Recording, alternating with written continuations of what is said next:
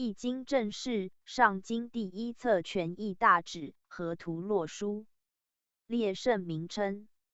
宗主：福圣宣圣，孔子父圣，颜子宗圣，曾子述圣，子思雅圣，孟子弘教，柳真人、林义真人，王弼。图表细目，贾谊之主用图表。一河图图赋歌诀，二洛书图赋歌诀，三河洛卦位河图，四太极图一二，五孔子太极生两仪四象八卦图，六伏羲八卦方位图，七伏羲八卦次序图赋歌诀，八伏羲八卦数图，九伏羲64卦次序图，十伏羲64卦圆图，11伏羲64卦方图，12伏羲64卦方圆象数图，13文王八卦方位图，14文王八卦次序图赋歌诀，15文王64卦次序图赋歌诀，16文王64卦和36宫图表。以义之辅义图表。17乾坤生六卦，六卦生64卦图。18 64卦反对变与不变图。19八卦64卦往顺来逆图。20本宫卦序表一二。21本宫卦序圆图。22本宫卦序相推之图。23本卦卦序表。24 64卦先后天消息全图一二。25 64卦变通之图。26 12卦气图。27 12月卦图。28 12月辟卦图1 2 3 4。29 6日期分表。36日期分圆图。31 99图数图。32 99方数图。33纳甲表。34纳甲图一二。35纳成图一二赋歌诀。36纳音表赋歌诀。37五行生克图表。38天干的支分和五行表一二。39 12乘6和3和表一二。45运六气图一二赋歌诀。立言：一义字伏羲画卦，一文一画，本和图画文字为一，虽太极等图，系后人传出，源流自远。讲义时，因并集各图，以资参证，意为圣人明天道以立己，立人道以治教。本为明道而作，有关内修性命之功甚多，故讲义应注意道功。一义即本天地之道未交，内中多产神鬼之德，阴阳之情。习义者，必有尽性之诚。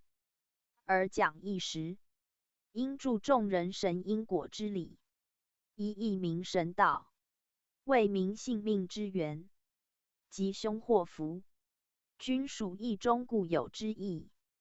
凡人生穷达寿夭，皆有定数，不可妄干，则习义者，必明行藏之所宜，得失之有定。故讲义时，应注重吉凶毁令之说，而求其无悖于术也。一义者，包乎道德性情数象各类而言者也。言文必故意，言述必真相，因明思义，因类辨物，因此审情，不可偏执。故讲义时，务求其贯通一切，而洞明圣人立教之旨。一义之言吉凶，重在术；言术，重在象。术见其气，象别其类，以真人事之所合，即以测天道之所宜。而见象必因师归，名数必后气运，天干得之，五运六气皆意所重，故讲一时。因病及战事之术，测验之方，一意之为交，原以受民全身之道，推之成人成物，以治治国平天下，莫不贯通。而原始药中谓第一义，人之习义，亦当求其先后，不可好为素隐形怪之谈。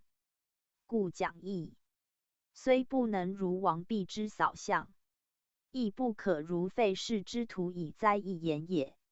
一义道博大精深，无不包备，内则修己以益天人，外则成人以宜道德，而本末亦以贯之，即时中也。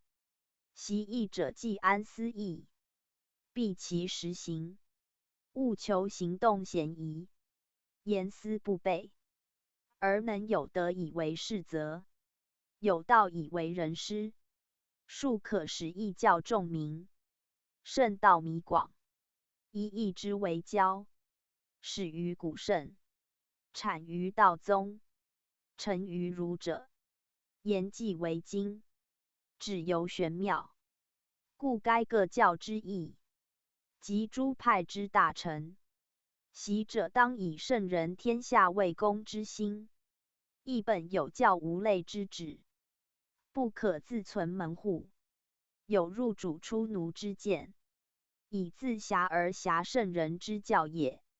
一义传至今，著说不一，汉宋各异派，儒道不同宗，遂致议论分歧，争持举语，图乱人意。何必圣经？今兹讲义，务求阐明为言，表彰至道，不执于宗派之习，不图为统一之求，即令汉宋诸儒有所拙见，能探经旨，不窥经义，仍可互相引证，其贯通，无问其人，知真于事，则于圣人讲事之后，又可多的研究之助云耳。以上各条，系为讲义之前，必知之事，以易经志不易明，必先知其言习之道，方不为其徒所误，略指大概，以告读者。或亦即深研机之一注焉，说明易经在未讲之先，有因行准备诸事，因此经不比他书，但是文义，即可明白。必将图像数理占验诸学，均为说明。凡讲述时所应注意者，当先指出，使读者随文参证，更无疑义，并可求其实用，不蹈虚谈玄理之弊。故于讲经之前，须略加说明，定为例言，使记讲之后，均可按图所记，不致场恍迷离，有偏于汉宋门户之见，而能会通就近，有以探天人道德之源，庶不负夫子灵坛教诲之苦心也。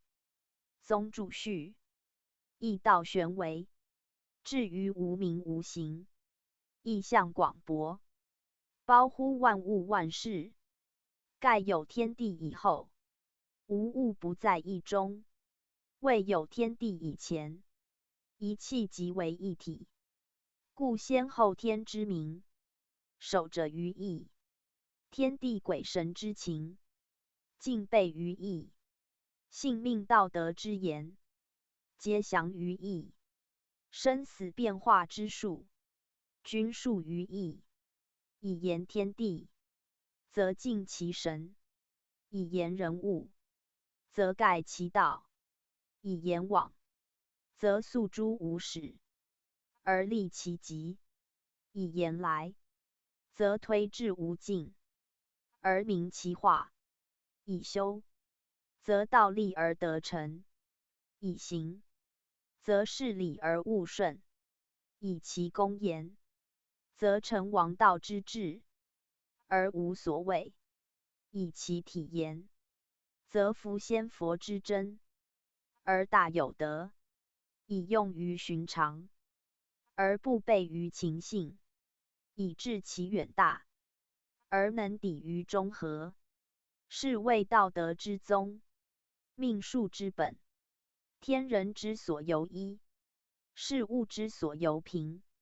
政治以成，治作以者。君子小人各尽其德，圣于贤否各事所成。虽取舍万殊，而抵于一道；虽变化静态，而归于至中。盖本诸天道之常，仿于大道之则，宜于人物之情性，便于幽冥之感通。故在天地间，生成者莫能外，从事物间，行止者莫能为。允宜为万古之师，万类所以；以为教化，则包诸宗；以为文章，则造至极。苟非至圣，孰能谓之？故夫子备言其经，诸儒赞其要，合五经以正其中始，立众善以真其出尘。不可视为古书，同诸旧史，不可成为文义。彼之诗词，精益求精，必实行而后得。博而反约，必贯通而有成。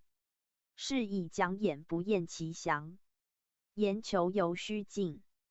真文而宝藏于心，等诸全之言子，集思而实行于世。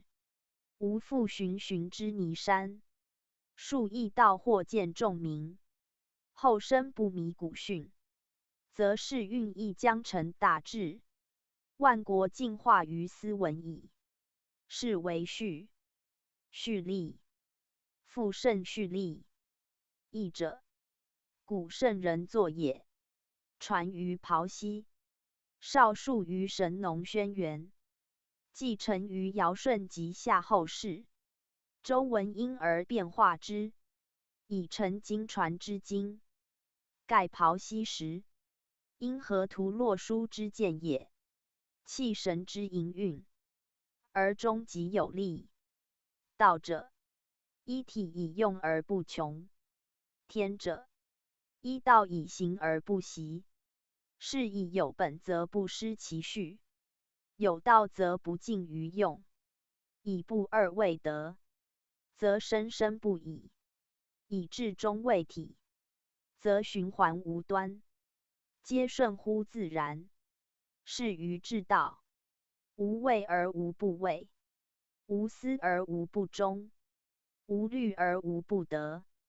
故明道之为道，则天地人物，莫外道以生成；明天之为天，则生长盈虚，莫非气所运用；明生之谓生，则吉凶受夭，不出数之进退；明数之谓数，则行脏出处，宜因时之推移。时者属乎天，位者立于地。天地者，人物生存伤杀之载；时位者，事物消长代谢之机。由天地以后言，则人物自天地出；由天地以前言，则天地自道成。所谓行上谓道，行下谓气。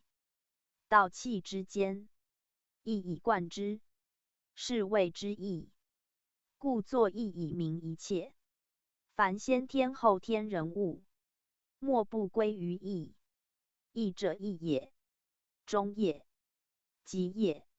无始而有始，无形而有形，无名而有名。义者，自有以素无也，自无以推有也。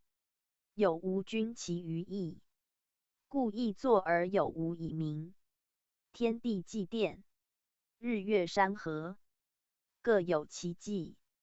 非钱木石，各有其类。世代地善，岁时迁移，各有其序。生长收藏，营处美恶，各有其名。而异于不一，同于不同，各因所事所宜，以始以终。其所维系之道，往来之途，各因所合所致，以成以败，皆统于义，以归终极，而顺于天道。故义立而万类以定。天地之间，人为贵，人之生也，受天地之中气，而有性命。顺造化之推移，而变等名。因生养老死之道，而有人事。因喜怒美恶之感，而有人情。而有以事，权之，利之，导之，以抵于成德。而有以教之，诲之，见之，灵之，以尽其原始要中之道。是皆备于义。故义立而人道以全。夫圣人之于天道也，通于神明，见于隐微，于人道也。明于性情，备于校正，于物之宜，是之利也。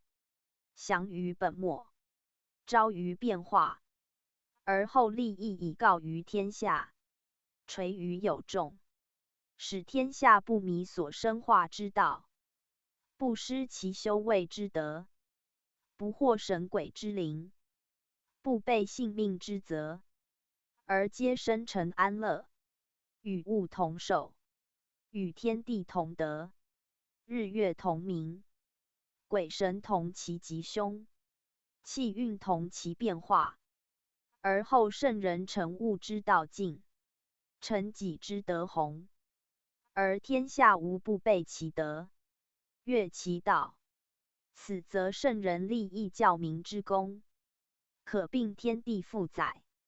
其名成修道之行，即同于治平正行之师。故义之利也为教民，而人之名义，为律圣人之教，以至于自明成者也。天下人类，果皆律事教以立其成，则义之道成矣。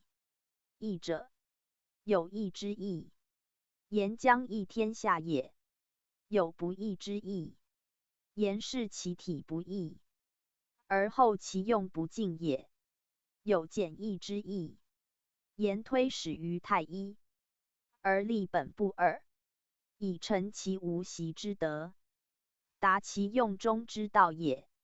知思三义，而后明义，义其义言乎哉？宗主附注。今先将讲义之法说明，讲时采用一善本为准，五经各本，向多用诸本，为一经。诸本有未善，不及后世来世本，不过来世所演图表过繁，只宜参考，难为读本。今奉夫子命，就来本，截取必要图表，附列经文之前，去其繁而存其精，以便初学。因言义必用图表，前人均有传图，为讲习之用。汉时儒者师之，人传于道家，及数属者流。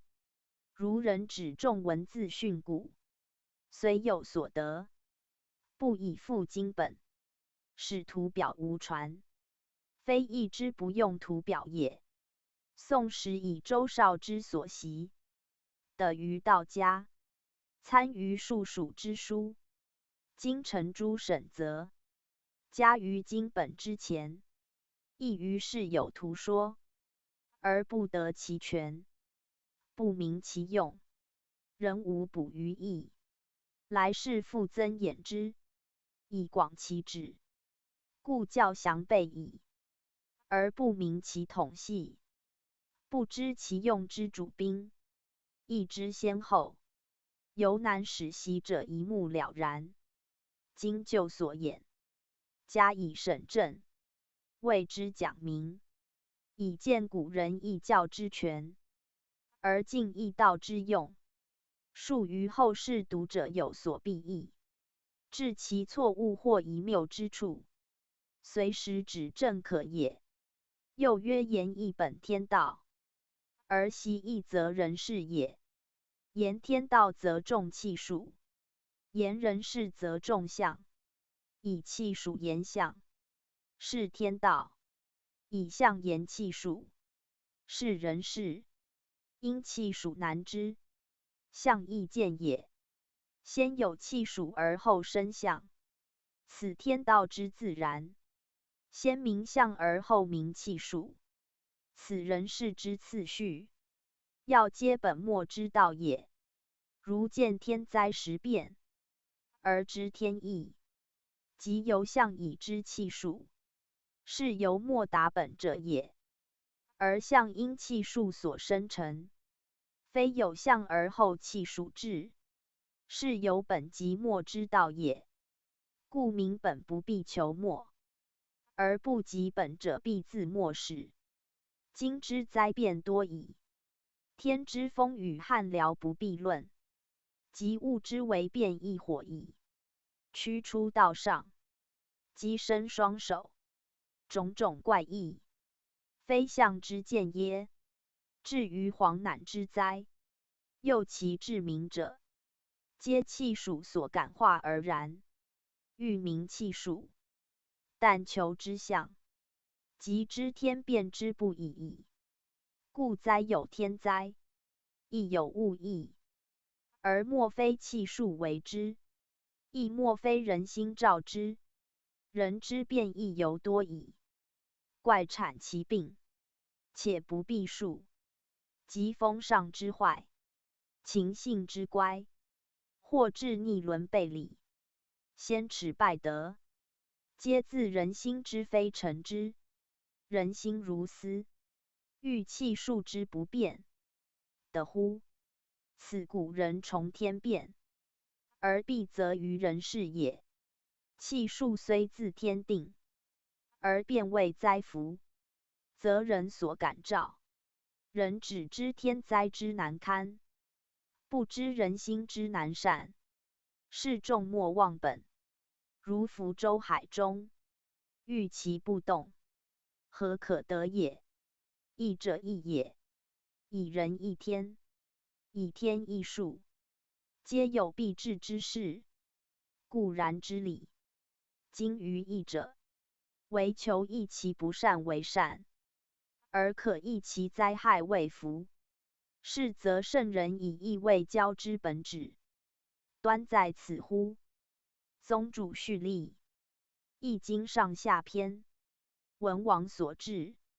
其卦象本伏羲以来，所有卦辞爻象，参古义，而加入新义。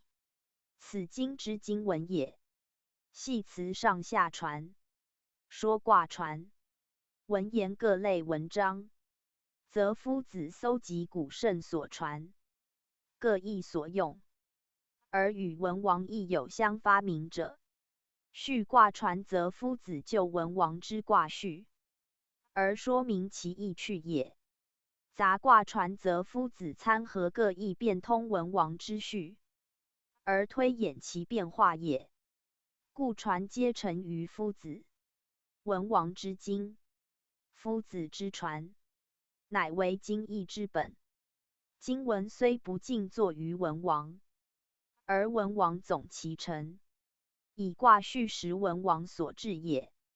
传闻虽不尽成于夫子，而夫子曰其要，以山定时义，实夫子之功也。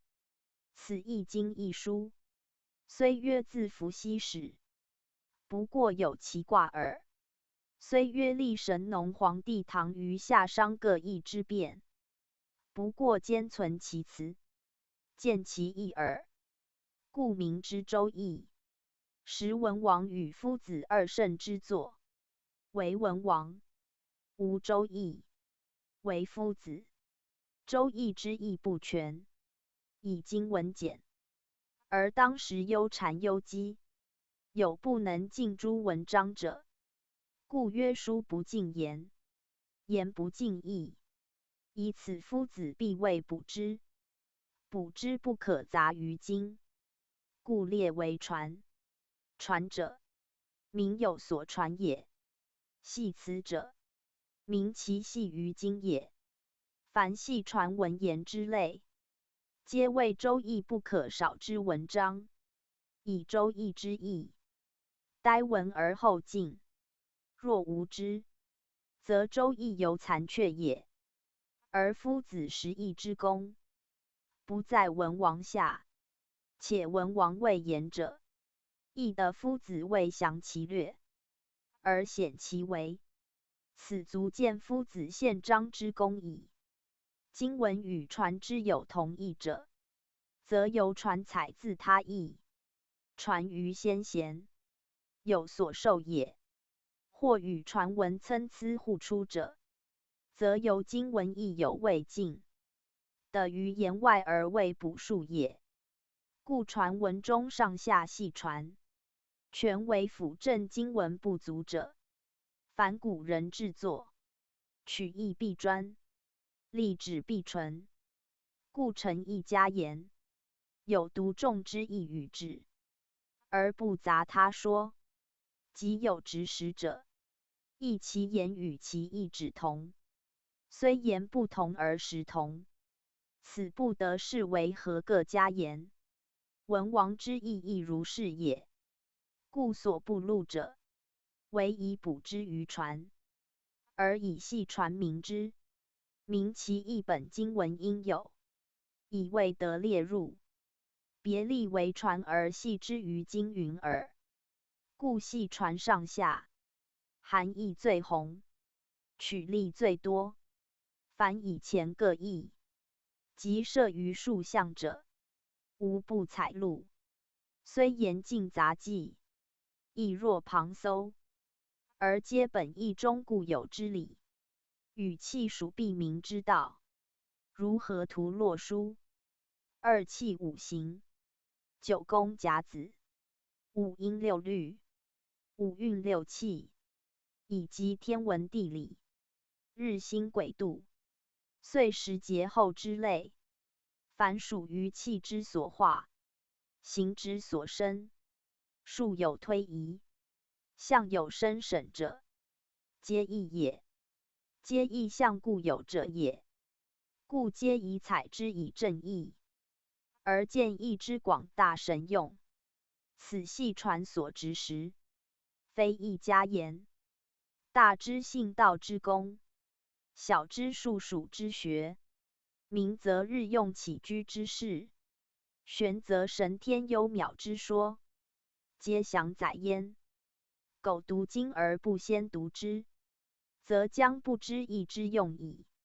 系传者，犹习一言，教经有要，经现于体制，故辞曰义简。传则无所限也，而其辞善，其义宏，上下古今俱细显隐，无不及也。故其言义，有先天，有后天，有连规，有本宫，有岁象辟卦之类，其言数象也。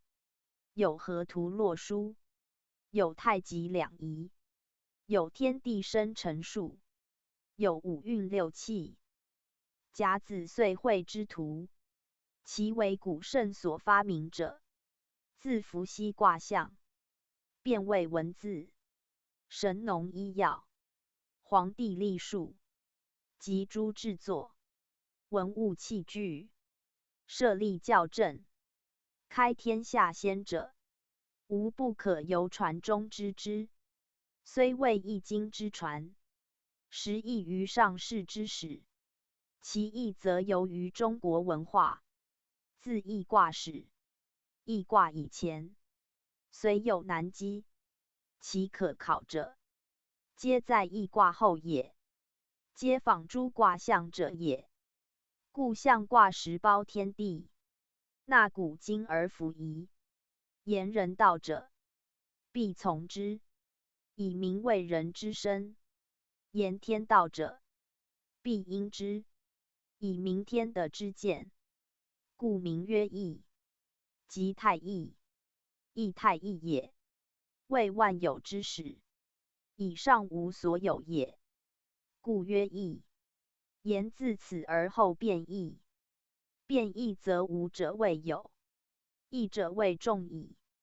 此易道至广至高，而细传之词以繁，易以博，直是故也。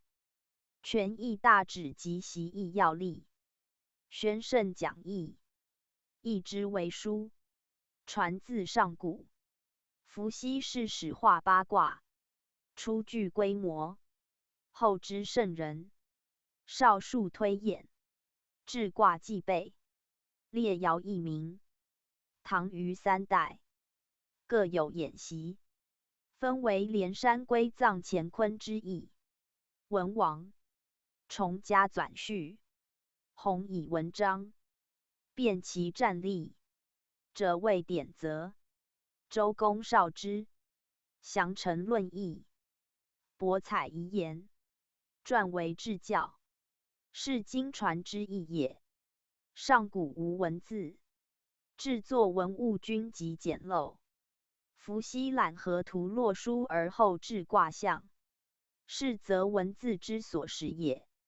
虽当时类无文章，有如图画，实则象意之字，由之鸟观视之象形字也。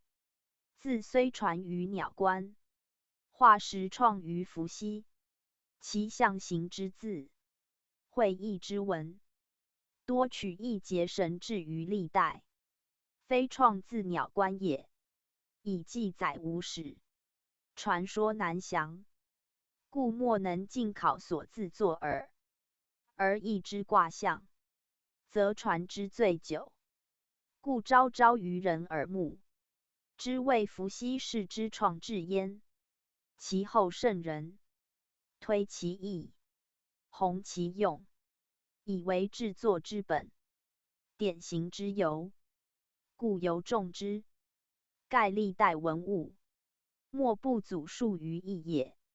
易之所作，既因图书，传之天然，有非人为，其推演变化，皆天地自然之序；其运用本末，皆造化自在之则。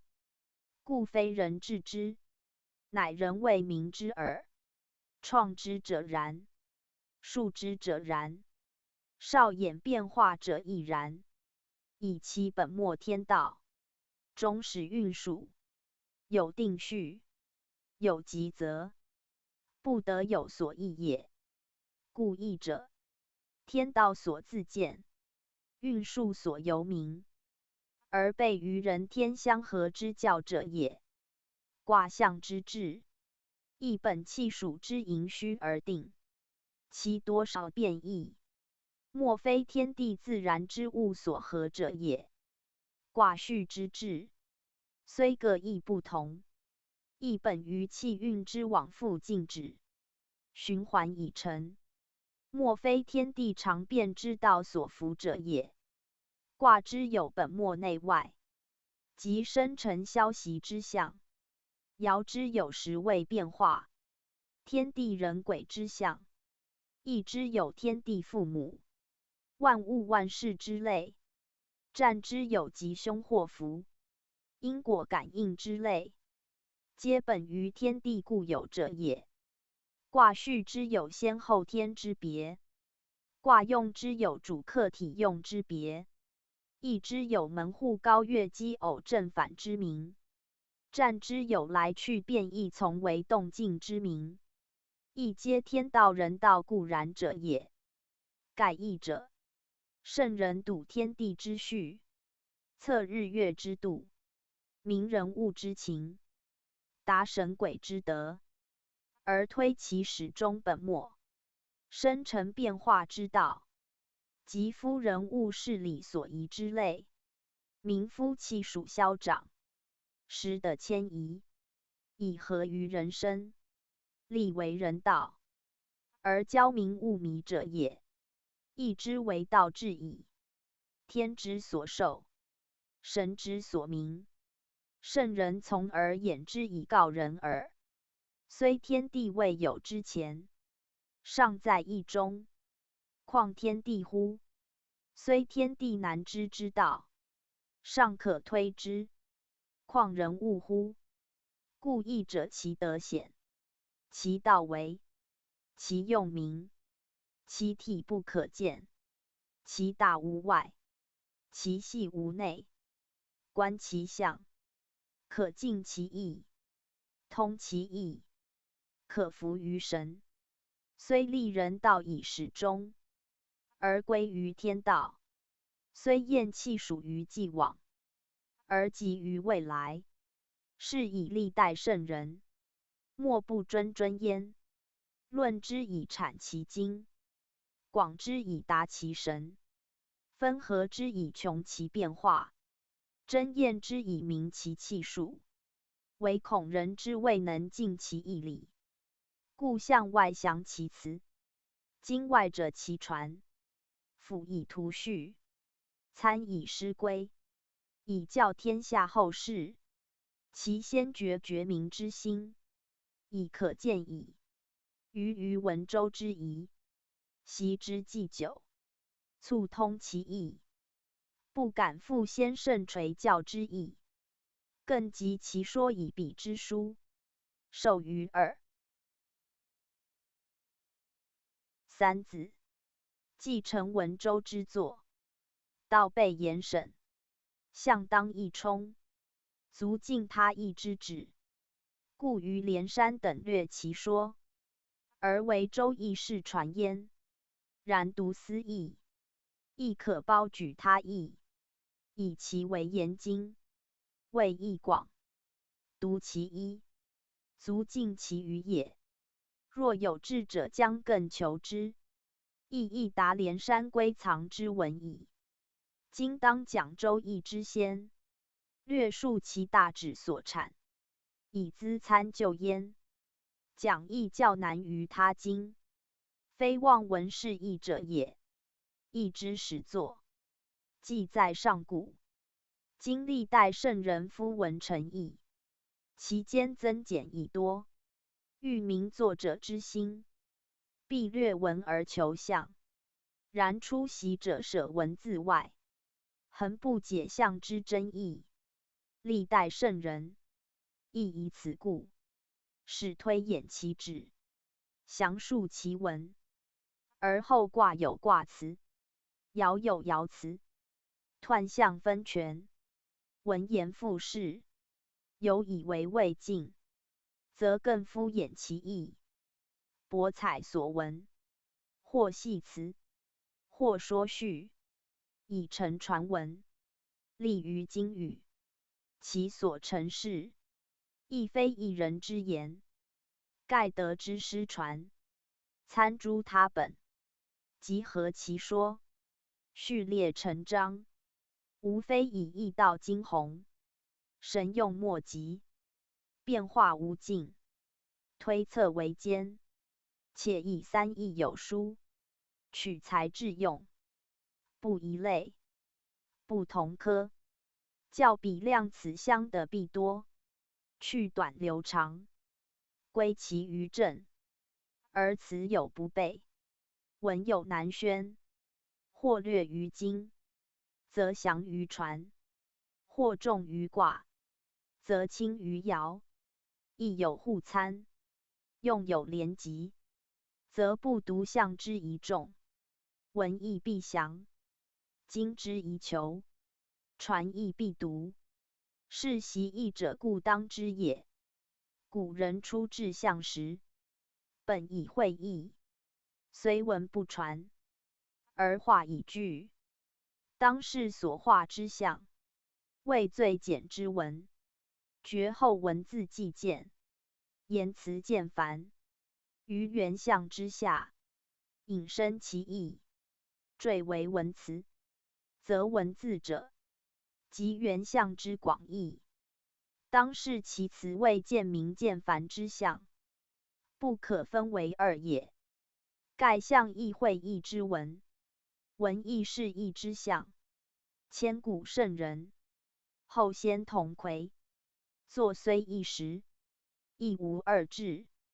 故读义者，象辞并重，先熟其辞，知象之会意，有定义也；后习其象，知文之释义，有为止也。二者通之，无所疑惑，则义道可见，圣人之心可明，而后用之不为，推之能化，神明之德，天人之道，盖莫不尽于象与辞焉。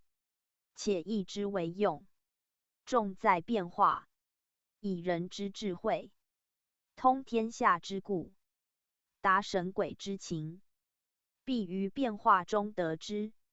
象之会意，以象一事一物一时一地者也，而通其变，则必合他象而通参之。此者，是义以变类，亦当合他卦爻之辞而通参之。故习义者，象外求象，辞中所辞，如审物然，上下四旁，内外形状，必通知之，非据一面，即能尽其变化也。义之变化，亦有定序，则须合全义之象辞通参之。天道不变，虽变仍不乱其序，故序者天下之定则也。而义之序，则以序卦传为主，此读义必先及之。义卦之序有数种，其用不同，故所序异。而周易之序，则凡今天下所通行之则，莫不一以变化，后所得者，虽变不止此，尚有待于后圣。然今日之术，则无为于此。义之有体用者，亦由序卦之书，如伏羲之序，亦于文王；连山归藏之义，亦于周易。后人始有先后天之名，因先天不变，后天重在变；先天不用，后天重在用。有导言之，先天为主，后天为从。由人事言之，皆在后天，宜至先天，无所谓矣。故周易之用，为人道也，因时之宜，立道之极，而原始要中之事也。先天之意常静，后天之意常动，而静中有动，故先天必生后天；动中有静，故后天不离先天。二者意图同归，知其一，则通其二。斯文王之圣治，乃能尽其变化，而建立周易之极，以全易之用也。夫伏羲之时，岂无所用哉？岂不尽其变化以示人事哉？何以必待文王而后明也？是盖有故焉。上古之时，人事简略，民习于道，上有所至，下则循之，既无所多须于变化，亦无所穷于用，且以文字未备，传不难广。作者心通其用，知者神会其变化，有其体已足矣。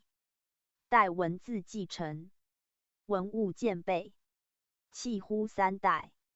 其用意已繁，其变化亦多。彼连山归藏者，即数前人之口传，会伏羲之本相，而以尽其变化，治其用而后治之。文王之卦，正由是也。上依伏羲之本卦，下采连龟之变例，言其旧制，易其新规。而后周易已成，周易既成，连龟可不复用。于是伏羲与文王二易，一体一用，一本卦，一变例，两者者名，易道大备。吾故曰易之为易，成于历代圣人，非一人所作也。伏羲启之，诸圣绍之，以其本天地自然之序，故作者易而易不易，易序易而易道不易。文王之易，故源于归藏，归藏源于连山，而莫不出自伏羲。伏羲虽仅传其体，而用人少于周易，则二者合而易已全，更无分于伏羲文王。不过周易传自文王，今遂名之为周易耳。读者要当视为一易，不可以其传述之人不同，而谓有二易也。夫易之有三者，非三易也。易之三变例也，既有三变，以备天地人之数，未用已足。虽有他变，终不出乎三者。文王之易合三者而易之故，言卦之变与易之用，以周易为主。此无赞易取文王序卦之有也。卦变虽从文王，本卦必溯伏羲，故说卦间及二者次序。后人不明易之用有正变，不知伏羲文王之卦通易之意，不解连山归藏不用之由，妄加揣测，不读易道不明。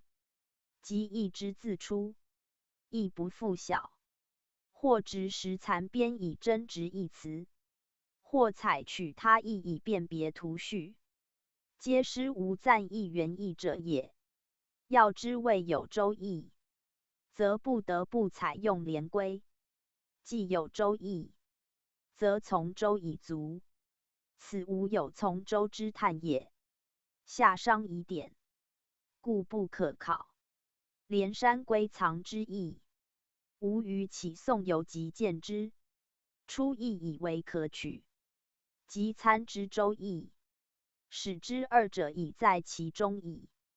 故从周易，易中诸辞，非晋文王之作，多言二易之旧，今犹在也。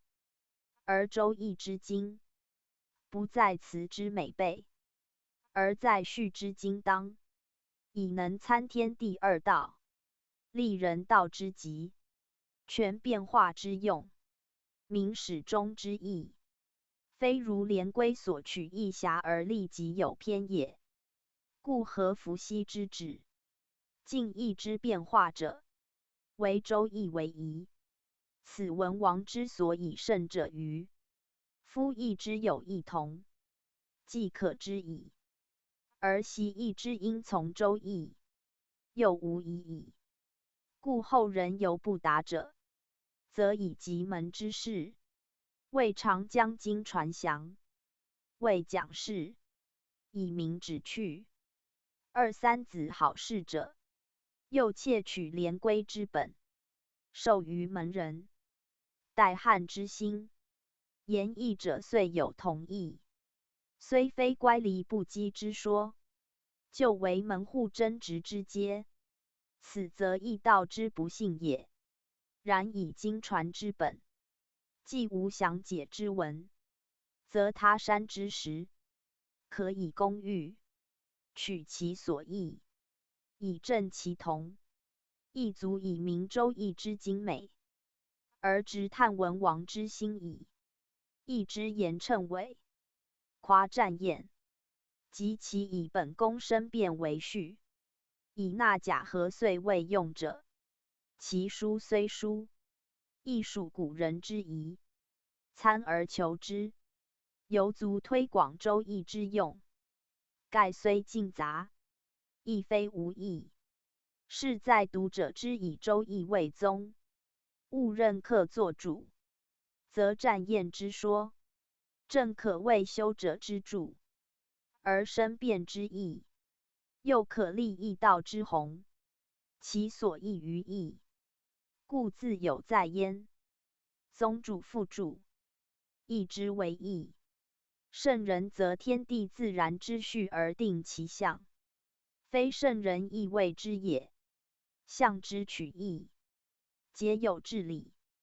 今则略示义之严格，与取象所使，推广所由，即中国文物之所自兴也。亦出无文字，仅有所画之象。凡象辞、彖辞、爻辞、文言，皆后世圣人逐渐加注者。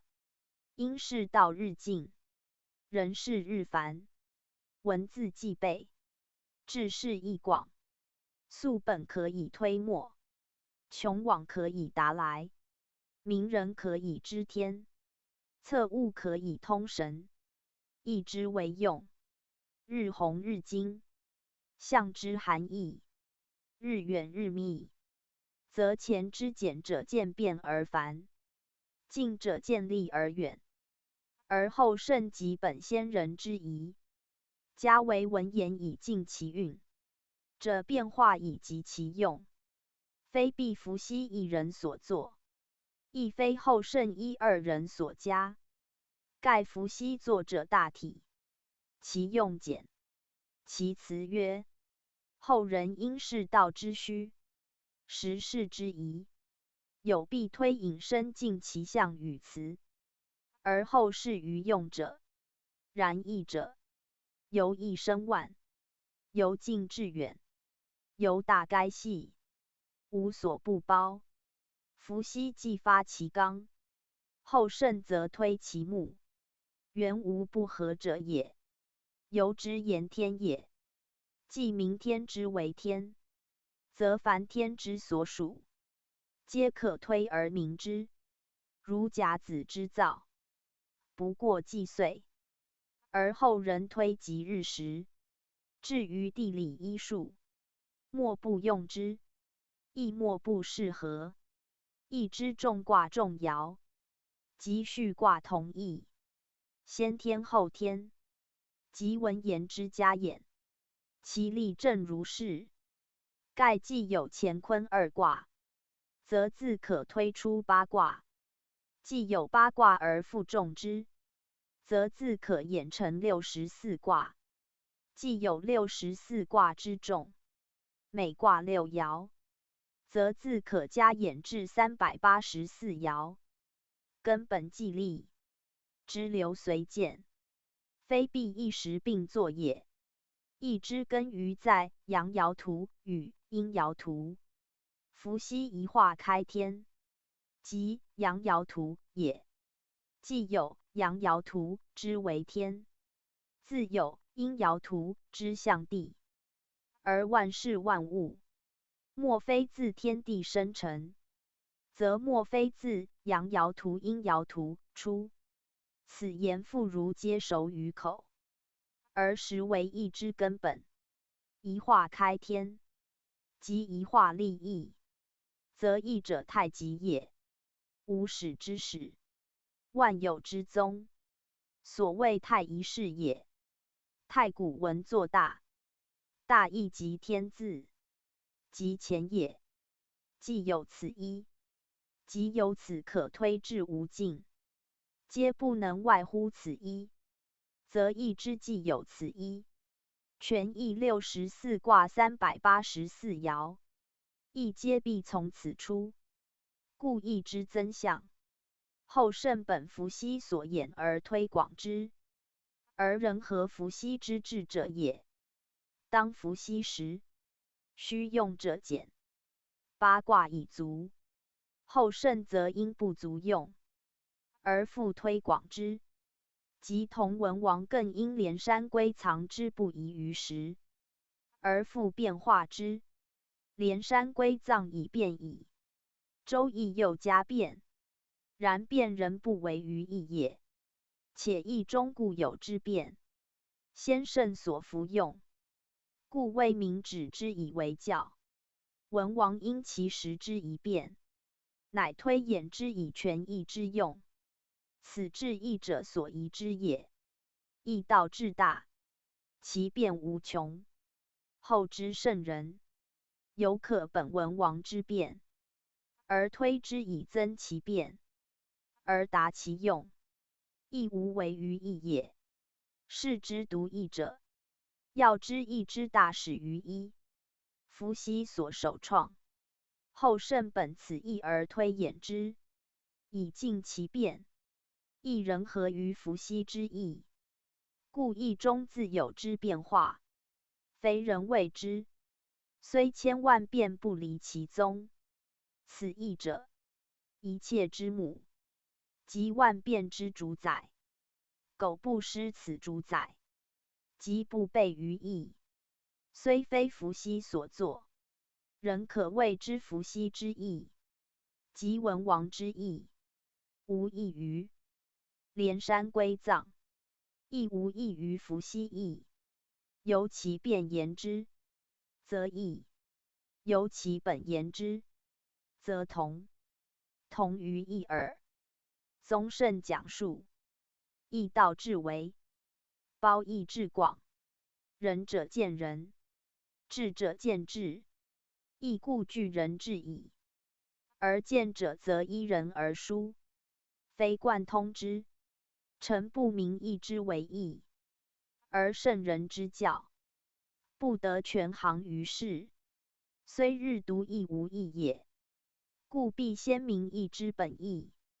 夫义者，该象数以明器，辨识位以明用，详变化以明生，测顺逆以明吉凶，真明类以明动静，验二五以明终始本末，会天人以明性情道德。其含义无尽，致用不穷，其称名不一，取类至广，然有其始终焉。推事物之情，溯天地之道，以人利己，有其道也。故习义者有其利，不明其利，则莫知其止。而利者指象数也。象数者，图画文言之所示也。不先求于图画文言，则不明象数；不明象数，则不知义之本体及其变化。若居于经文，经于名类，此为文义之事，而非以极深言机也。如干者必先求其图之所示，何以谓干三爻图？必先考其爻之所名，何以为九？必先溯其气之所始，何以谓阳？必先察其道之所存，何以谓天？皆必真于象数而后知之，知之而后可言其德，可明其用，可数其变化，可知其所分合，可因力而明其爻之所占，文之所示，而后经文可得而是也。此凡习义者均当如此。夫子为编三绝，所用心亦如此。绝非徒诵其经，熟其训诂，即足了事者，而讲义之先。必自立始，立名而后通贯一切，庶无惑于经文之意。此为讲义第一事。夫义，自伏羲氏以后，象数卦仪，传之既久，因其用不同，而取义有异，故有连山、归藏、乾坤三义之分，使以义为三，非有他义也。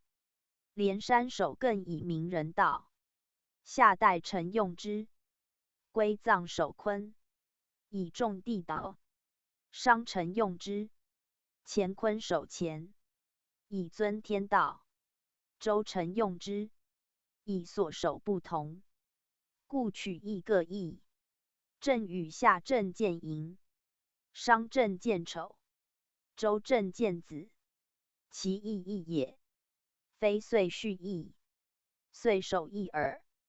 故明人道者，以人为先；重地道者，以地为先；尊天道者，以天为先。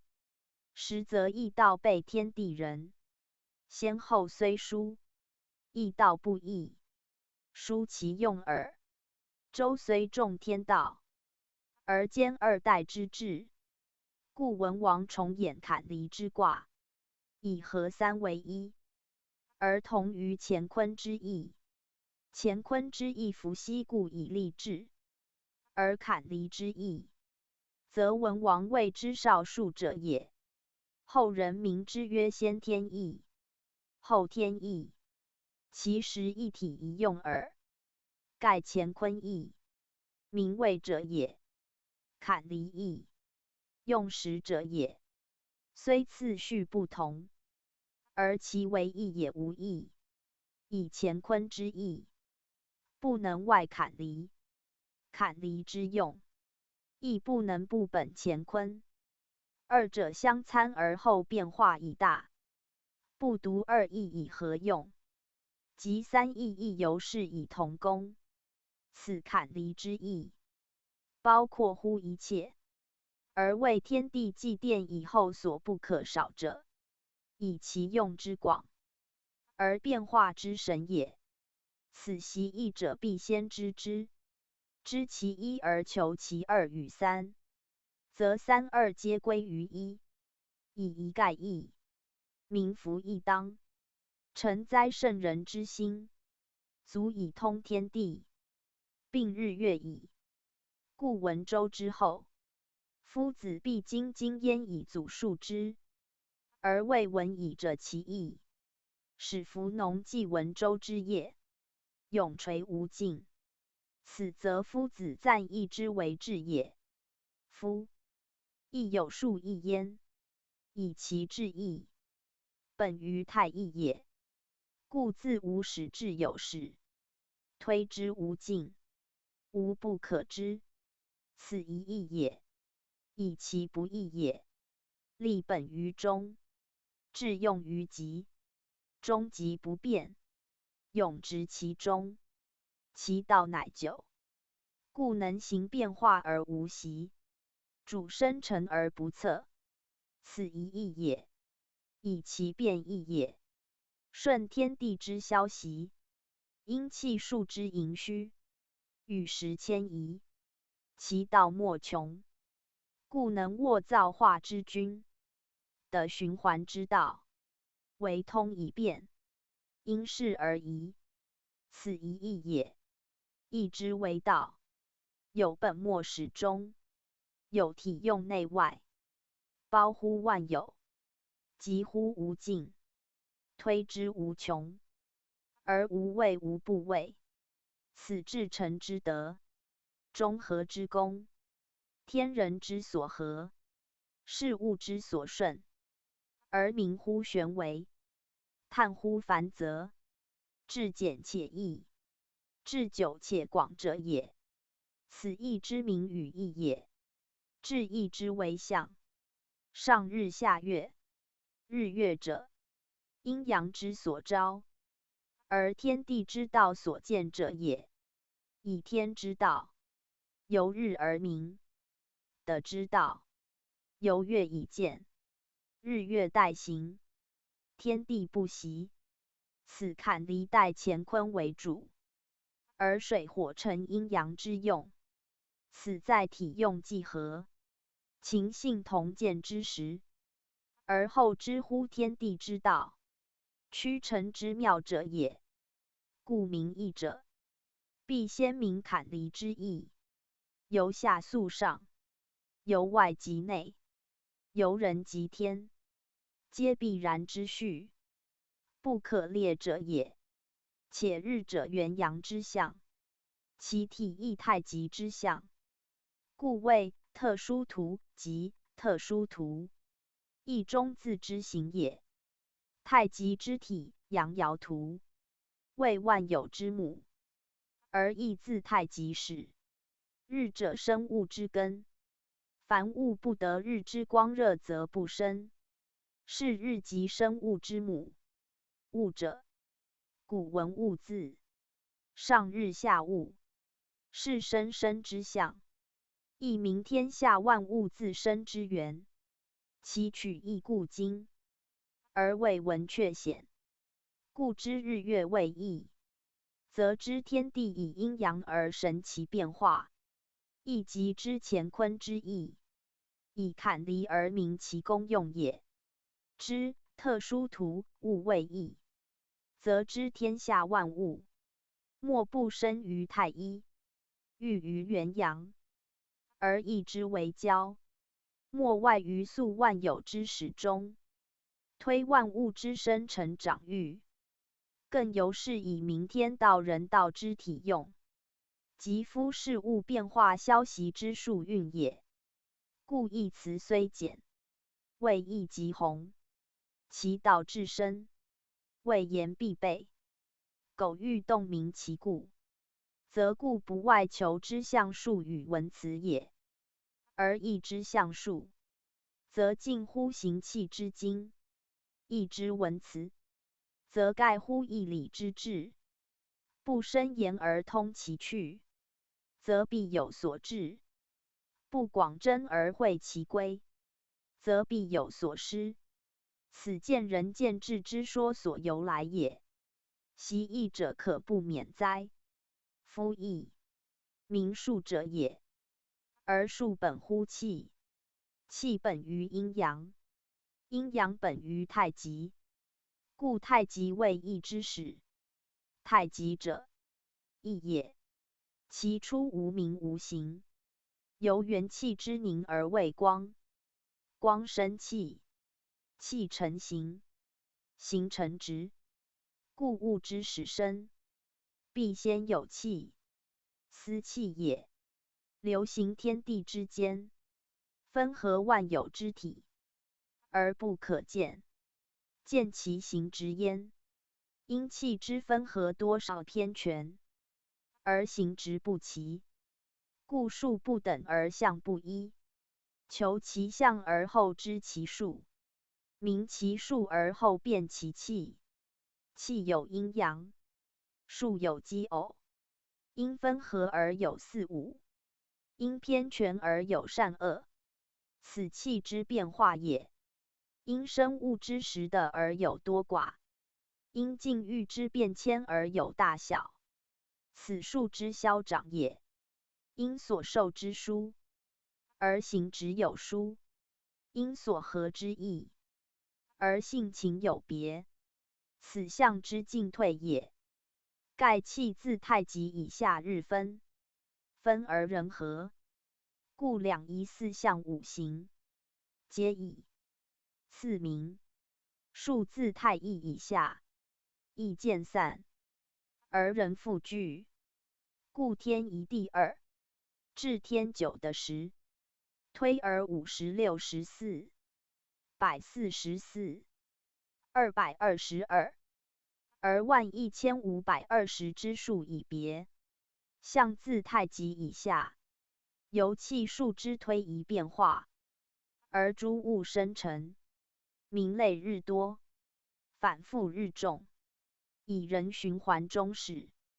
故八卦六爻之互相乘除，太阴少阳之互相推化，以成万物之形，类万有之情，明万事之志，而不可穷尽。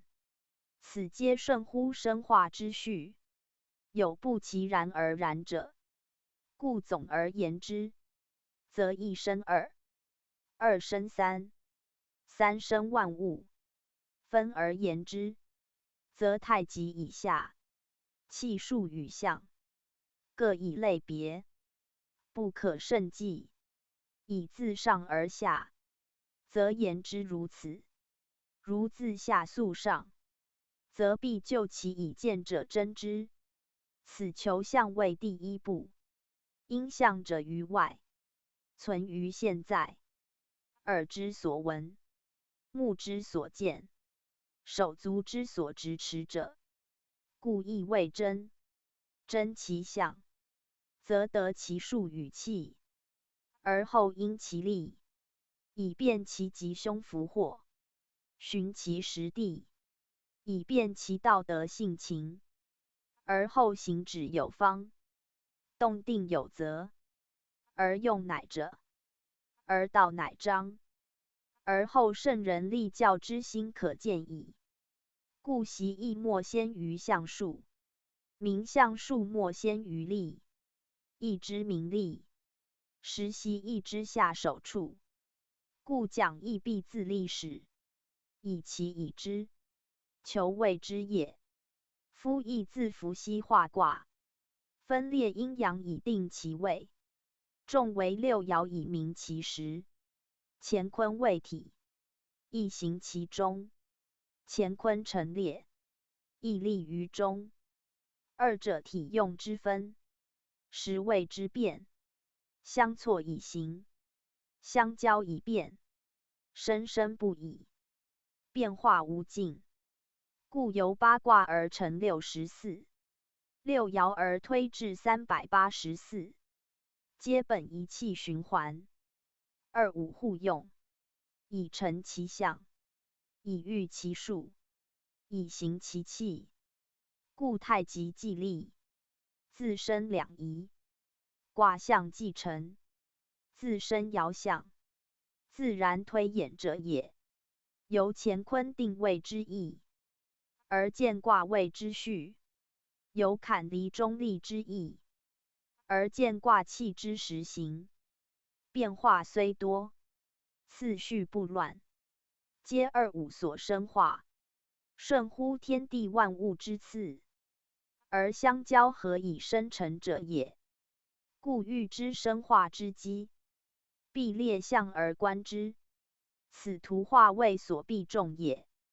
故习义，必先将义之图象观察明晰，如乾坤定位之图等，一一列前，审其生化之序，及其推移之数，而后得其卦之由来。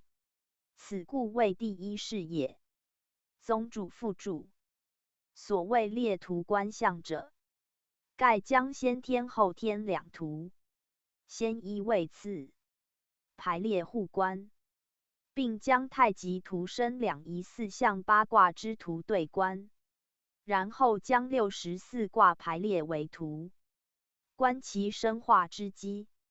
其排列有数种：一八宫次序，即后天干坎艮震巽离坤对各宫生化之卦，列为直图及圆图。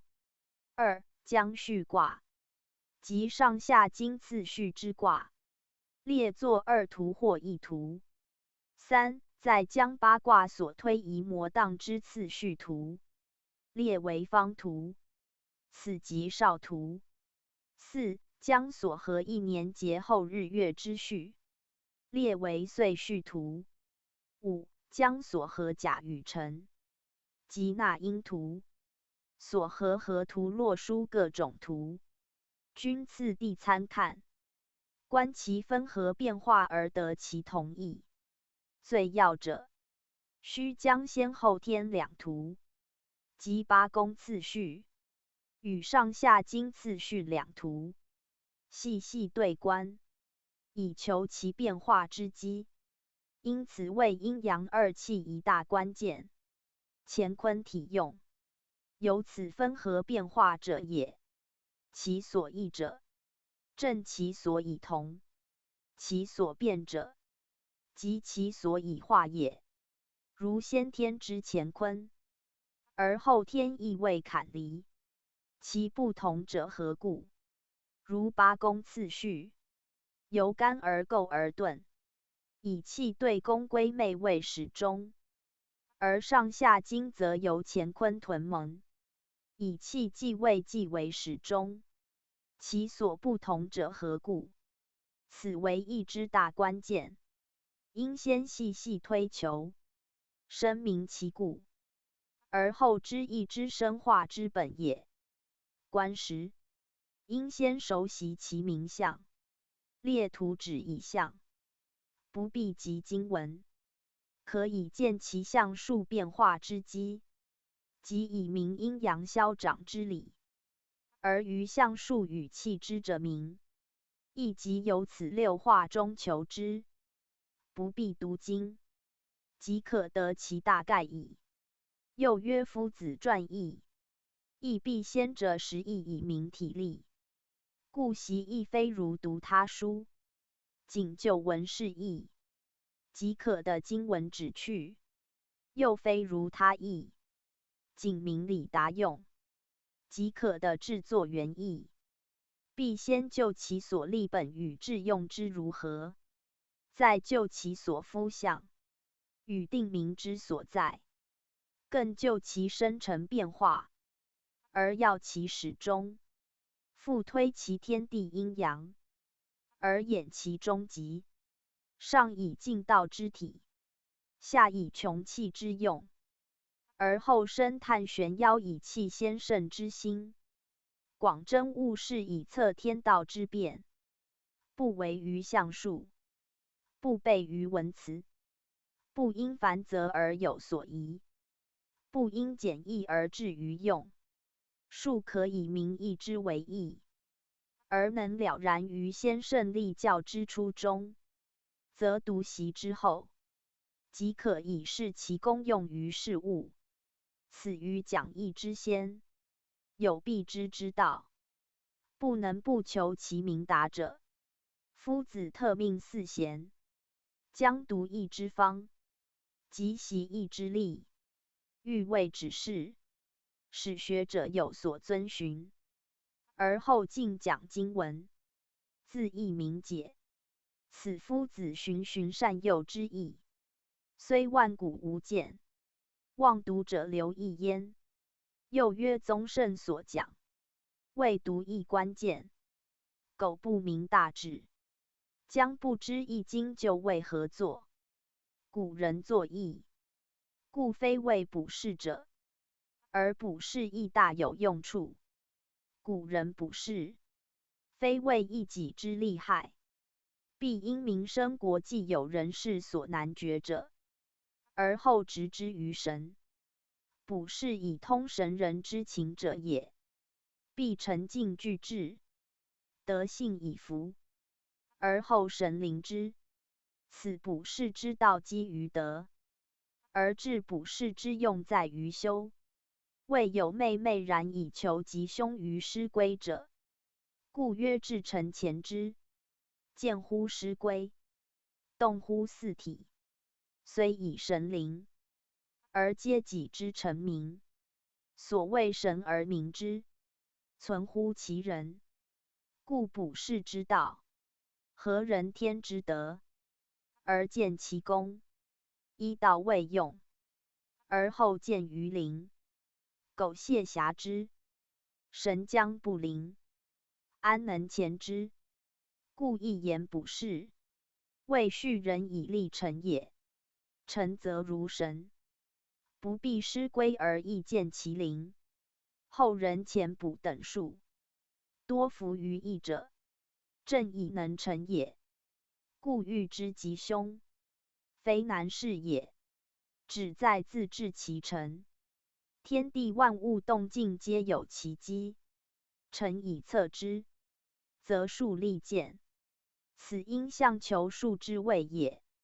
人能准道立德，智慧自佳，欲积即可得其数，又不呆补而后知也。故补是有本，在于道德。苟失其本，何以治其用？皆相补者，日言吉凶，百无一准，非补之罪，人之谓臣也。自魁于道，安望神之事民哉？故补是未可一言也。即此异端，以见异教之旨意。又曰义之为交，无非明人道，而人之生死受夭，穷达贫富，为人事之志不齐者，此外物也。人之志于贤否，中间人报，亦人情之志不齐者，此内情也。又有强弱权柄长短肥瘦之体质不齐，即顺逆优乐劳逸优劣之境遇不齐，皆谓与生俱生，随缘共化，而不可免，则欲达其故，明其情，使去所不欲，而是所安宜。非先熟安于气数之运行，阴阳之迁转，莫能治之。故义者以吉凶祸福，世人从为；以象数变化，世人探测。彼依此以共生成，同安乐者也。故义素使至为，而夫事则显；言礼至奥，而诚意则长。盖一本末内外之道也。有本可达末，内可通外，故难易互见，人智并移。此圣人本天法道之心，而欲启迪后人以原始要中之教也。故义教备于图像，详于文辞，而习之者亦必兼图文而共通之，方可直觉玄微，明晰就近。此于讲义前，必详视图例与象义者也。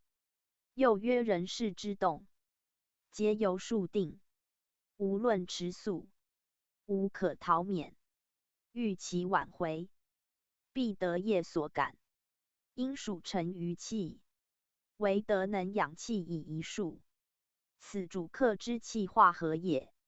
原定为主气，感召为客气。如因果属主气，而感应属客气，此就一人一时言之。若合先后天说，则先天为主气，后天因果感应皆客气。故数之能回者，必由客之圣主，所谓人定胜天也。八卦先天者主气，后天者客气。先天纯属天道，后天则以人道合天，故后天以坎离为主，即是人道可以代天命也。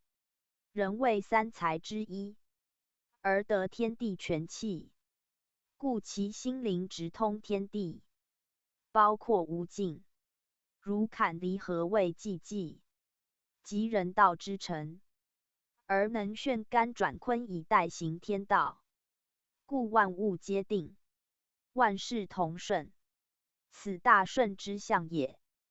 果明此理，则治平之业如反掌，即先佛之功亦如实界。此所以名寂寂也，寂成也，义也，生成万物，利益群生之谓也。故文王孔子皆以后天卦为重，而所传次序，皆以乾坤至纪位纪为用，严重人道也。与八宫次序重天道者不同，而道家则取先天，用天道。经教所传，及少周所授，皆道家旨。与周易有书，不可不知。弘教附注。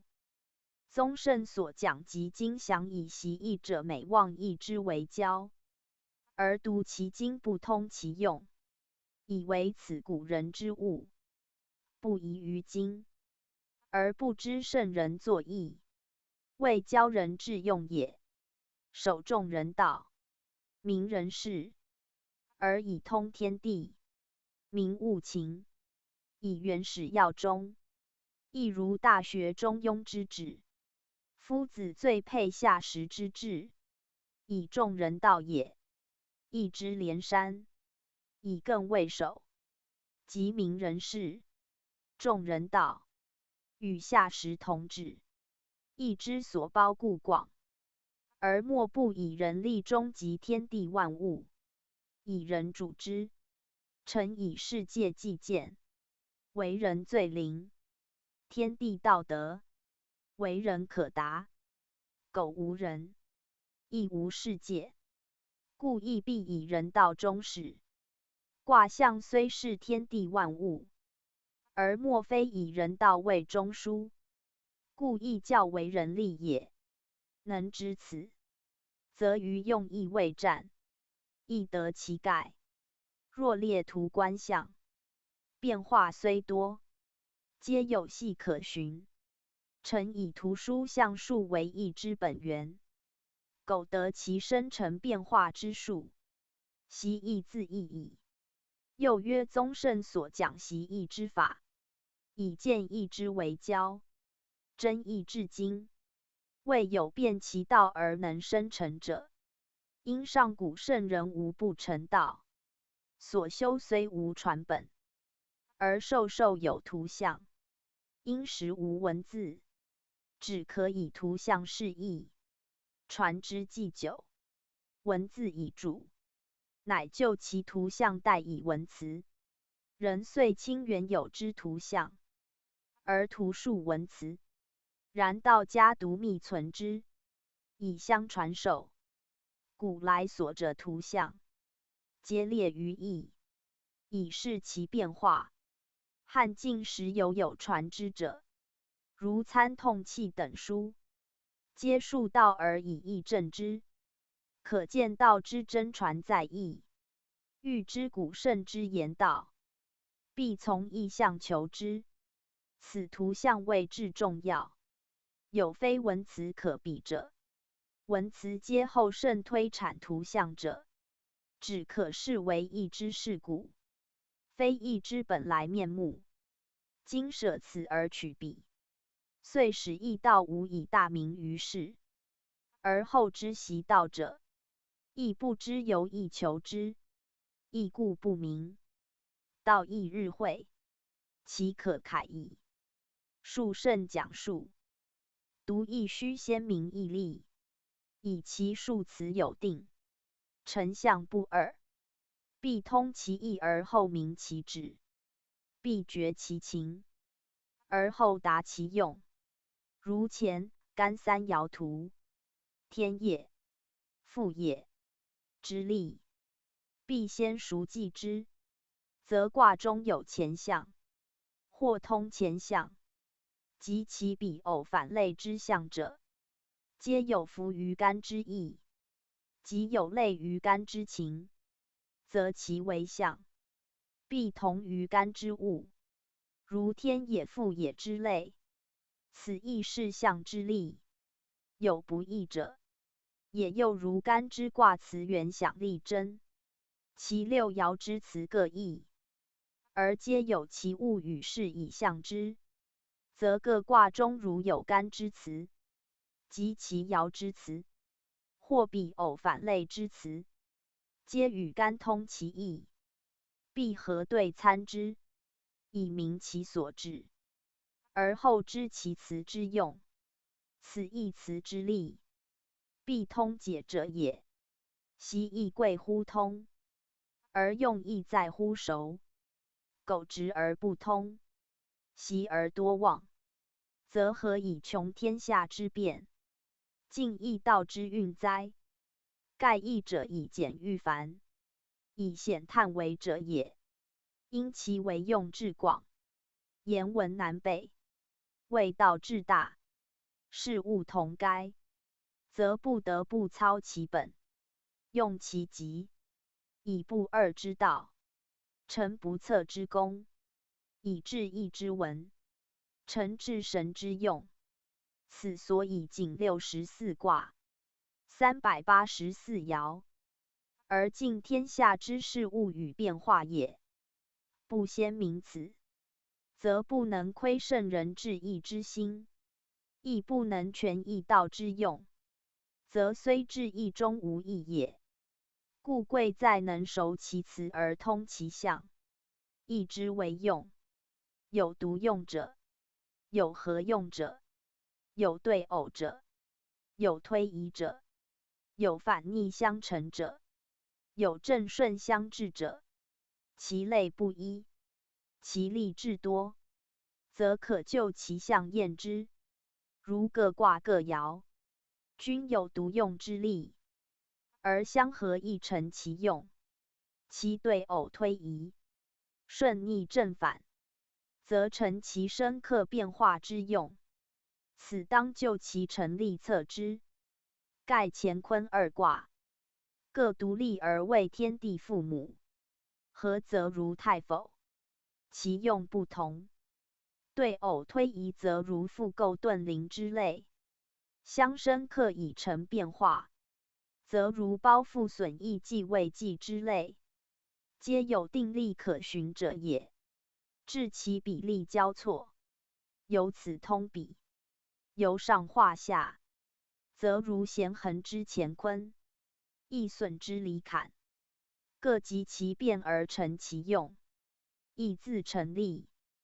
故必列象，观其分合变化，验其深刻消息，而后得其用焉。故亦有乾坤中立之序图，有坎离上下之序图，有其本宫变化之序，有一对偶推移之序，无非为及其用也。必先于其痛以求其义，于其义以正其同，而后知其变化由来，深刻消息之力也。是以习义，非仅是文义，安象数以也。必及其变化而神其用，其始则在熟其力。如知先天之乾坤队列序图，一变为坎离上下之序图，其原因如何，成用如何，而后知圣人义教之本旨，与无人习义之可谓也。义之八卦为纲，其所生化56卦为目，而乾坤二卦，又纲之纲，以各卦皆自释出，即万物生于五行，五行成于二气也。由其数言，八卦者生成之数，56卦则相生相制之数也。万物虽众，皆包于64卦，则一卦之分合变化，所该者多矣。故必详真于爻。爻者本于乾坤之阳爻图、阴爻图，即数之96也。无论何爻，不外阳爻图、阴爻图，即言万物万事，不出96之数，与阴阳之气也。由其合观之，则变化无尽；由其分言之，不过天地所赋之一耳。故乾坤为天下之枢机儿，阳爻图、阴爻图为天下之本气，96为天下之总数，实为生化之所始终者也。虽就其生化，有不可尽，而溯其本始，则不离于世。是即中庸所谓天地之道不二，而生物不测也。故义者，是天地万物中始者也。无论何物何事，莫不包于义中，即素无始，以弃天地之灭，皆由义象尽之矣。如以64卦次第列之为图，即足以示天地世界之终始。即自乾坤以气继未继，其推移转换，时宜世界自然之序，而缩言之，即一人终始生化之力。其为变化者，则有方圆图与岁序图，及八宫之序，皆与经中次序相正，以互为用。因大数虽有定例，而变化甚多，必合各图而后知其变例。如后人经世之八宫，交世之岁序，与少世所传于道家之方圆图，皆意中自具之力，为推其变化，以与经本次序相正者也。故大之足以尽自昼之象，小之足以合岁时之纪，即一人一地一时之事，亦由世足以战之。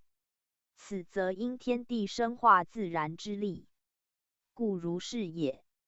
及其变例，亦不出于各图之序，由正变，皆如指掌，故可以明知未来，通达既往，而尽其变化，致其用也。是义之象虽简，而含义无穷，习义者必详求之，使全其用，而其道总不外往复于64卦之内也。其变例为图上多，此举其至要而以传者耳。习义之先，勿熟记之。宗主附注：此言习义大法，以义者以立明物者也。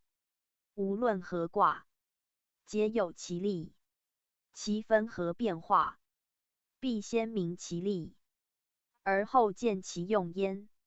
亦有太极一语，数义之所始也。而太极者，万物之母，亦天地之终也。即由太极以下，生生无尽，莫外于一气所化。而天地应有此极以立于中，遂能运行不息也。故亦始于太极，以其至极无以复加，故曰太极。天地上有此成，故谓有天地。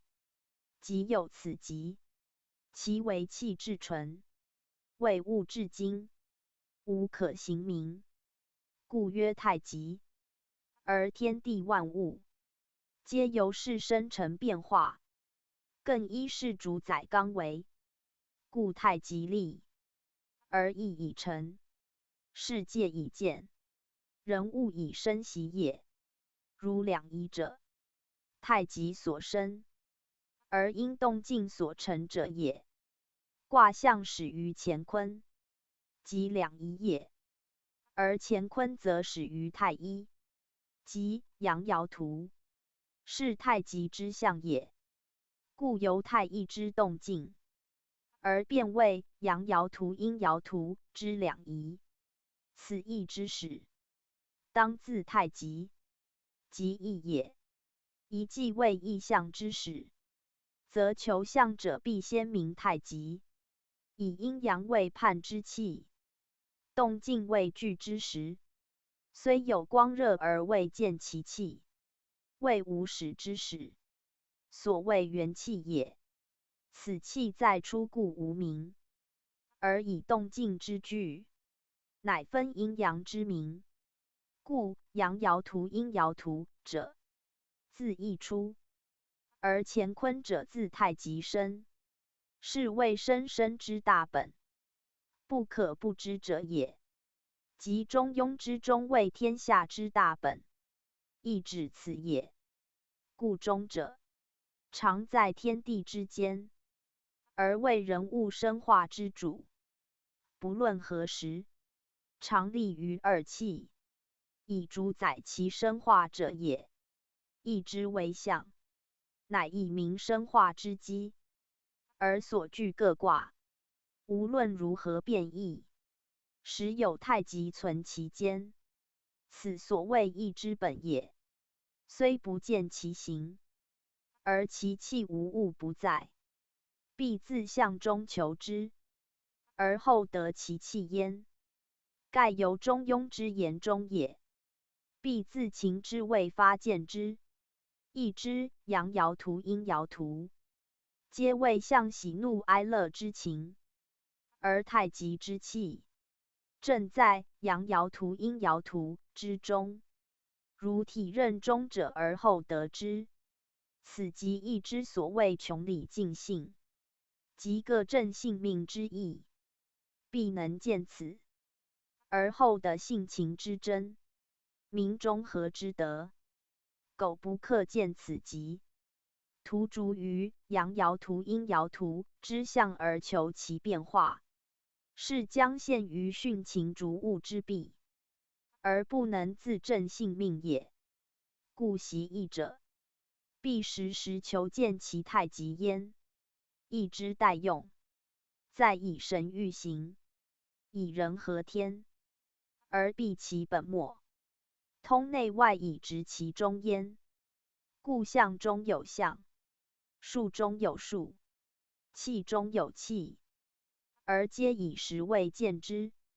故亦六位分30，以先后天之数，和来往现之时，以上下位之卦，和天地人之气，分而复合，内而及外，皆于有象以求无象，有数以求无数。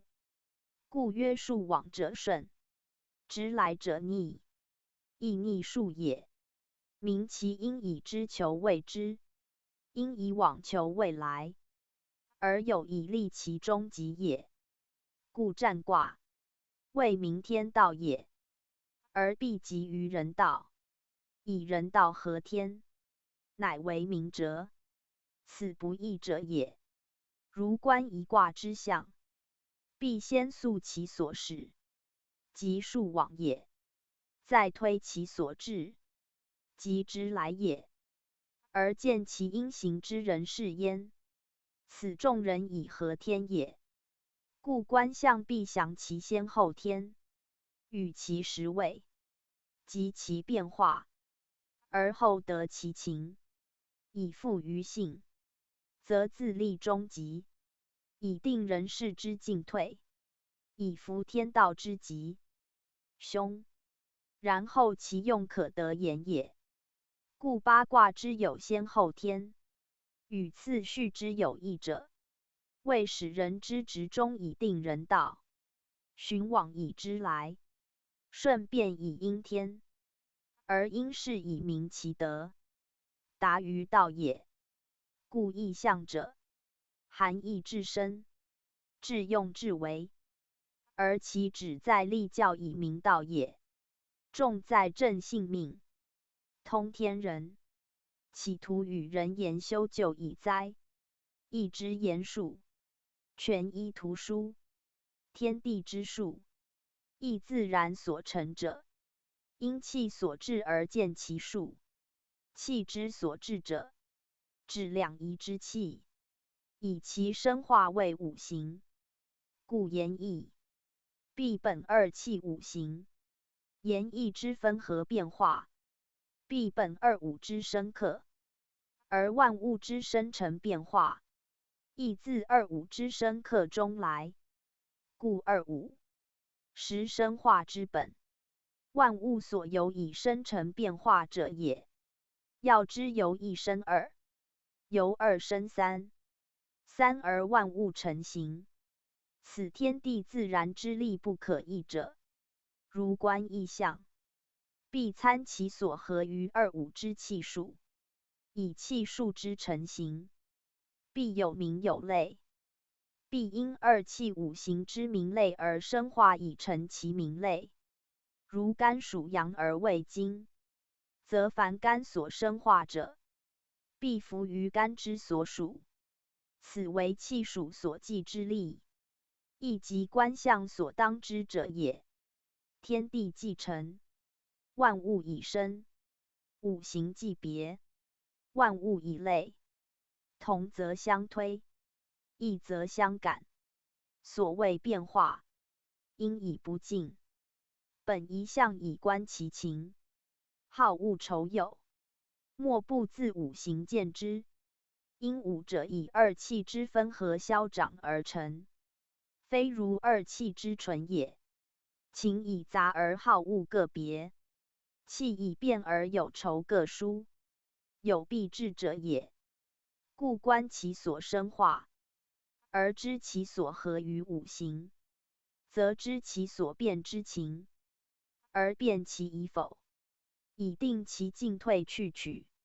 此亦谓习意志用所当知者。大地卦之情，亦如人情，各因后天之生而异。此求象者必有以辨之。辨人之情，本于七情，出于五事，生于五脏。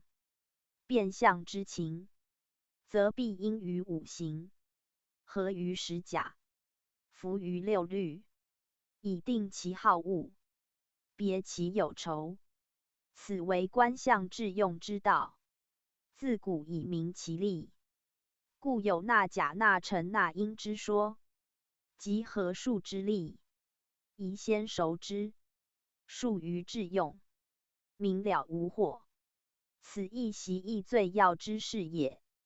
习意之先，将所有图例象例列为种类，一一熟记，所因变化之象，自合象来，其所合五行与十位之数，均宜熟习。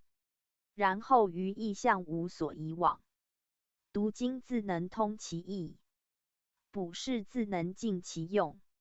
此虽非一日之功，而必先欲求之。无徒如章句之儒，以文字为事，则圣人立教为义，庶可昭于后世矣。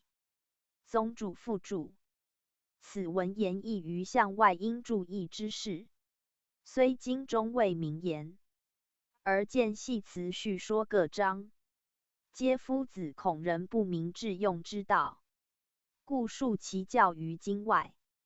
盖天道人事，往往成相因相应之术，则由于一气所通也。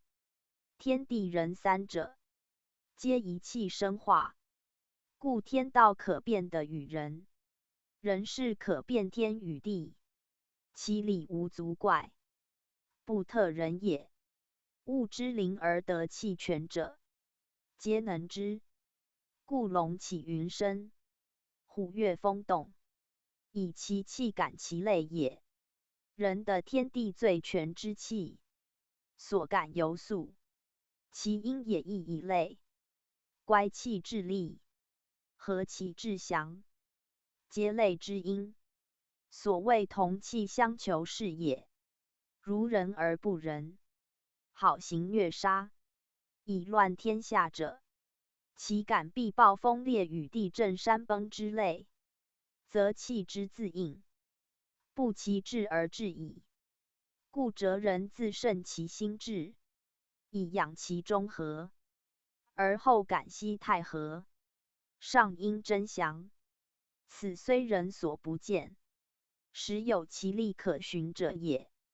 无论大小，皆如其气而必因。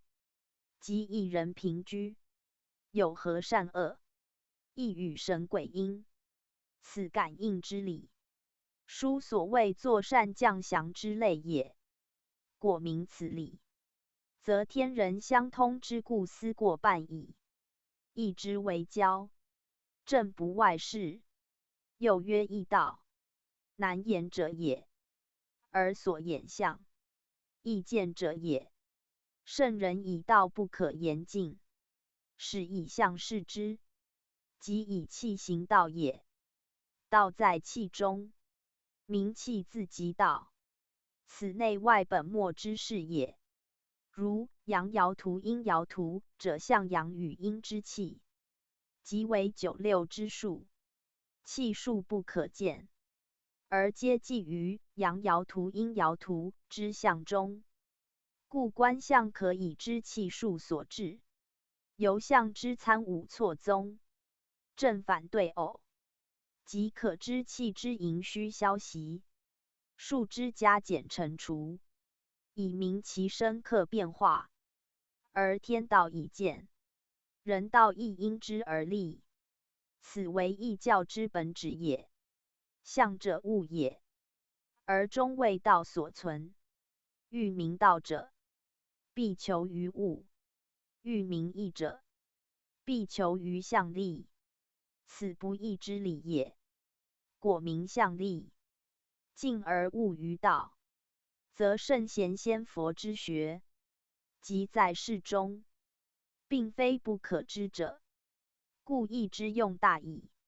人见人，智见智，为世所求者如何耳？弘教附注，意义少象，象多数之事物，若不明其利，则不能知其用。所谓利者，非仅干为天为君之象矣耳，必将象力此力，及其深刻变化分合正反之力，一一明之，更就其推移交换与连接次第之力，亦皆熟记，然后知其彼势力物之所在矣。盖亦以义为义，变化之道所记，而变化必依天地自然之序，非可凌乱无次而任情变异也。故自有其力，在正力者，乃先天自定之序；在变力者，则后天感应因果之力。虽变化无穷，总不得自外于力，此即所谓轨度也，亦即所谓道也。以常道之不可尽，则求之变，变因于穷，变而后通，通则复常，故百变不离其宗。虽常道有不免于变，而变道仍不失其常，此故天地之定序也。故变力者，谓全用也。体则无变，用则不能不有所变，以全其用，则变生焉；以成其体，则变不失其宗焉。故习义者，必知常变，彼先后天之图，即明明是人常变之力。文王求于有理，感时之非，念民之苦，处世道之变，有不能不变之事，乃述后天卦以明变利，而全易用，其旨至深。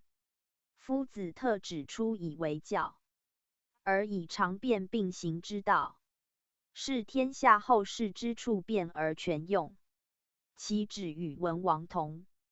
故其者春秋，全比萧，以三世之意，深大同之志，其余明变复常之意，犹未显明，可知文孔言义，莫不重视变利。子思子此文，故特注意于斯焉。雅慎讲述，夫子命将易经要义，先为讲释，彼读义者深解古圣演义之旨，闻周说义之心，述明儒教传义缘由，而知尧舜以来历甚受之心传要义。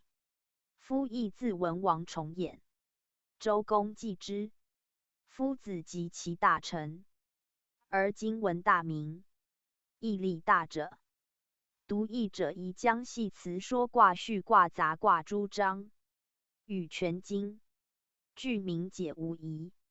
然后的圣人演义之旨，即无人习义之用也。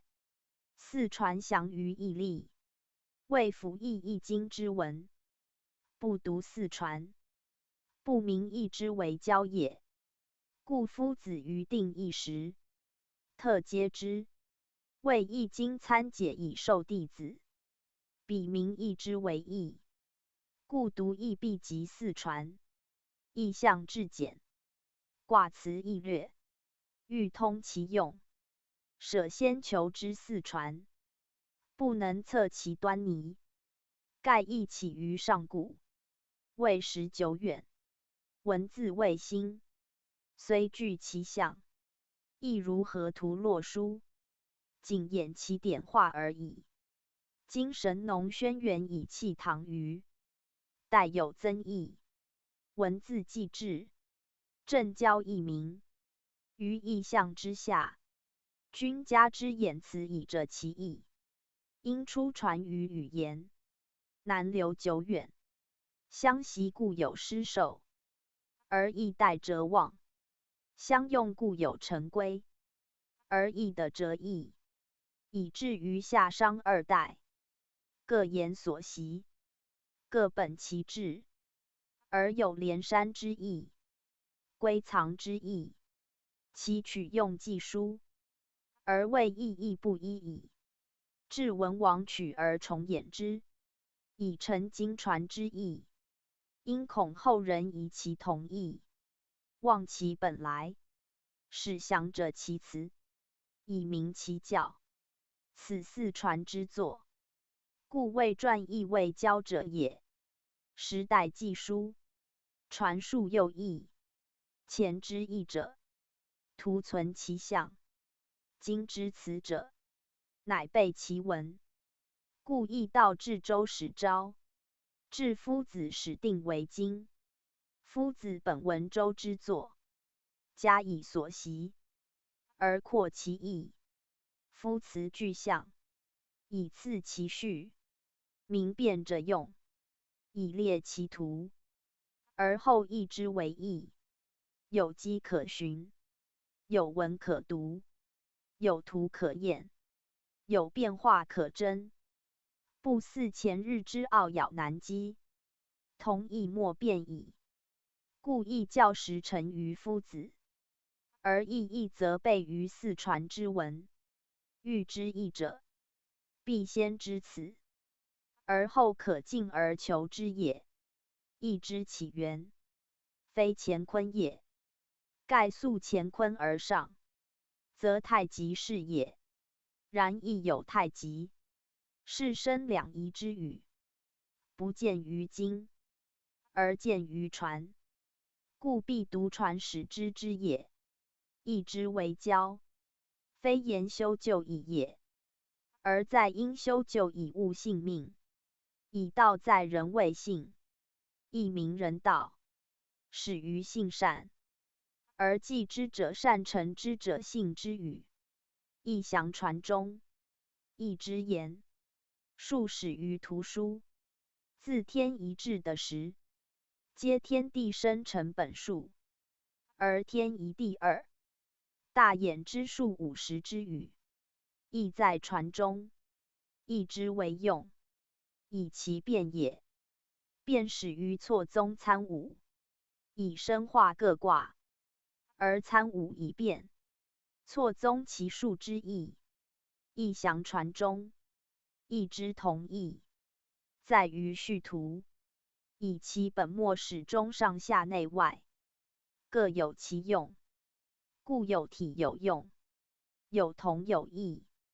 而天地定位，地出乎正，各方为序图之说。义详传中，义之地善，大别有三，时代已殊，名类遂异，如连山归藏之意，次序不同，即体用生化之序，与男女之别，消长之象，其类皆异，其名皆殊，而本宫变化，与序卦次第，即连山归藏之首末位次，亦皆详传中。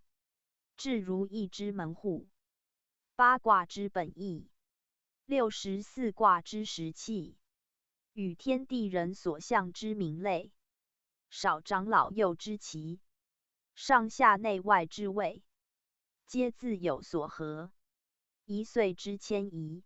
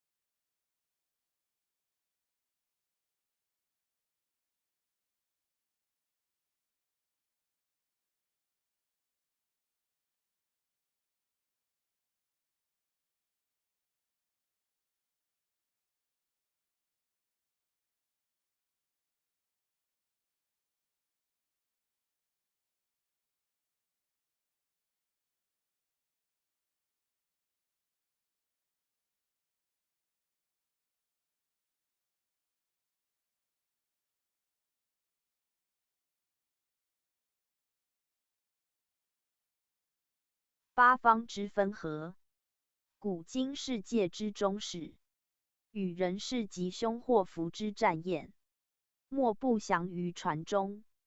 若不熟于传，则中至以下，绝不能探天地之妙，测阴阳之神，而以达于性命之源，明于行止动静之道矣。故传之作，为教后人之习义也。人求名义，不先明于传闻。是虽日读经，恐无益于事。故夫子以其所得，指出其要，而及其义，未传于经之前后，其循循诱人之心，足千古矣。虽其言得之先胜，非夫子一人所为，而其编定之功，实为继往开来之胜。读者其无负夫子之心焉耳。且卦之象气与数，必视其变化，而后得其未来。若仅直现象，则往复者不可知，将何以穷神之化哉？故通义必参全义之变化，非就一卦六爻之象，即足得其用也。有义者，因气明道者也。气可见，道不可见，必应有形，以素无形。有形者现具之象，无形则在无象之中。然气有以求无，亦不得也。必求诸有而不执其有，方得其无焉，而非经文所尽也。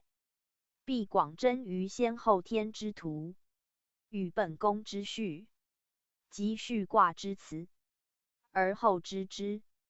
故必征于传闻也。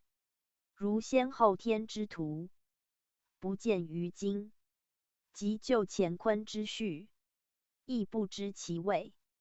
为天地定位一节，言先天八卦之位；地出乎正一节，言后天八卦之序。皆足以证经文之不及者。如乾坤之序，为经义所定，始于乾，终于未纪。此故读经可知者，而其本宫之序，则不在经中，又非真于传闻不可。传有云归妹，女之中也，乃明本宫之始终。盖序卦之次序，本于后天八卦之生化，而未用也。本宫之次序，则本先天八卦之生化，而未体也。体尽象坤，故归妹为坤。道之尽，后天用阳，而动向乾，故谓既为干道之中。二者终始各异，致用一殊，而必由传考之，使得明其故。不特此也。连山守艮，归藏守坤，64卦之序各异，即方圆图与岁序图皆不一。凡由乾坤变化而生者，皆有定序，而今但就文王所定者列之。若不真于传，则他一图皆不得知，不读不备于用。而经中各爻辞，恒有取前各异之旧者，其意亦难所解。辟之归妹女之中也一语，苟不知八宫次序，终于雷则归妹，则其意将不解矣。以经文次序，明明终于未纪，与归妹合摄，是则女中之意，实非取于经义者也。况一曰男，一曰女，对举而言，即分属乾坤二者，干道成男，坤道成女，故有明解。而未纪之难穷，即指干气之尽，归妹之女中，即指坤气之境。然序卦中以未记，可见本干道之始终也。本宫则本坤道，思谓不同，而不同者正其痛也。由于先后天也，合之则同，分之则异。未有离体用谓之者，故一人同。人之既生，神形同具，性情两全。若分则死矣。然性情自别，神形亦殊，又不可混为一谈。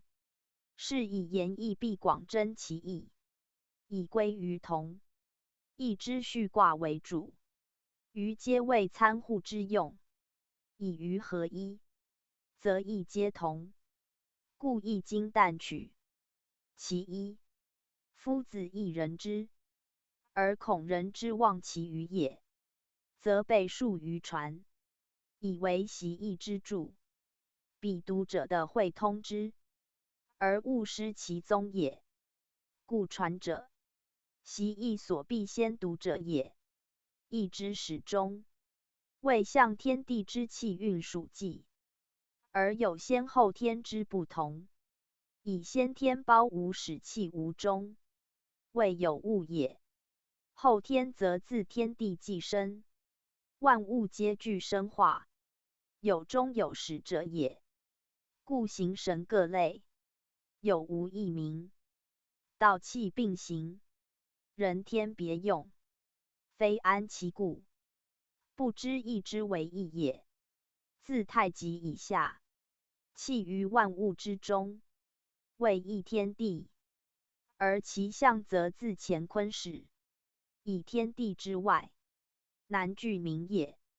然虽无物而可象，物以名别，必有形与神，象以气数别。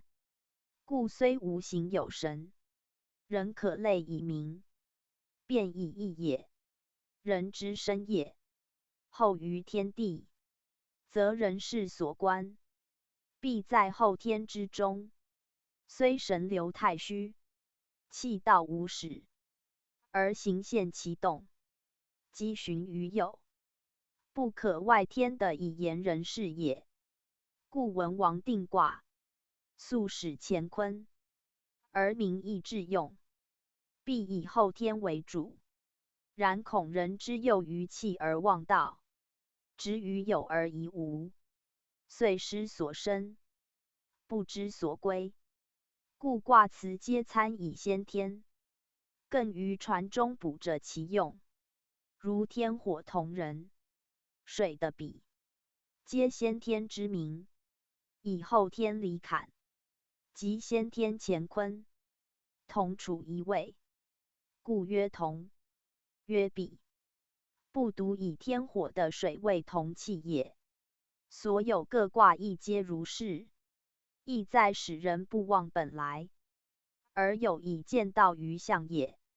夫义之为教，端重人道，而必先明原始要中之意，不明先天，将何以见其始终，而治其原要之功哉？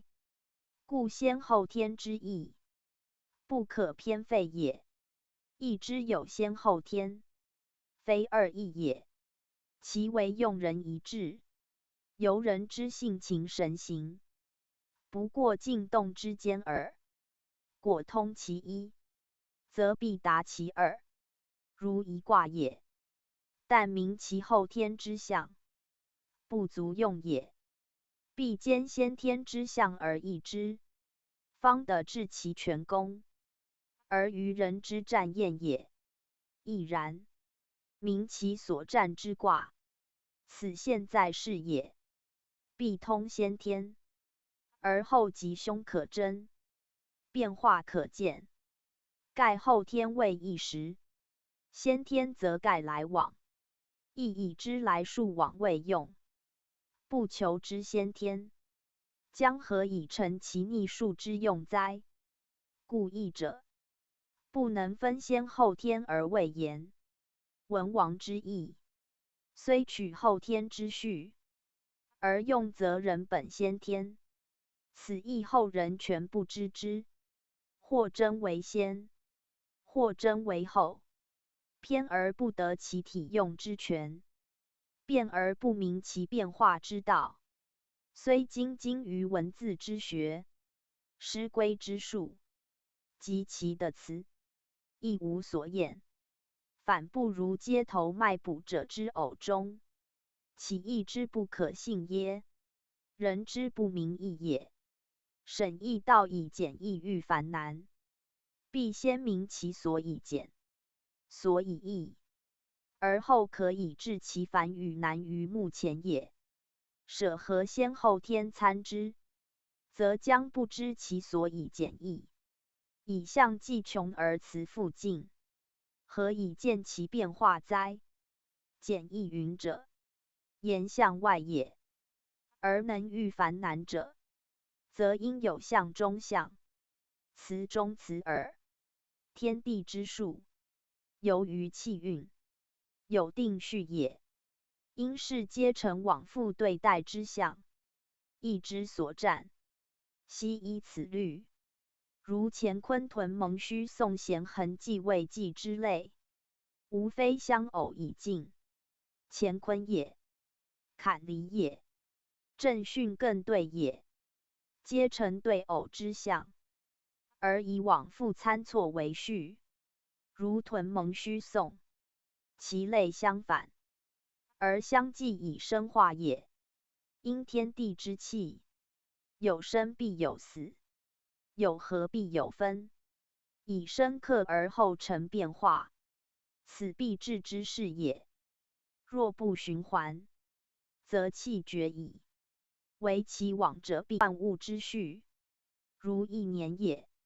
春秋冬夏，皆相对以成岁，而冬尽必春，夏尽必秋，往复循环，万年不改。亦之气运，正如丝粒，其间变化，或稍迟速，或有余不足，则运气有主客胜负。由春之温，夏之热，秋之凉，冬之寒，或有因否之差，或有反令之灾也。其在人事，则善恶所感耳。然大致不推，以其运序定自先天，故不推也。一意之变化，以后天未用，则有不能尽之之事。合之先天，则无疑矣。盖后天之事，则因人之感召而异；而先天者，则在人事以上，故先天多静，后天多动，合而参之，动静不失其序。若偏一象，则不失于此，必迷于彼。坤之先迷后得，即指此也。习义既通，无复迷矣。故欲穷义之用，必先通乎先后天之象。今求其变化而不失其中，则何患乎迷？义之为义，故重在变易。以天地间之物无不变者，有形则变速，不变者必无形之物。故恒存之体必无习，唯至诚能之，习则变矣。天地之悠久，亦不习耳；人物之生，亦习一变。故随习而生死，不可复序。此圣智所悲，而必教人以至诚。其无习以免于变，义之为教。其止如是，故世人以变，而使之有替于心。象物随变以静，谨人之胜其中始。其以卦参五变化，皆明人物之变化不可免者也。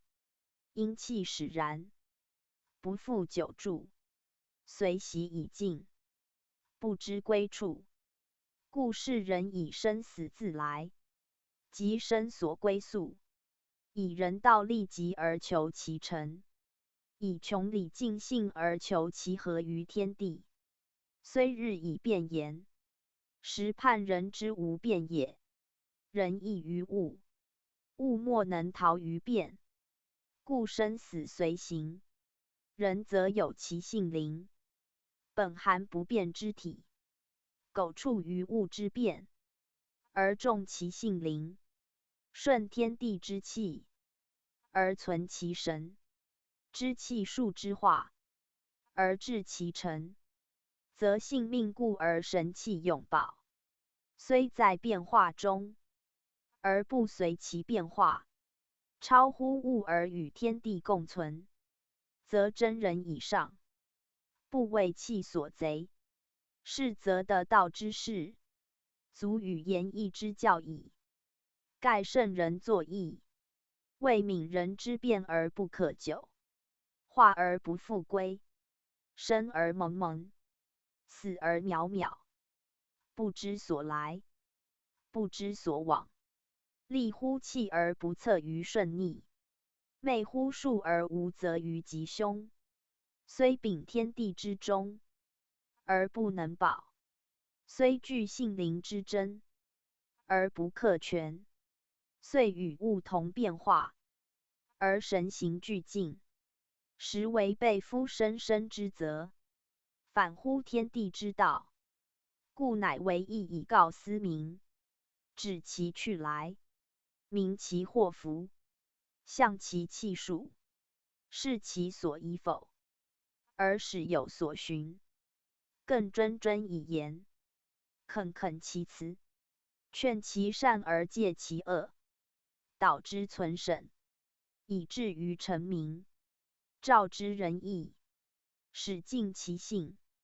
故其文曰：干道变化，各正性命。又曰：君子终日干干系涕，若立无咎，无非教民知天而立命，修己而合道耳。其事象，必明指天道如何，人道如何。何者吉，何者凶，何者可为，何者宜从，非徒述其修旧义也。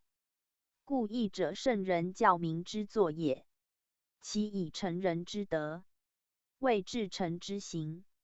中庸所谓为天地，育万物者也。夫诚则明前知之道，必在至诚，义知之来。故重在诚之一字。习义致用者，其细谓私语。灵义真人讲述。义者，圣人之所以明天道者也。其书传自上古，其文传于后人，非一时之作。故文与象皆谓明义也。义在象先，文在象后。上古圣人览天文，察地理，观物机，知人事，而后拟之以卦。卦以爻成，爻以化成。无化则爻不明，故卦有长短；无爻则卦不利，故爻有阴阳。而谓爻谓卦，皆所以象义也。故谓之象。象有未达，恐人易测，乃复以言，言以明象，象以明义。故卦爻文辞皆谓义用。义者，圣人以天地之大，品物之数，有生有化，有成有变，有其体，有其用，有其行之，有其神之，有其动静来去之机，有其升降上下之道，皆因于气，成于数，而有象可拟，有力可推。故以化作爻，以爻合卦，而视其意，谓以圣人之心意揣天地万物而谓之象也。故曰义，由度量也。天下万物不可度量，而度量之，斯义也。因义有所拟，而非故执所拟，故通之以明义。义不尽相，相则无不出于义，故相可无，而义不可不知。吾有言曰：得义忘相，得相忘言，此与后人多异焉，以为达吾之义也。盖言以明相，相既明矣，言将悉用；相以明义，义既明矣，相又悉中。此欲人之探其本也，非谓相不足重，言不足存。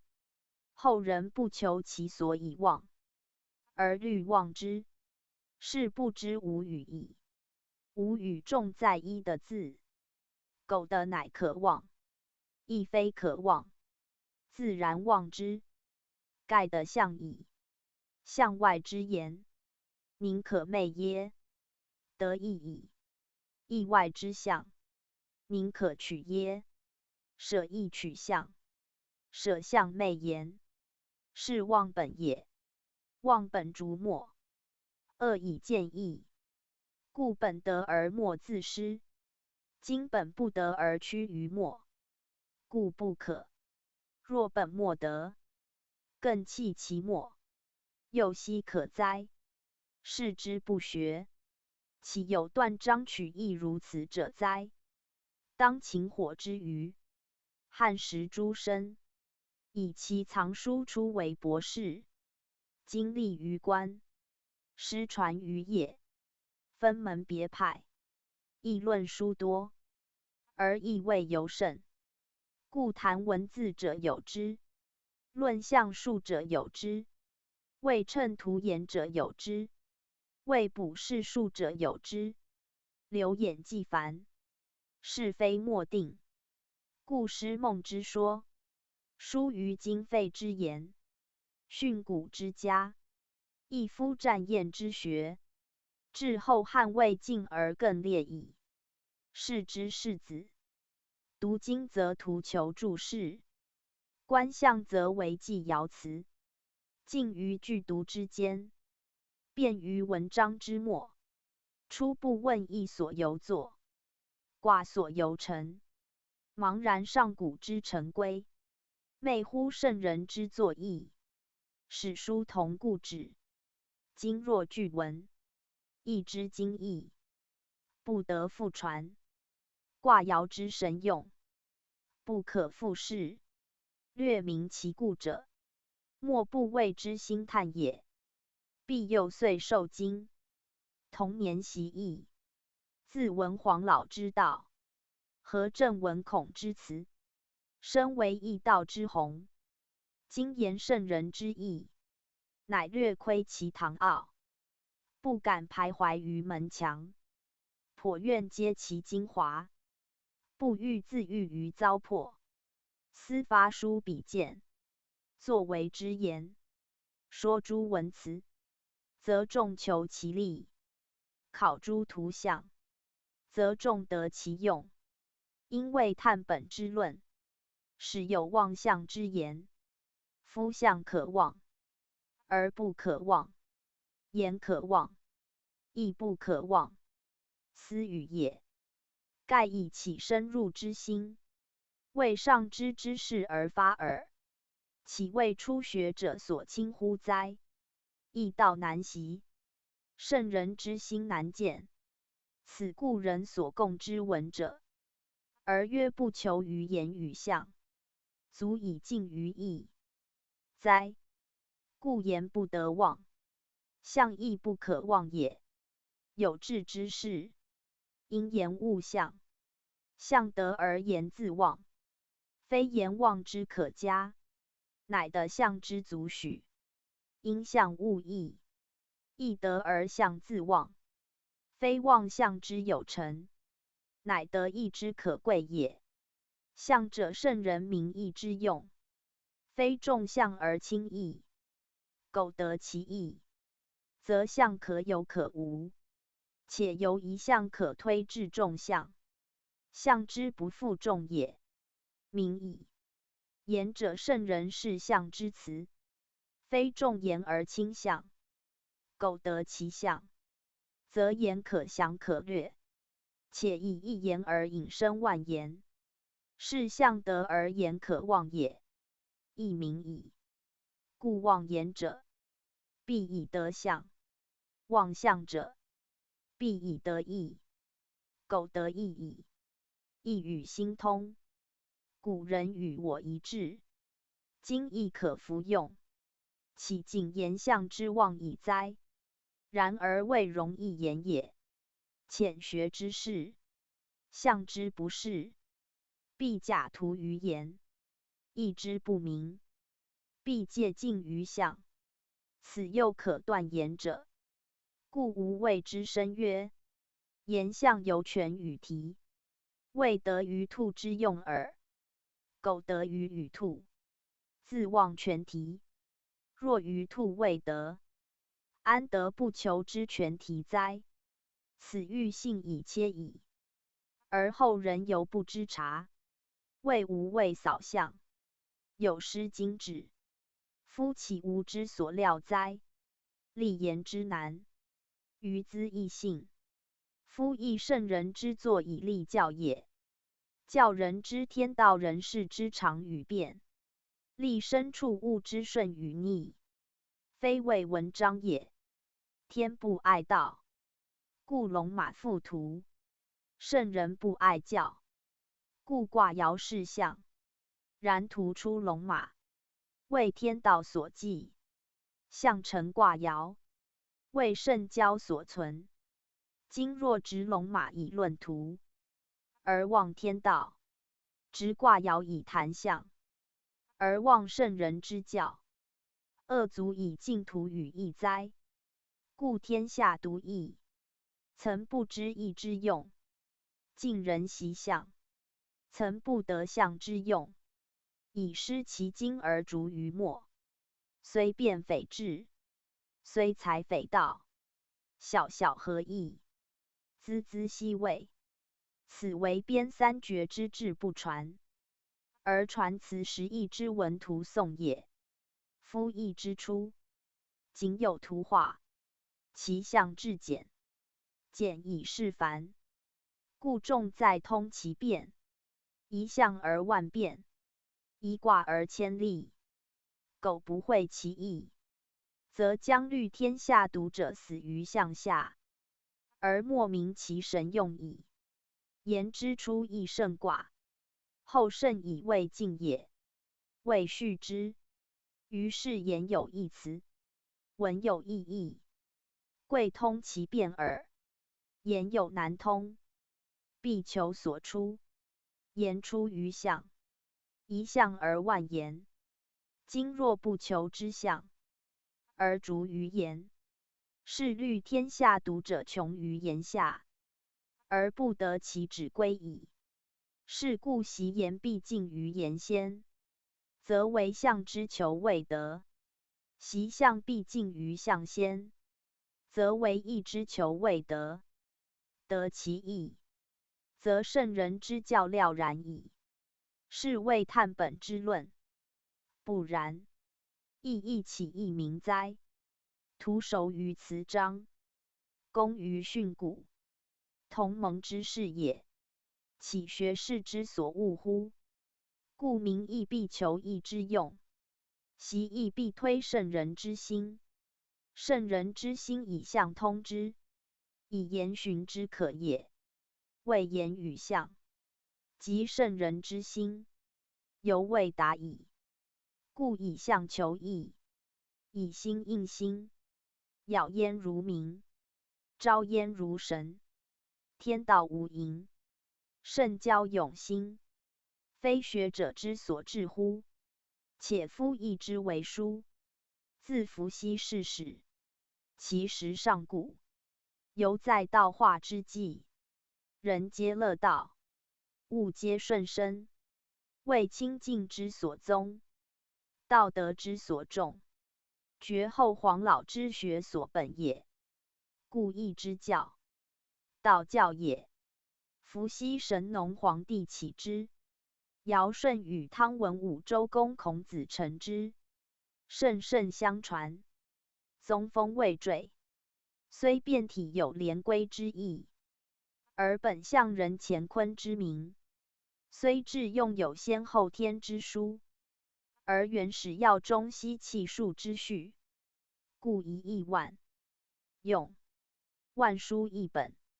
即今周易出自儒者，而名类图说，犹存于道家。外象天地人物之身，内应性命神行之道。其一致不二，至中至和，不独通中庸中和之言，亦可证道德报义之旨。故无儒道之分，老孔之别也。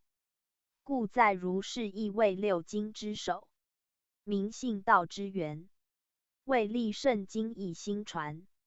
孔门为言所见者也。若自道家事义，则干道性命各正，更向内外通治，清净无畏，则履谦之极；顺养抱一，则坤训之宜。盖自上古真人之修，垂为后世道家之教，其言语象，足与黄老之书表里，庄烈之说印证者也。故义之经为直通天人，庞达一切，立圣成德，诸家立言，莫不归本代宗，朝宗海若者也。故谓亦为一家之言，无宁为诸教之经，谓卦为伏羲文王之作，无宁为上古传真之本。此非可于言文所尽，象爻所得，必进而求其义者也。故义之为学，真乎言文，不过谓之节之求，同盟之所至也。直乎爻象，不过谓物表之拟，比理之所谓也。欲通其意，会其规，得其情，圆其始，则必似置于言象之外，而玩所乎圣人之教耳。且夫意象本于河图，卦爻分于太极，河图之数，成于天地，而五行元二气也。太极之分，化为阴阳，而两仪人同一宗也。推其变，则千万无尽；就其源，则一致有归。此真义之意所由来，而要中之辞有其故也。今之言义者，不图其理，妄拟其物，不会其规，妄揣其知，越迟越远，不得其宗，则茫无纲领，越推越分，不知其要，则好无涯肆。在此言此，而莫通于彼，以卦论卦，而不彻其用。虽言之若有物，而审之中无事，此亦道之混沌，而今义之分云也。夫善为言者，必先其纲目；善为事者，必正其本末。天下虽大，不外于道；人物虽数，不离于身。以简喻之，则智有余；以分理之，则力不足。故老氏贵守一，孔子贵治中。中与义皆天下之大本也。得其大本，知业从之，治其中一，变化见焉。虽卦有多变，爻有多利，象不可尽，而气义也；言不可穷，而数义也。气数可通，神用乃见。故智者察上，愚者察下，明者得精，昧者得粗。悠游清净之门，则天地渺焉；永为淳朴之乡，则生化寂焉。心于自然，则与天同道；乐于太虚，则与道同用。圣人不以文为美，不以多为胜，不以物治其神，不以术治其器。虽有卦爻，非以卦爻苦人之心也；虽有图物，非以图物故人之性也。故象以义利，象有尽而义无尽；象以严明，象有归而言难归。以其物也，非神之类，器也，非道之门，则假之为图可也，非止于事也；曲之为导可也，非至于事也。因其性情，明其顺逆，谓鬼以测日耳，非鬼即日也；谓度以量的也，非度即的也。故学者当志于上，而求其本；勿逆于下，而忘其境。先圣之治，后圣之师；先民之行，后人之法。果求而进，则言象俱在；物至于德，则言象亦徒然耳。是之君子，当不合汉思语。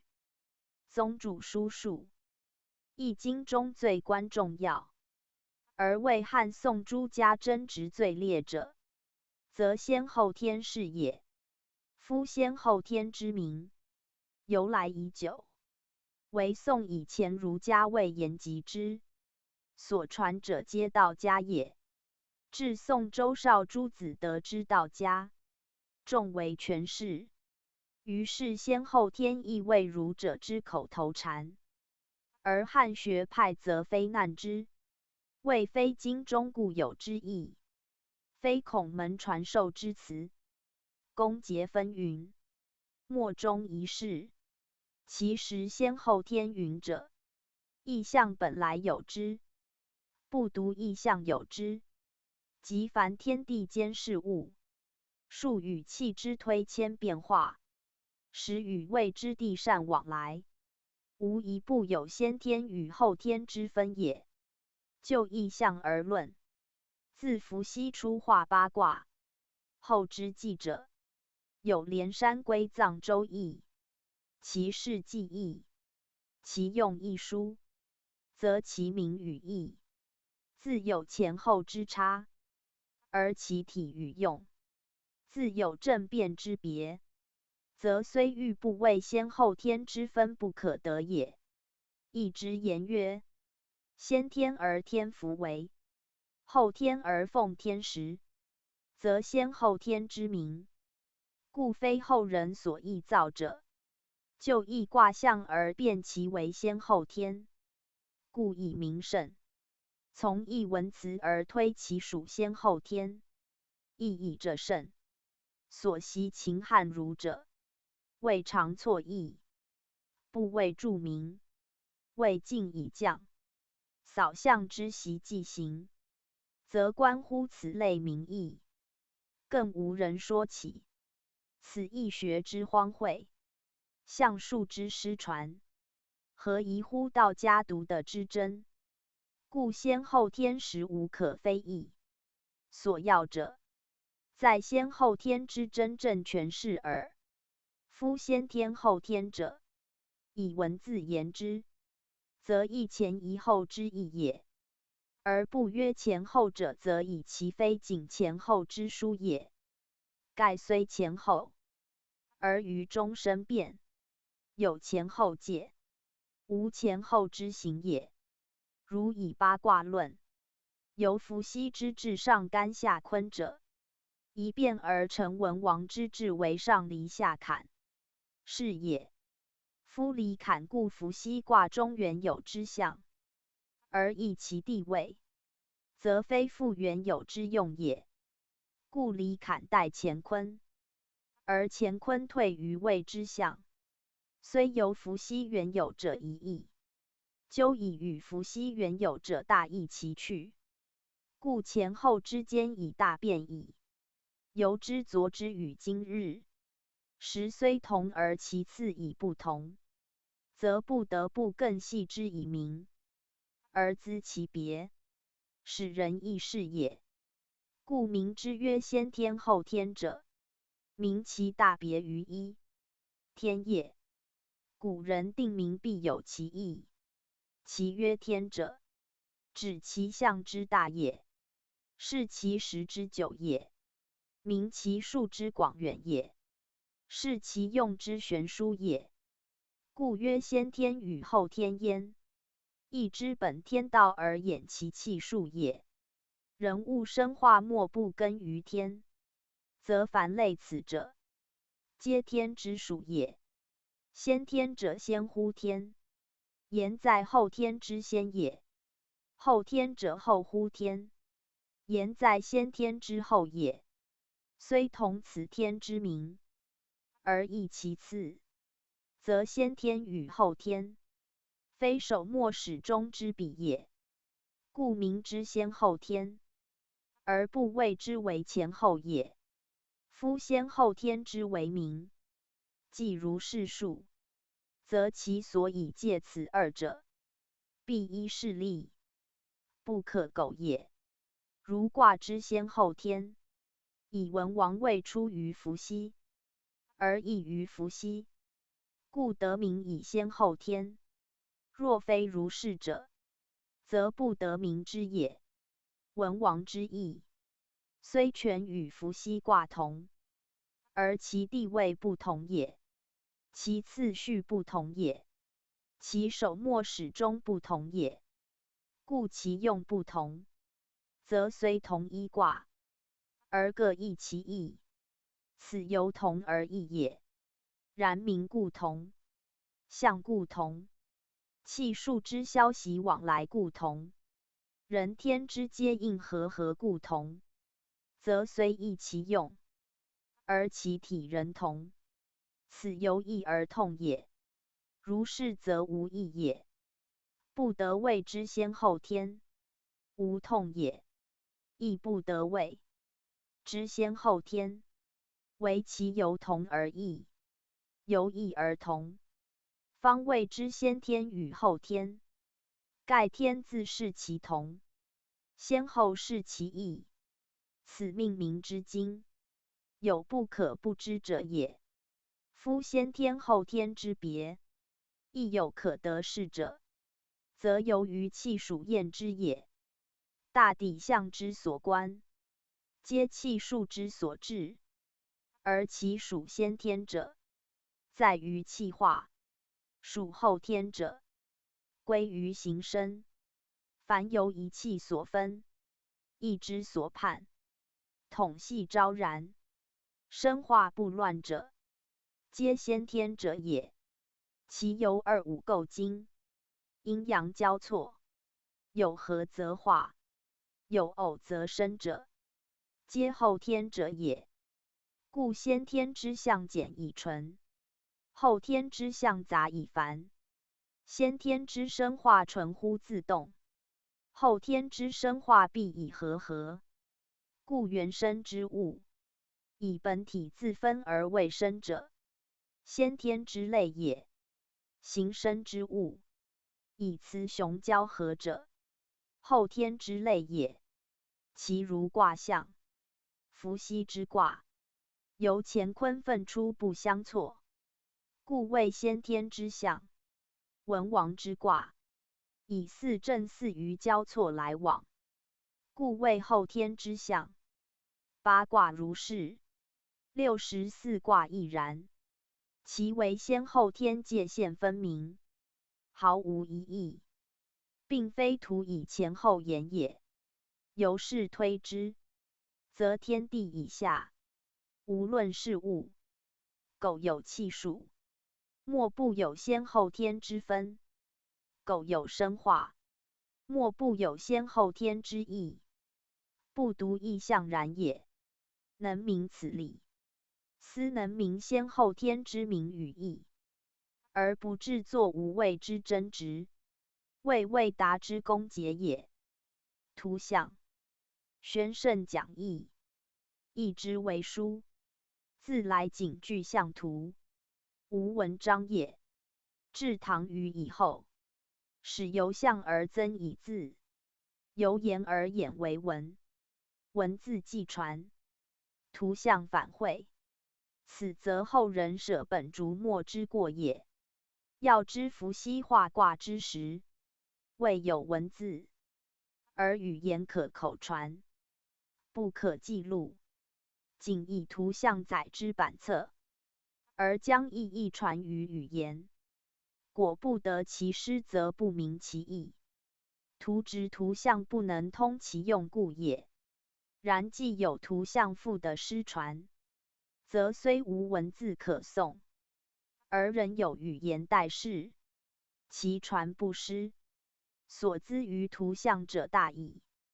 即用文字之后，则意义均宣于文章，图像之玄为反不若文字之明显，故文章日多，而习者不知重图像图习为文章演讲，文字训诂，不复从图像中就其精深，弘其体用，盖自周秦而后，亦知图像已见亡矣。然今之所存者文字，由文字而能探义之用，亦由古之仅有图像，由图像而能尽义之意，其得失颇同。要皆偏于异端，不克见义道之权，是以欲明义教，必兼图像文字而并重焉。以文字是图像，则无呆思索之烦；以图像正文字，则不蹈虚书之弊，是义之为书。二者不可缺义也。今日之义，多有降于文字，而忘图像，虽卦画犹存，而图像不备，兼有补者，而不得编列之序，不解体用之道，虽有其图，不充其意，是皆一本之失。兹既讲义，当先正之。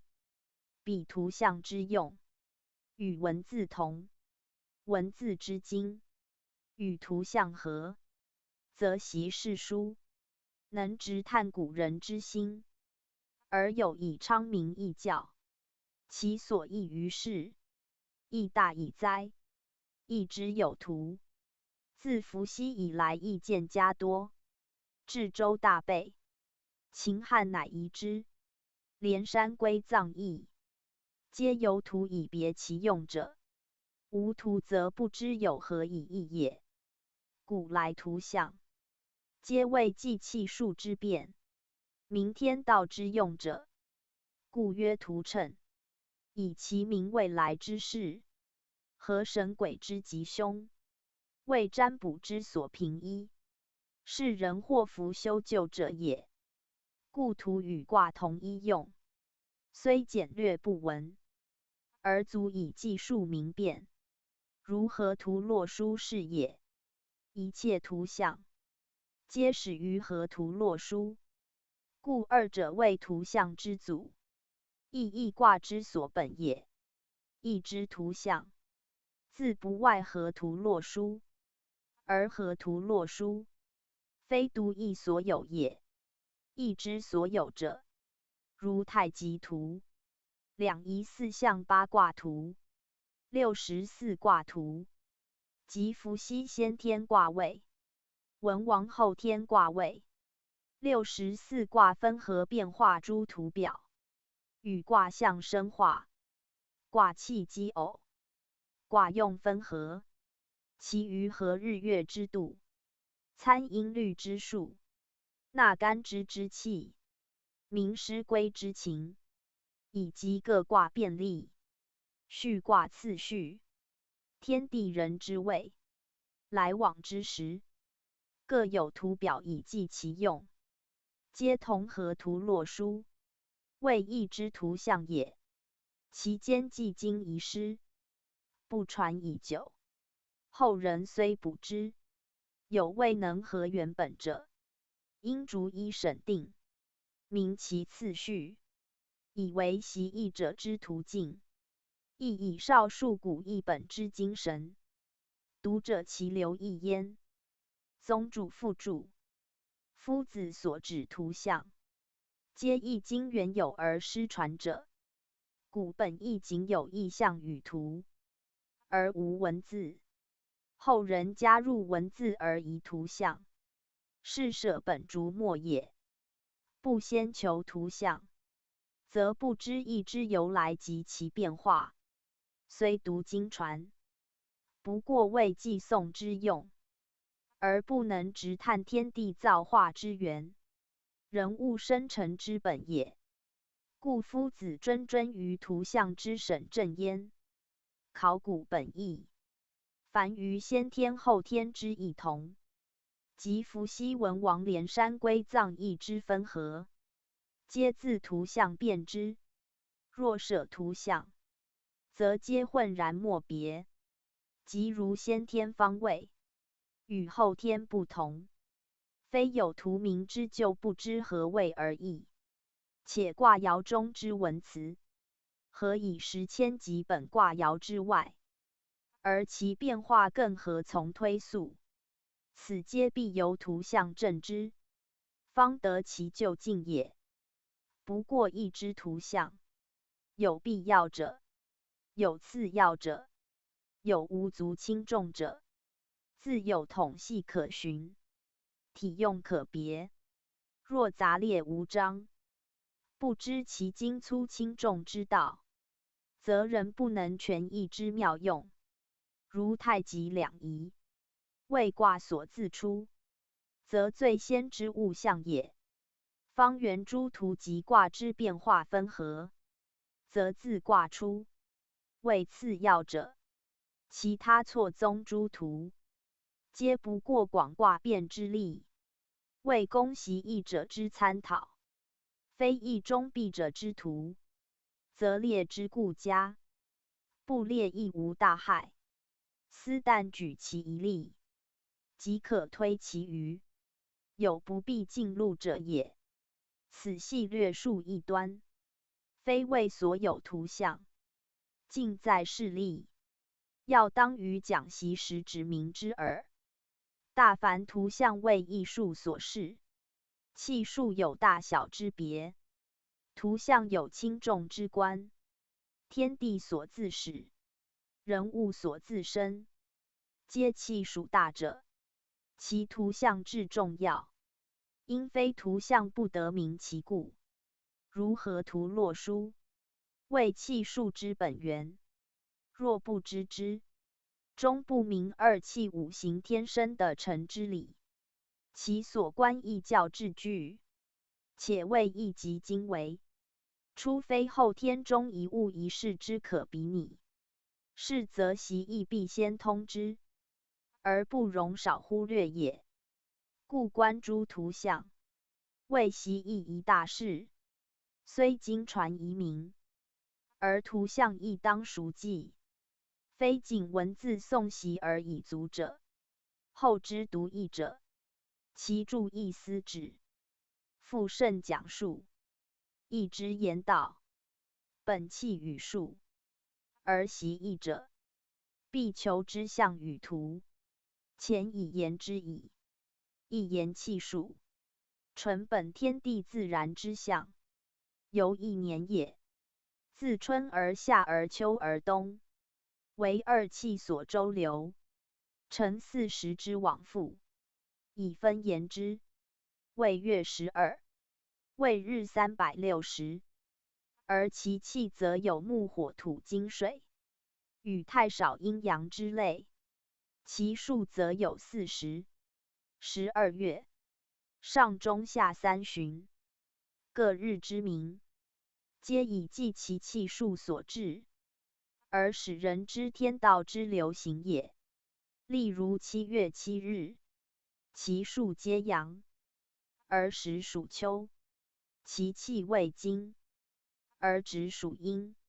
以阳喻阴，为配偶之象，故有天孙合谷相会之事。因其气数，以为节令，非无稽也。一年各月，均有此气数合值之日，均为名节。争其数则知其气，参其气则知其象。故象者，在天有其景，在地有其形，统名之曰文。莫非天地之象，而莫非气数自然之序。故星缠日晷，水道陆行，皆有定度。圣人则之，以者未交，而后人知天地之事非荒渺者也。唯义最详，以其本气数而视图象也。故习义必自象与图始。天地虽大，义则至简，有以知以见，推于谓之未见，无不合也。故览图象，足以尽天地之妙，通气数之神。神也者，思气数而载造化。天地万物，莫非自神主之，故义之为交，以神道终始。而义之图象，即始于龙龟之图书，以明其神用也。神用无极，神德不测，故义道无穷。义之妙用，必由图象始可以参之，往复生化，奇偶变迁，皆图象所示。智者见智，仁者见仁，则图象者，正如天地之交，朝朝在目，而欲穷其极，虽甚至有不逮，是在学者善体会之耳。宗主附注。义图分二类。一类，义中固有之图，如伏羲先天卦位文王后天卦位之图是也。一类，义外之属而关系义者，如河图洛书各图是也。此二类者，皆讲义必用之图，以其直明义之术象，使人义明也。此外又有义用之图，如者龟之术，纳甲纳阴之序，与合日月七阵之度，岁时地理方位时令之序，皆为推广义用，明变化而行鬼神，为后来卜筮堪舆择日，及依巫方纪家所本，与五行生克，八方望乡为后人六人六丁，奇门遁甲之说所自出，与道家兵家之用同，而莫不本于义之象数者也。言其至今，则内宫皇庭修养之道；言其实用，则日用及凶趋避之方，皆必真之于义，而后合于天道也。故名此类曰义之辅义图。因是义之时，似可勿用，而及义之用，以穷天人之道，则不得乎之也。故义之图说，应分三大类：首则述义之源，以溯其始；中则明义之道，以阐其所运；中则推义之余，以广其用之神，而尽其道之全也。盖义之为图，自来无多，中经脱略，更不足全其用，今必为补之，使习义者得明义道之大，而知义用之切于日用也。故图所录，必是所需；苟非必载，则勿多录，免后人不明图之用，而以为无关轻重也。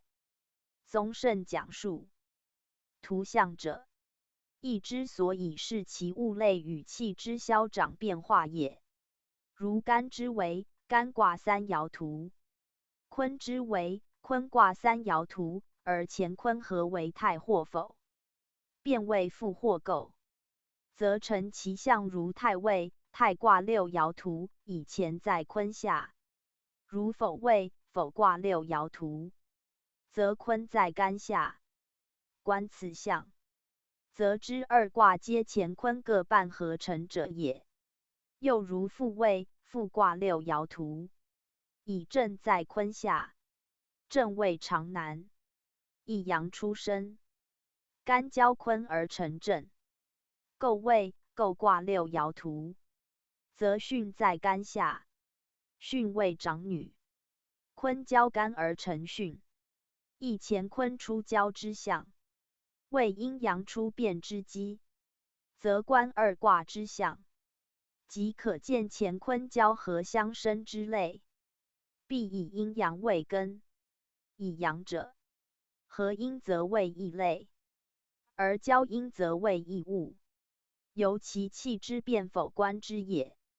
太否反类，天地为异，复构异物，乾坤已变，故乾坤之合，不谓之异物。以气虽反而未变，若既交，则变矣。如巽正为乾坤所变，其气与乾坤殊，故象异义，则观象可知气数，而得象可辨物类。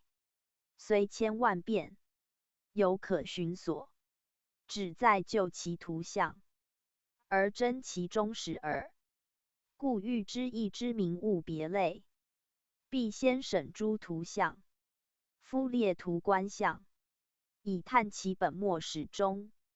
必先察其体用，及其变化，而由大及细，由卦及爻，由内及外，由出及中，必求其所生成消长之数，盈虚变异之气，而更比类及物，观其中爻，校其互卦，以与本卦参，而后可得其故焉。盖图象者，以物视其气数，非一物一名可以尽之，必求其始终，及其变化，而后知气数之所至，与物类之变，性情之分，各得其真。如天也，非谓苍苍其色已耳。知天者，必考日月星辰之行，风云雨露之变，神鬼之德，生物成物之道，而后得天之为天也。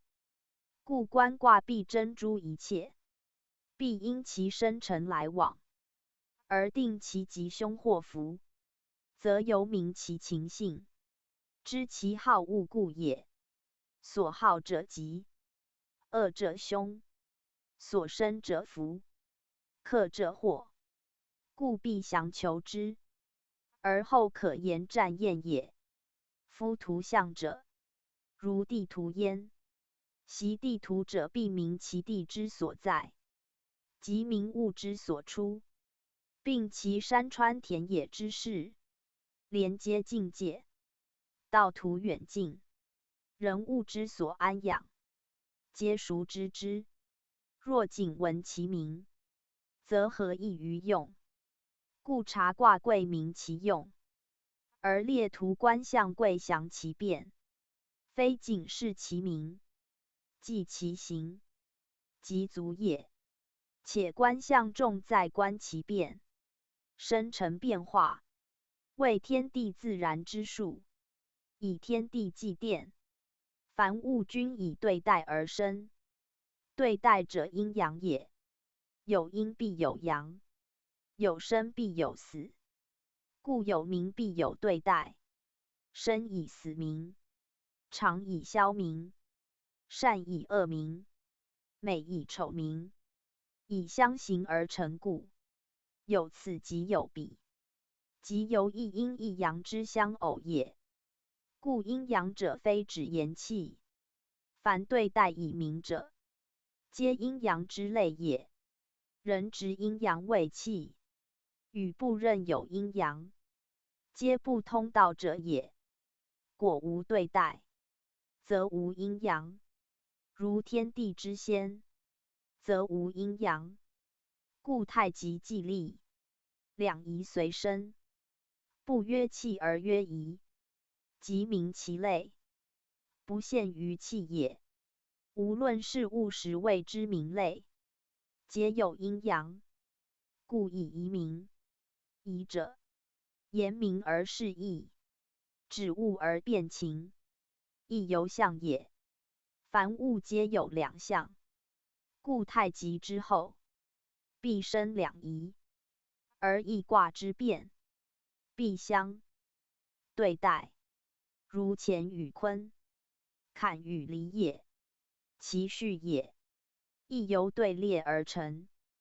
观其对列之象，知阴阳之错行而不稳也；观其变异之序，知阴阳之交合而不乖也。大知立天地世界之生成始终，小知立人物日用之起居作息，其数不可议，其气有必至者，故必列图以观，详其始终变化，而后得其性情物类，以治其用，绝非昧昧者。图于一卦一爻之辞可求者也。亦以乾坤终始，而溯源太极。乾坤为两仪之最大者，亦为万物之最先者，故能始终万物，无不包容。八卦，64卦，384爻，无非乾坤卦爻推变而来，虽64卦，变自八卦，而八卦之六，仍分自乾坤，故乾坤为一门户，意义之总书也。干道向天，坤德向地，乾坤即天地也。天地之德，以人而彰；人之德，鼎立天地间。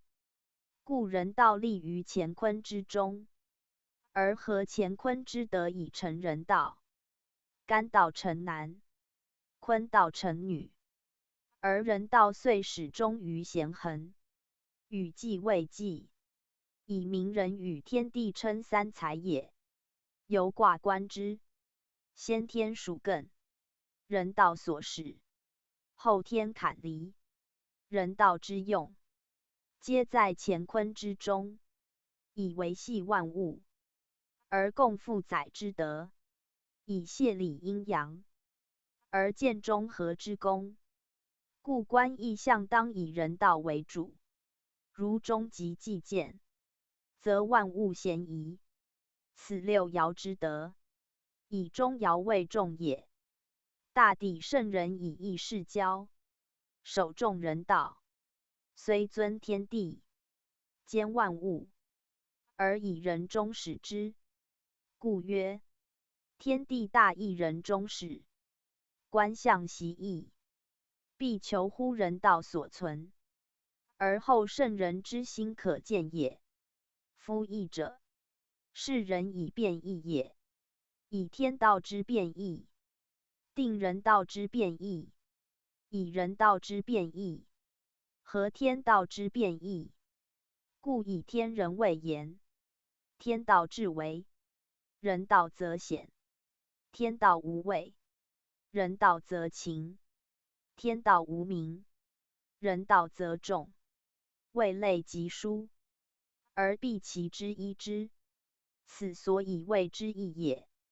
由象言之，同此八卦，而体用书；同此六爻，而动静书。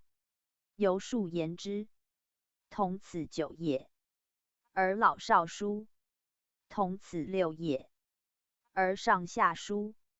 故谓物简，而谓义重；谓名义而谓类多。得其本末，则由一即万如解所。不知其由，则处常应变有处翻。故习义者，于义外求义，以尽其变；于象中分象，以通其神。而后的圣人之心，垂象是交之意也。观象也，必观其来往动定，必辨其分合交错，必类物以别名，审情以辨性，而不失其中极焉。盖卦象以一象众，亦由言道以一喻万。终极者，义也。义以贯之，方谓之通。故变化者本于不变，动由不动，生由无生，必先明其故，方可以直象用义也。夫直象观义，辟之观其何者生，何者死，何者进，何者退，皆因了然胸中，动明目下，使得其深刻变化之用。如乾坤二象，原属阴阳大用，而干之大始，坤之成物，一生一成，一始一终，皆在象中见之。盖阳生阴成，阳始阴终，此气之自然者。阳数用9，阴数用6。9为天数之终，6为地数之始，河图之利也。以阴代阳，以始至终，循环往复，以成其用。此数之自然者，和气属观之，则知象之生，死进退，分合消长，无不明了。故曰观象之术，观术之气，术成于气，象见于术。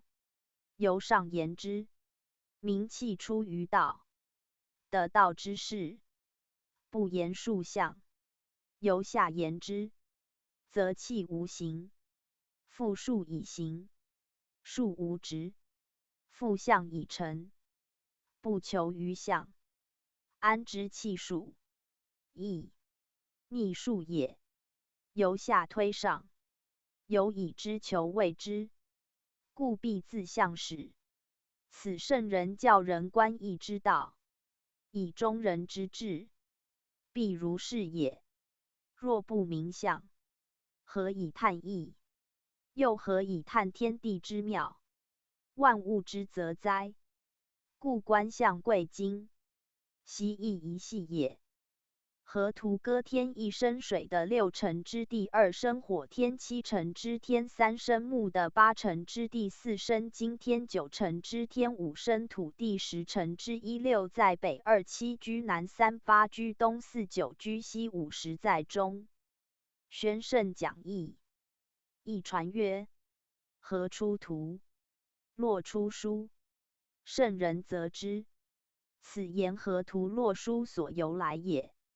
天地之间，运行者气，计量者数，显示者象，而主其中喻之以合度者道。道兼神形，气数则神之见也，象则形之成也。凡天文地理，可计可指可明者，皆不外此3类，而皆不离乎道。合图者，天地自然气数所赋，而成其自然之象也。盖天地既电，神形全具，有其气者有其数，有其数者有其象。合图之初，以象之显也；其象之所示，则数也；其数之所在，则气也。气有阴阳，名曰两仪。言既生成之后，必有此两者之值，以为其成物之本也。两仪化合，遂分为水火木金土5者之气，名曰五行。言两仪既化，必有事物者流行其间，以辨其性，而别其类，亦物之始成所秉者也。两仪既见，五行乃明。二五构经，万有始生，此属天地万物生之本，莫之能外者也。五行之气，因二为五，虽五人耳，然言其本质，必自五者始。后人或云为四，或云为三，其义大同，就不若别之为五。是合天地自然之气与数，是正之合图，可见其旨意。合图之中，点化成象，自一至十，各相连而不混，相离而不乖，其数之自然，足见其气之自在也。气之动也，以二气之分合而后化，故生成之数，必属于天地。天地者，二气之所主也。物之生化，以五者为类，而水火木金土以变以明，以成其五行。水火木金土者，五行之所主也。故合图之数，生成自天地，而名类止于水火木金土，而天下万物莫不尽于是。是故合图之象，即天地生化终始之图，其气与数，即天下万有分合变化之本，斯所以为天道之所见也。而圣人则之，应以明天道，以立天下万有生成变化之规，而数之为义，则合图者义之所自仿也。亦传曰：天一地二，天三的四，天五的六，天七地八，天九的十，天数五的数五。五位相得而各有合，天数20有五的数30，天地之数50有五云者，即合图中之数也。合图以天地统全数，以水火木金土分配各数，而建立天地万物万数之本，以明天下之物，莫不有数，莫非生成于天地，而得其气与数以成其气数。自合图言之，则气数者自然成形；自物言之，则气与数皆出自天地。盖天地亦在此气数中也。未有天地，气数已聚；既有天地，气数周流，以成万物。故气数者自天地以下，莫之能外也。今言合图气数素始于天地，盖自有象言之，即自天地建立以后，而推溯万物生化所本，万有气数所由而已。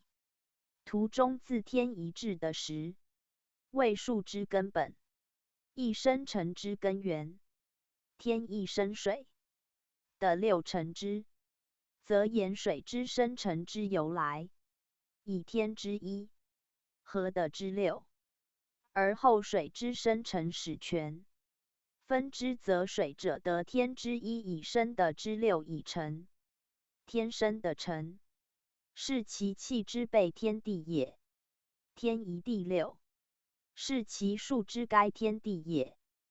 而水已成，此五行之一。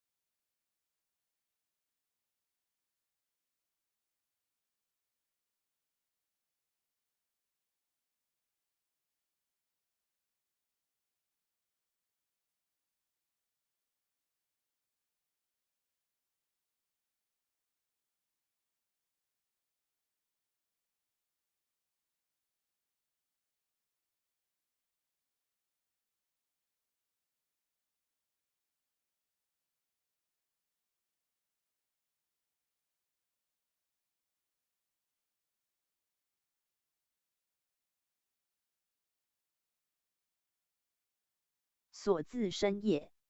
火也、木也、金土也亦然，而土为其中心，故五十在中。水火木金四者，皆依乎土以立也。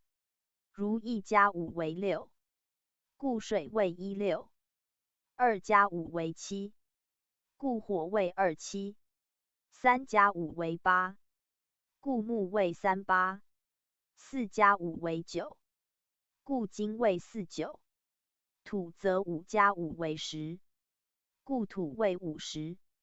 此数所自合也。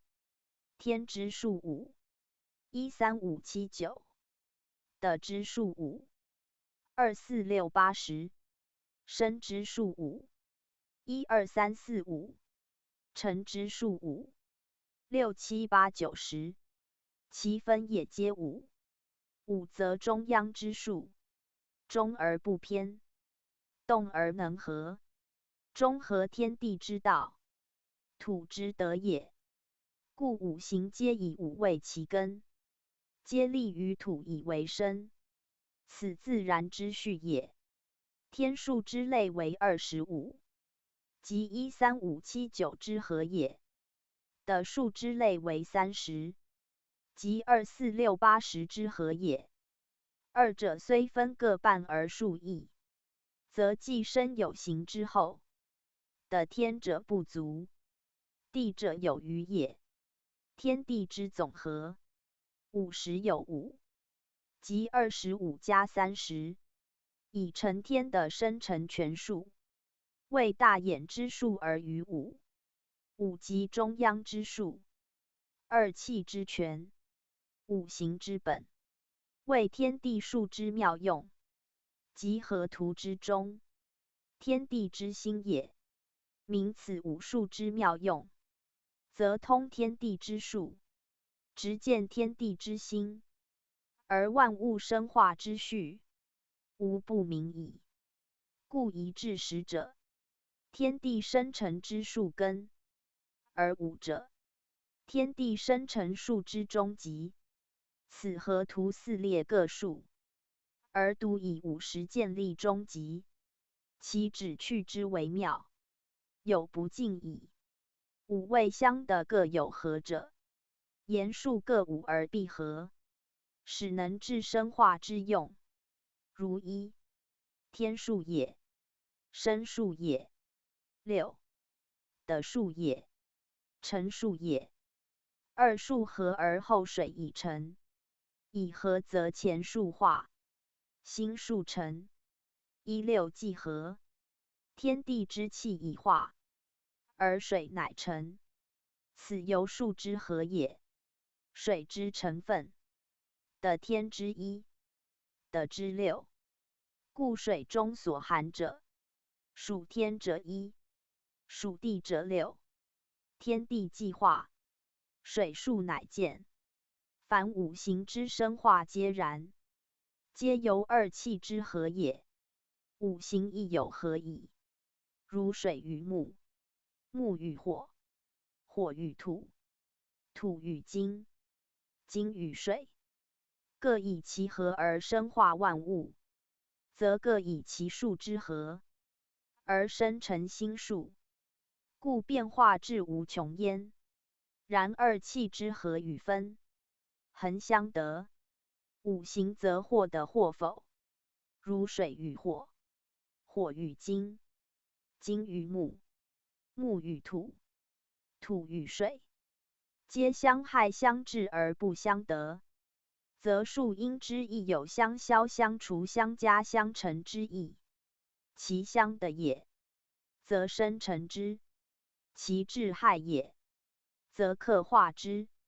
由其数验之可知者也。故天一宇的6合，一阴一阳，合乎道也。若天一宇第2，则不能生成矣。若天一宇天3，更无所生成，以其不相得而不能合也。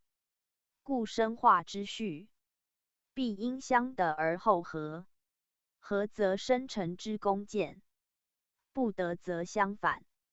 反则变化之数成，故天一致的时之数，时包举天下生成变化之数，以至无尽，不可计及，而莫外于何否二字。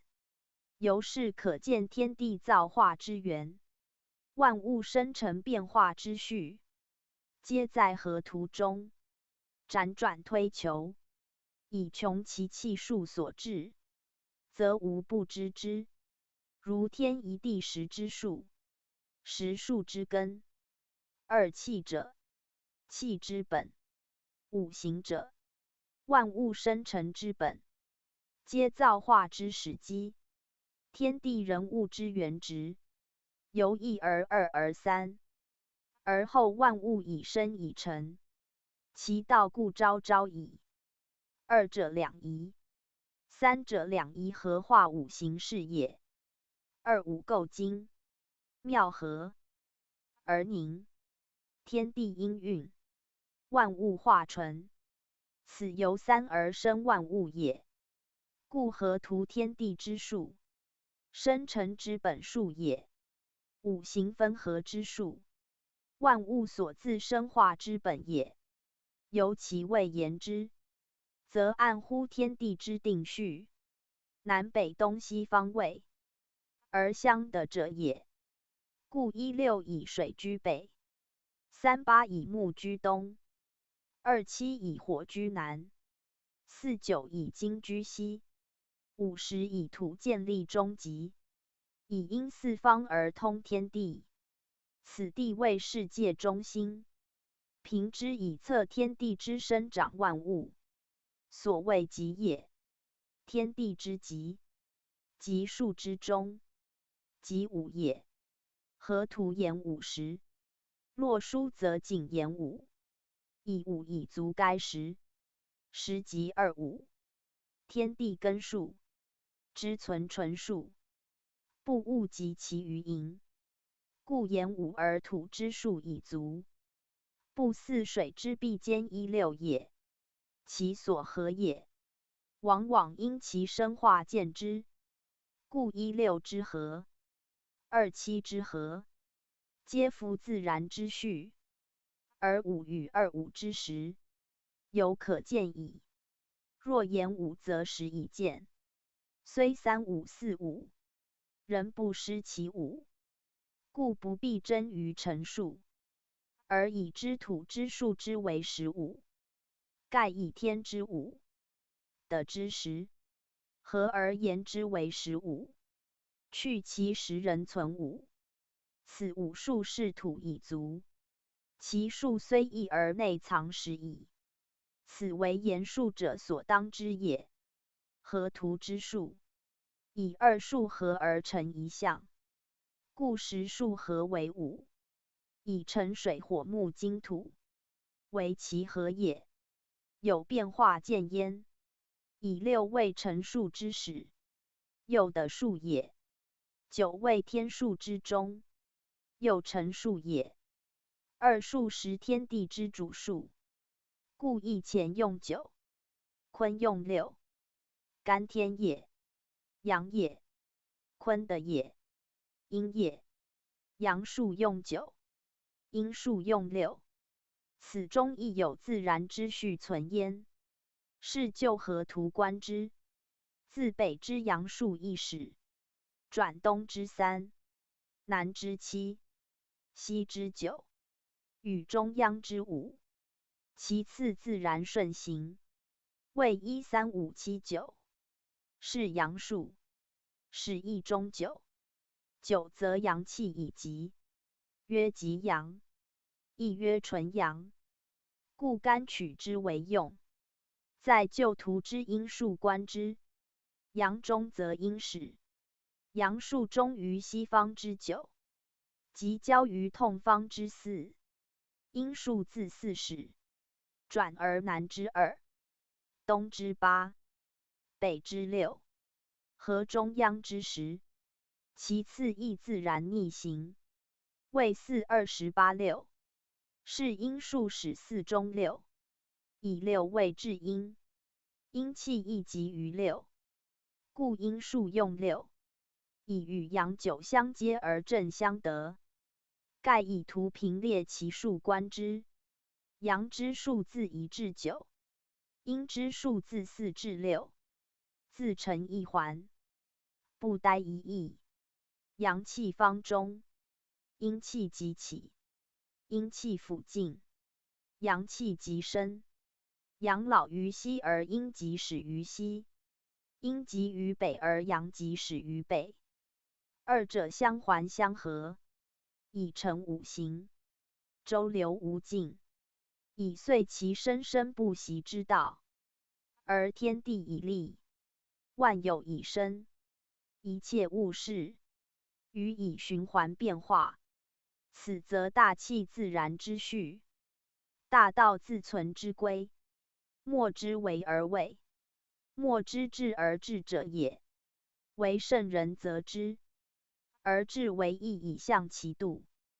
而因阴阳之境，知乾坤之用在9与6，故取9、6以代乾坤。权益无非由乾坤生，则权益之数无非自9、6出。9在一极，阳爻图；6在一极，阴爻图。阳爻图与阴爻图即9与6，故卦中有阳爻图者，名曰9。如初9、92、93、94、95，上9是也。卦中有阴爻图者，名曰6。如初6、62、63、64、65，上6是也。人不知9、6之来自何图之数，而不明用9用6语。阳爻图之为9，阴爻图之为6，之何异？时犹不习何图，遂不解9、6之为阳阴主数。阳主9，阴主6，为何图中以明示之？亦虽言9、6，未指所出，后人莫能解。故何图者，权益所本，欲明意象，而忘何图，以其场晃于文字间，而不得圣人取象之旨去矣。何图之数，因阴阳之分合变化无尽，而万物之气数，由此以见。权益卦爻，皆由此推移转变而来，以象天下万物万事。其始则人事二气五行而已。图中之象虽寥寥，而生化之物不可计及，不仅此也。就图数之次序而推及其未来与其过去，则天地未生之前，与世界变迁之力，皆可由此数以得之。盖数者，推之千万无尽也，加减乘除而已。或分，或合，或奇，或偶，各治其用。用无穷，则所生化亦无穷，要再知其用耳。乾坤用9、6，为天地大用，亦数之总纲。由9、6而生化者，不可计及，而不外乎终极。此图中以5为中心也。是就阴阳各数值列之，1、3、5、7、9，与4、28、6。两者相偶而加之，其和皆5。此即天地之心，为阴阳二数之终极，亦阴阳二气之中和。天以此立极，世以此立殊，万物以此为纽。故并育不害，并行不悖，并生存往复不失其序。此神之所存，道之所见，而为义之终极者也。故阳者顺行而齐，阴者逆行而偶，而皆集于中午，以为主宰之躯，以行鬼神。而通变化。此所谓谓之相得而有合者，以其见中立极，而不失其次也。合图言数，本乎气，通乎道，识天地之精华，自然流露，而垂象于人，以示其力，非偶然所执者，亦非怪诞难机者。圣人则之，而意象已成。言道者之所宗，言术者之所本，即一切方术，亦莫不由是以为推演之准，时人文所自始也。圣人在世感于天神，而图乃见，图为圣人出也，故欲深究图之妙义，必自圣人所作之意求之。义者依图为象，推演其用，其力固繁，而其出则合图之所见而已。宗主附注：夫子言至精详，盖阴阳二术相报相接，而合化以成诸术，其用则九六，以九为阳术之纯术，六为阴术之纯术，故也。是以九圣各术，其的属不变，以六圣之亦然，而他术不能已。至阴术逆行，人多知之，而使四中六，则往往不解，不知此何图明明次列之序。今是以纯阴术六，成阳术1、3、5、7、9，其所得数即6、8、10、2、4，恰为阴数之反。从左而右，则为4、2、18、6逆行之序，与合图合。又如以九圣阳数1、3、5、7、9，其的属亦恰为阳数之反，即9、7、5、3、1。从左而右，则为顺行之序，亦合合图。又如以九除阳数1、3、5、7、9，其的数亦合其余数。若以九除阴数，其余数人同阴数。由此可见九六之用，与阴数逆行之序，皆属自然，毫无牵强。此所以为圣人取则而可证之合图者，此解近人颇有误之者，独谓之其本于合图自然之序耳。但其用心已足许矣。夫天地之术，皆始于合图，而阐明于义。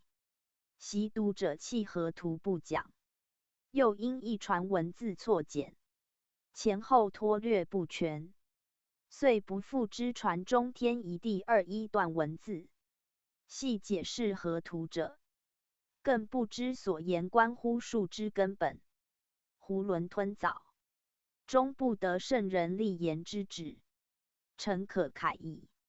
合图所含数理，至今极宏，不易讲尽。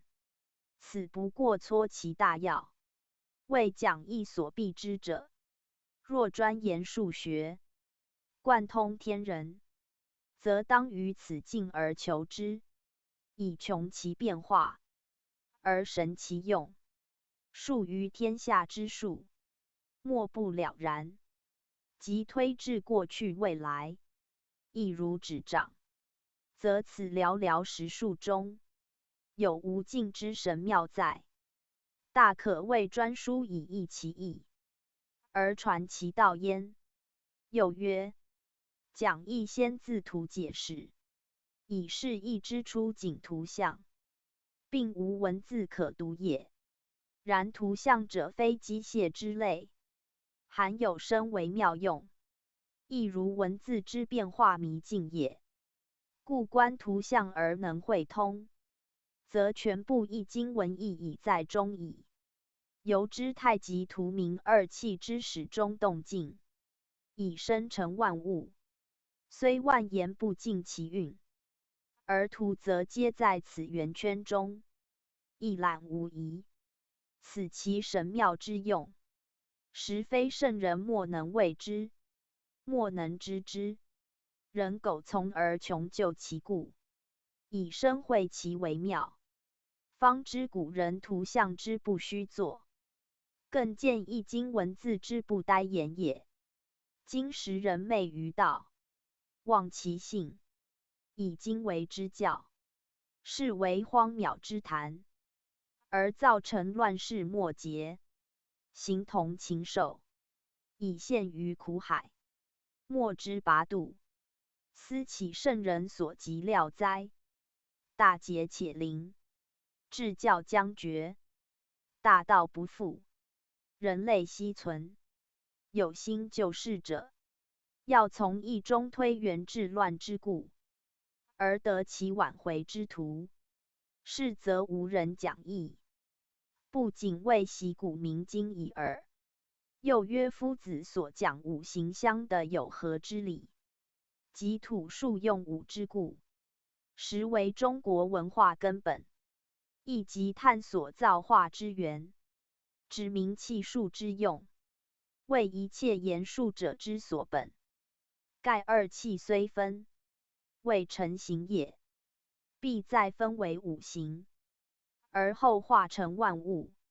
五行之成，在天有寒暑风燥湿之令，在时有春夏秋冬四季之后，在味有酸苦辛咸甘之变，在色有青赤白黑黄之分，皆以五为例，即五行也。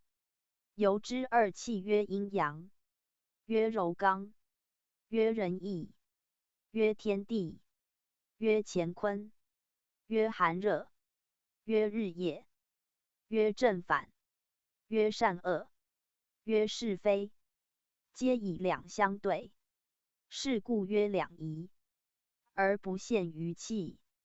五行亦然，曰五行者，是其周流无尽，合乎道之运行也。或属于气，或属于数，或属于时，或属于物，或属于事，不限于一类，故曰五行。两仪总其纲，五行任其目，为天地万物一切之母体。凡有生有成有形有名有类者，皆不得外事以生存常育，变化推迁，以遂其造化之用。二气五行者，即造化之枢纽，万物之胚胎，为天下之祖气，万有之特性也。二气以简而不能及生化之用，而即五行以成其错综变化之妙。五行以化，见疑其初始之真，故人托于二气，以成其主宰之神。故二五为生生之源，天下万物，莫不以之相为相系，并育不害，并行不乱，以成其生化之序。而世界一切于是出焉，乃曰二五构精，万物化身。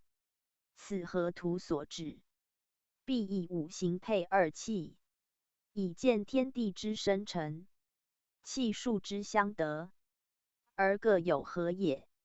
至于五行之数，大都用辰数，而土则用申数，是观月令。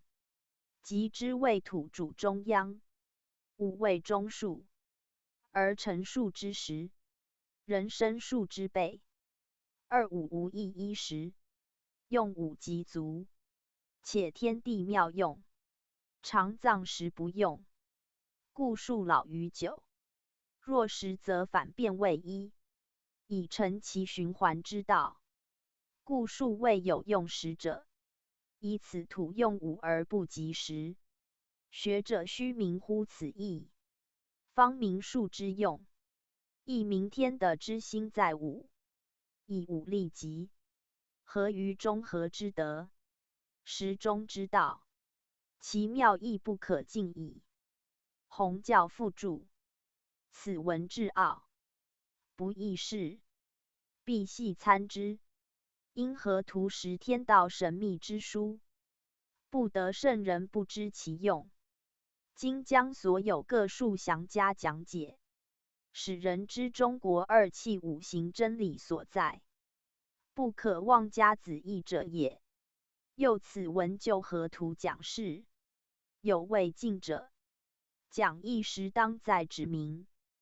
古人精通天道，洞明气数，国家兴亡，皆早知之，即由义得来。今人不讲义，是为迷信，遂不审吉凶，而妄趋避，就不知孰迷孰绝也。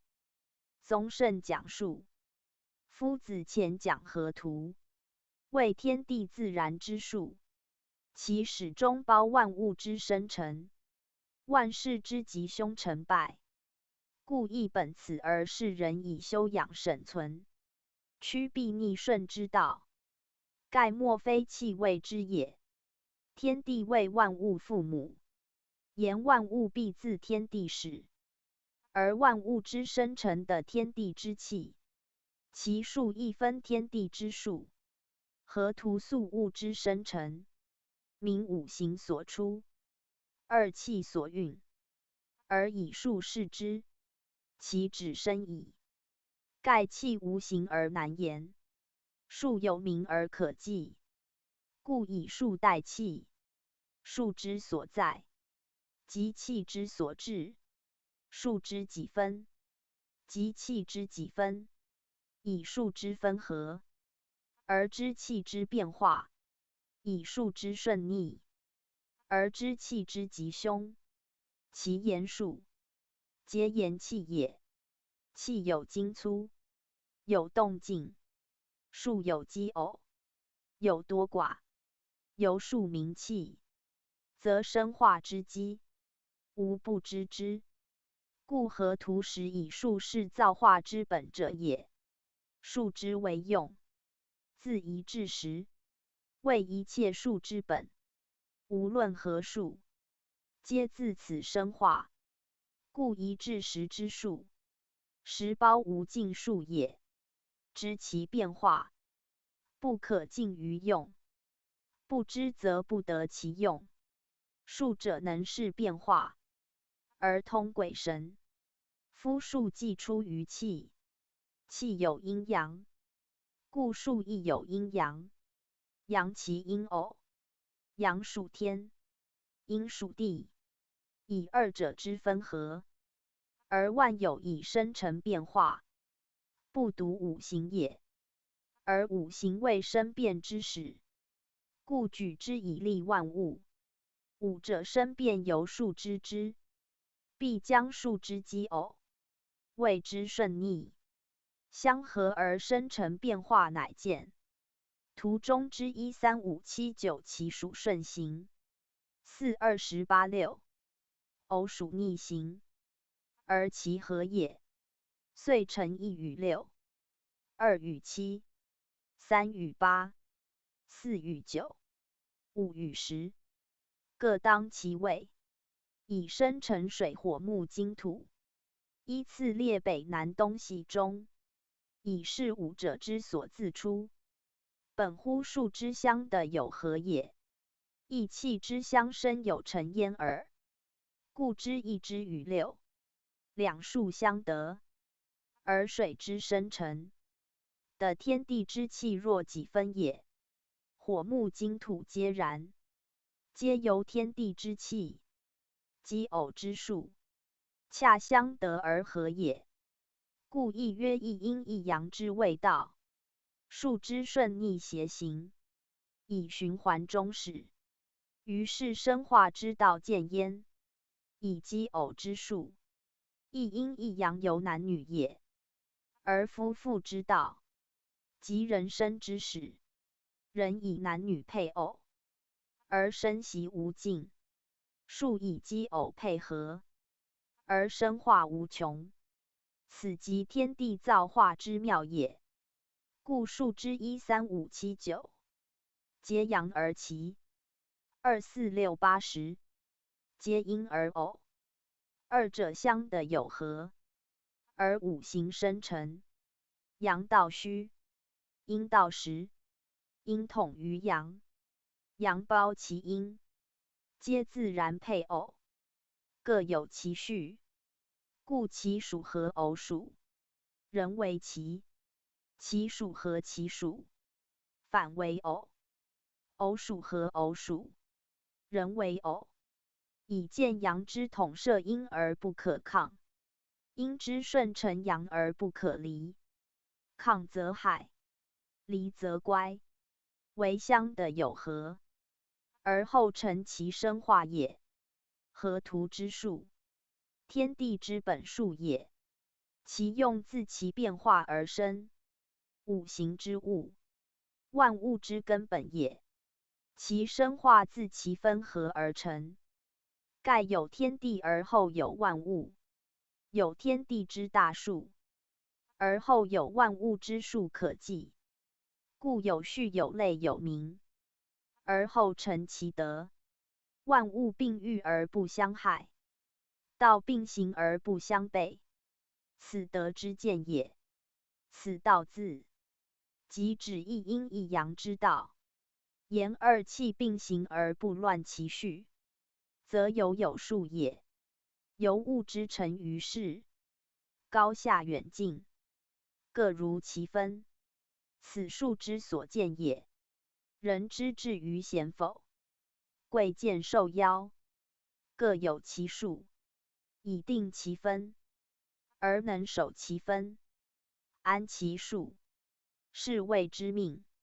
亦命自天，知命者安于天命之数，而不失其序，以顺承天生我之德，而养育其中和之气，是谓明道。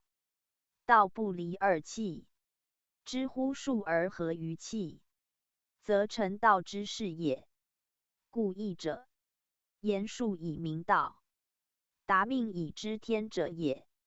夫义之言数，自合图始。合图之术，即义之术。如水火木金土五者，义之乾坤离坎正对也。由用言之，则离坎正对，分合水火木金四气之象，而更为土，此后天之卦也。若在先天，则乾坤正对为四方，而坎离在中，其气属各有所合也。以16之水，为天地二气出化，27之火，38之木，49之金，50之土，皆依次而生成者。阳生而阴成，阴生则阳成，二气更互以生以成。五行于是出，万物于是生，其生化之道，不离乎此图之序，其赋予之命，不外乎此图之数。数之所在，即二五之所分合。凡属后天之生物，莫不由此二五之分化也。数有终始，运行有序，命有善恶，道有先后，皆气之偏权有所合也。不合不生，故必合而有的也。此天地生化之妙用，亦世界自无入有之次第也。数之所合，易卦而外，则干之谓最易之，以其习见习闻也。天干之数，甲乙为木，丙丁为火，戊己为土，庚辛为金，壬癸为水，其数通也。得之之数，寅卯为木，巳午为火，申酉为金，亥子为水，辰巳丑未为土，其数合也。皆以五行分配，而相生相制，以成其生化之用，与图相同。故易卦有纳甲之意。盖卦象人或不知，而干之则易之。干之故无益于卦，皆以视气数之运行，二五之化合，或以卦视其象，或以干之系其名，其实皆出河图，亦由数算之代名也。因气数不易记，故易之代，而便于习旧也。如甲乙属木，即正巽也；丙丁属火，即离；庚辛属金，即兑；壬癸属水，即坎；戊己属土，即坤艮也。而其为用，则与此稍异。以干纳甲人，是阳气之出动；坤纳乙癸，是阴气之邪行。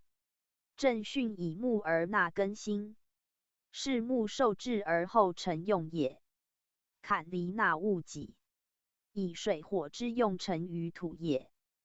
兑艮纳丙丁，以金受火制，土为火生，各得其用也。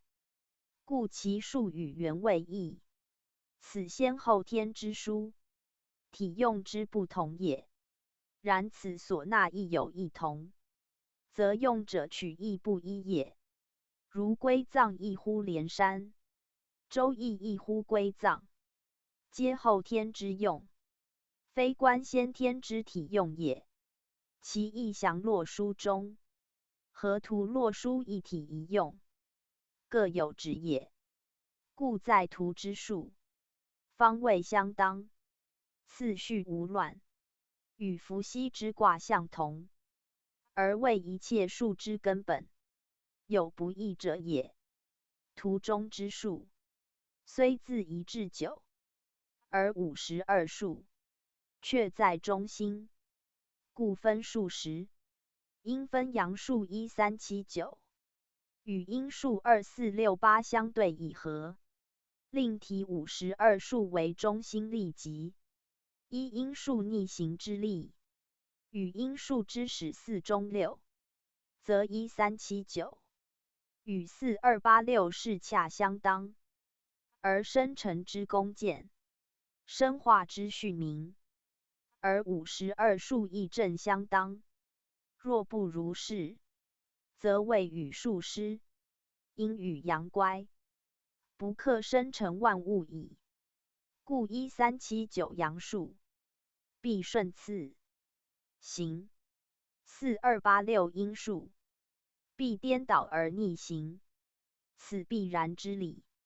人知阳数顺行，而不知阴数逆行，遂不明数之代用，此惑也。夫使阴数亦如阳之顺序而行，则1与2、3与4、5与6、7与8、9与10，相对而论，皆不能合，更何生成之功可言？盖必一顺一逆，亦依次，一道行，方能合其位，而成其用。而后1与4合，2与3合，7与8合，9与6合，5与10合，相得而皆有合，以成终极之数皆5也。故曰天数5，的数5，五位相得而有合也。言合乎5，即合天地之心。再道言之，即合中合之德，是人执中用中之道也。盖数10而为5，为5乃中，不得其5，即不得其中，不得其中，必有所偏，偏则害身，安能治生成之用，通天地之心哉？故五位之合，必依阴数逆行，而后得之也。且阳顺阴逆，气之自然，逆之云者，对阳顺言，其实不过一往一复，一左一右而已。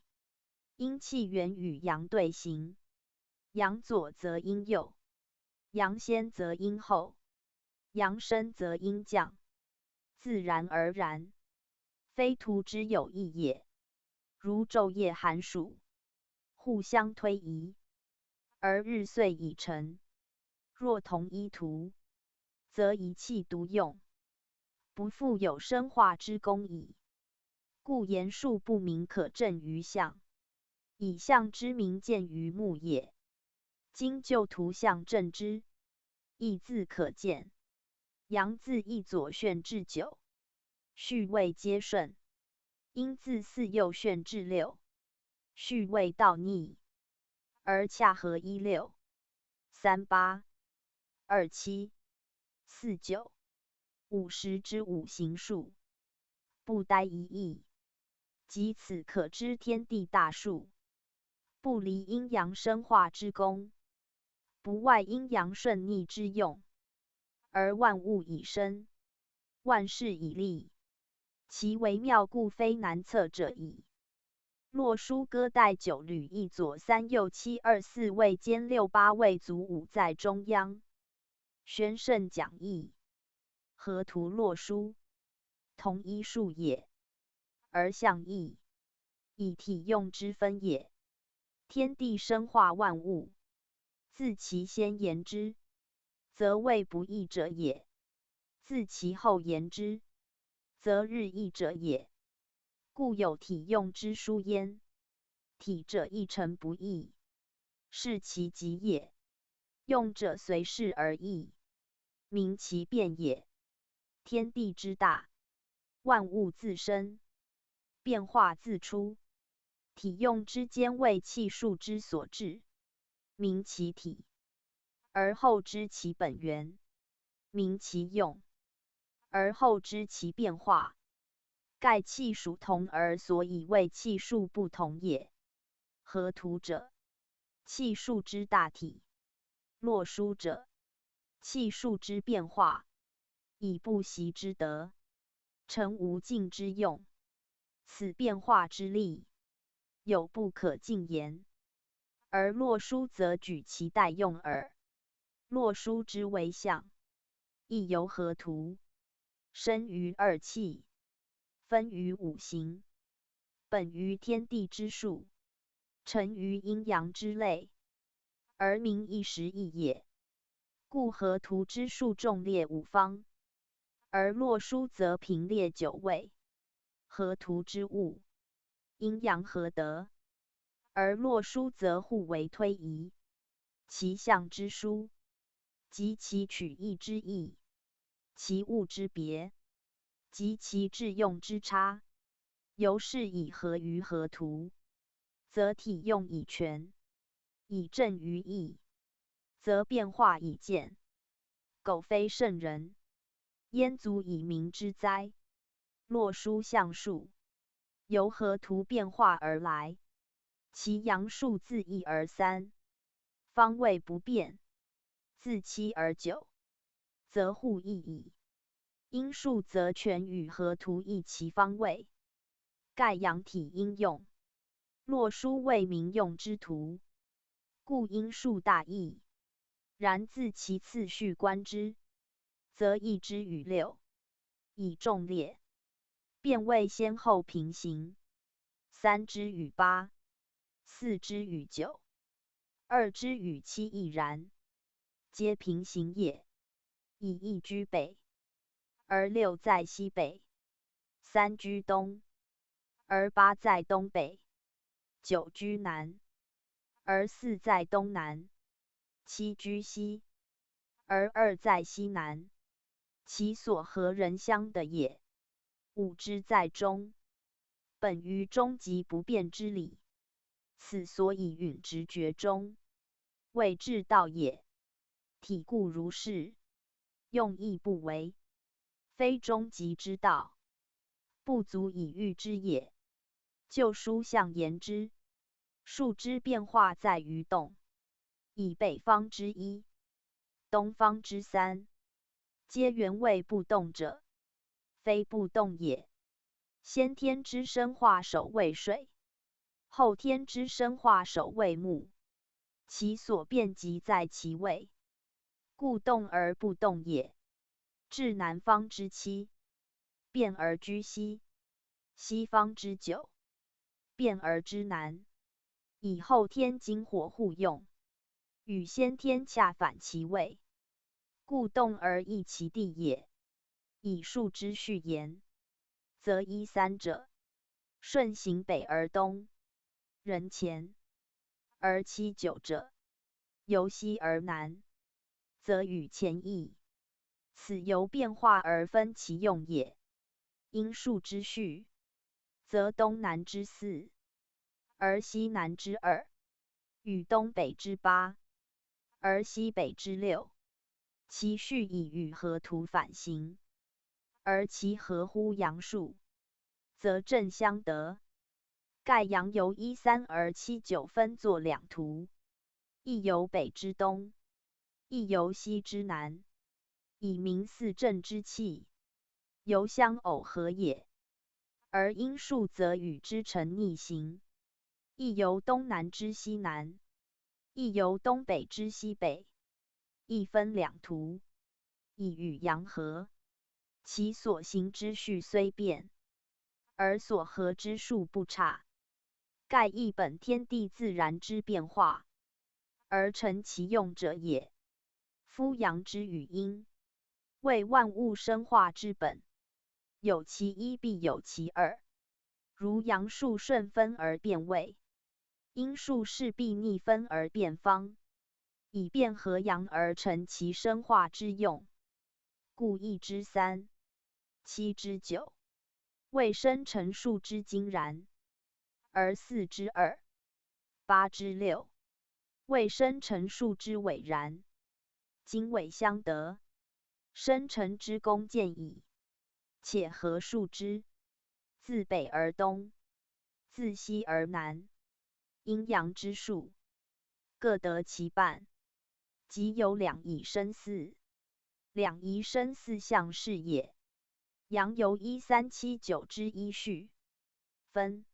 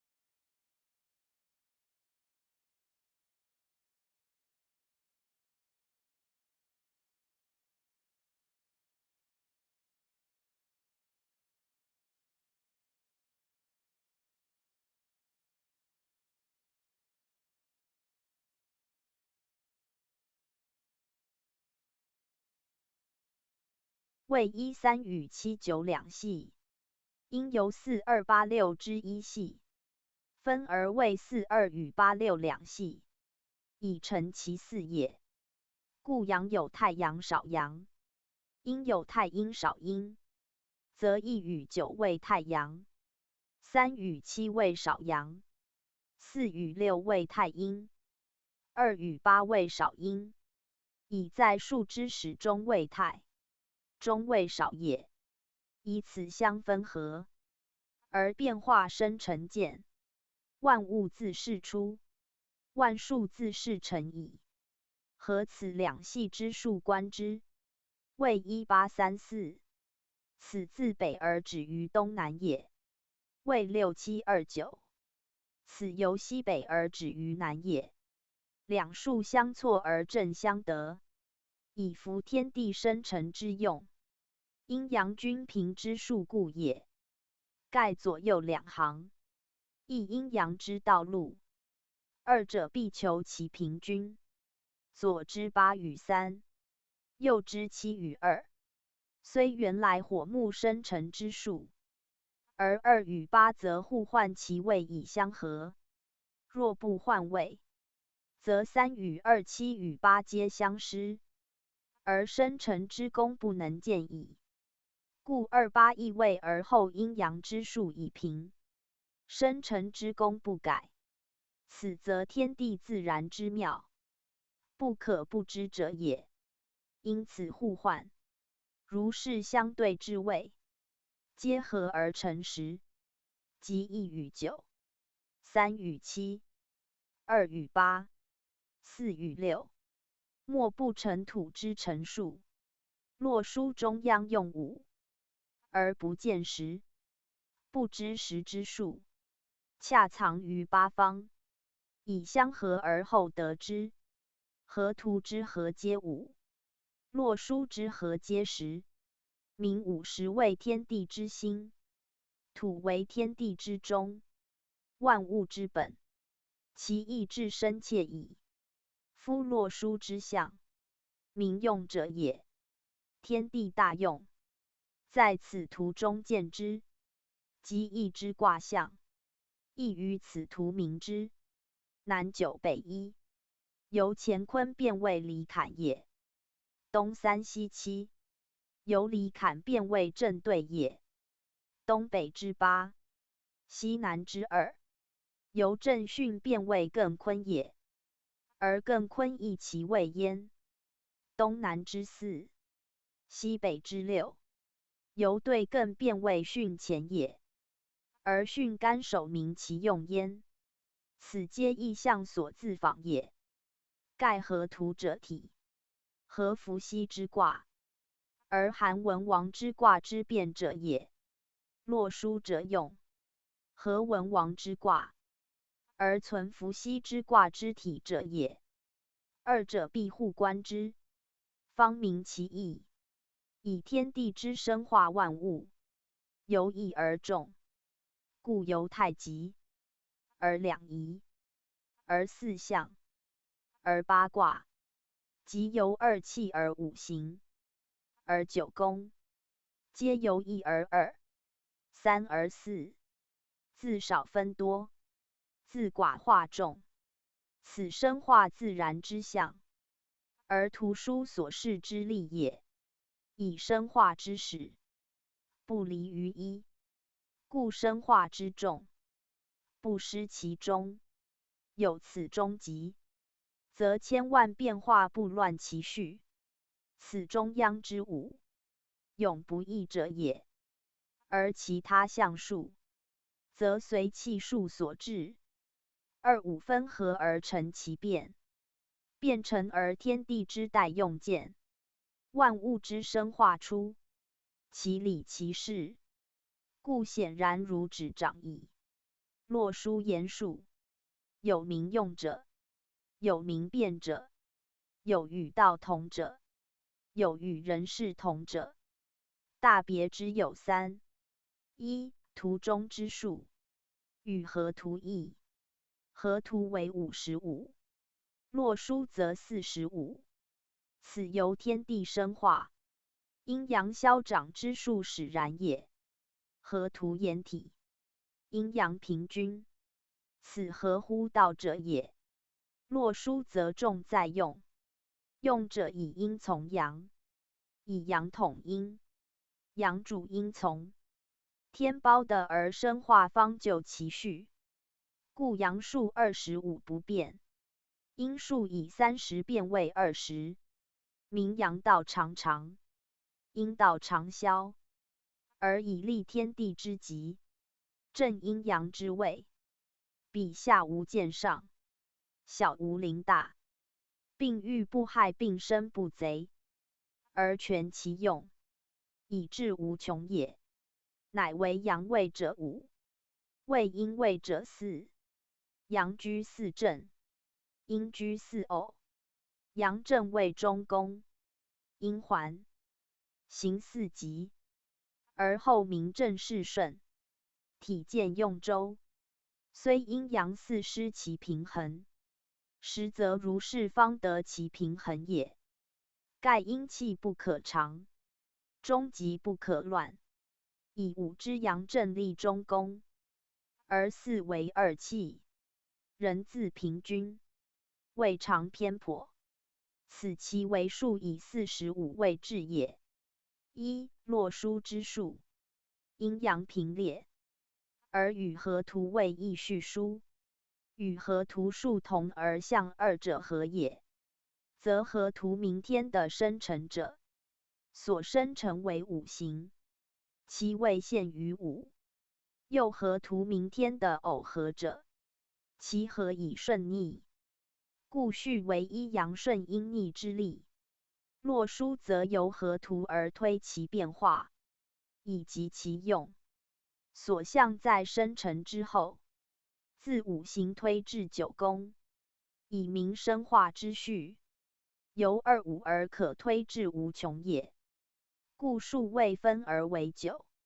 又洛书明生化之力，本于二气之交错，二气分合，生化以众，则数序之行，亦循环往复以至无尽，而其序或顺或逆，或以彼就此，或分此合彼，互相推移，成其变化。此亦天地生化自然之序，万类消长一定之力，有不易而易，不变而变，而变人不失，一人不乱之道存焉，故与合图有同义也。如阳数东北原位，以水木之生成，先后天之所始，言先天之生成者守水，以天之一气出化也；言后天之生成者守木，以天之二气在化也。故卦象以六位坤之用，定爻之数，以三位卦之数，以八之自成，为全卦之数，皆取乎水木之数，以领先后天一切生成之象也。若西南之七九，则先天后天之生化各异。先天之火在南，数为七；金在西，数为九。而后天之九属火非金，七属金非火，二者恰异其数，故变其位。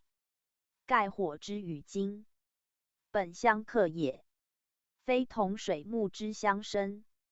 既克则有胜有负，火之胜金于先天，则金必负于后天；若胜而不负，则生化将穷，更何后天变化可言哉？故在洛书火退而西，金进而南，恰得其反，以成其序。盖五行之生，火必因土而后生金，既互异其位，人的受中央之土气，而后不相克而相生，生克之间，即在此异位数耳。且因变化之力，必二气之平衡，且相的有合也。以火宜西，以金宜南，一则九与一对，一则七与三对，皆合时而受土气，以自成后天之化。即以因数言之，其变力异同，以二之皆七，而人不失火之生成，以二之对八而合时，以受土气。此二之必宜西南与西七皆也。其他4、6、8皆然。既以此互异，而后相得，则其原味必依此变异而后成用，此故自然之理也。一、洛书中宫之数5，河图之数15，何也？则以河图土之生成数全，阴阳之体，不可少也。洛书以民用为主，土之德在5，言5以该10。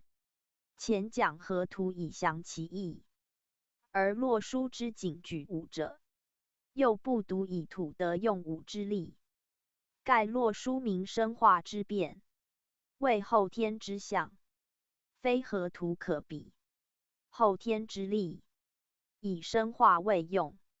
生化之道虽本于5行，而非止于5行，故其象数皆变河图之原力，而成心力。后天者以生化无尽为用，故各方之数皆由内而外，由寡而众，以分合变化是生化者也。生化既众，象数亦繁，而病生不害，病愈不乱者，亦有终极也。终极止于1，此数用5而去10，名其不二也。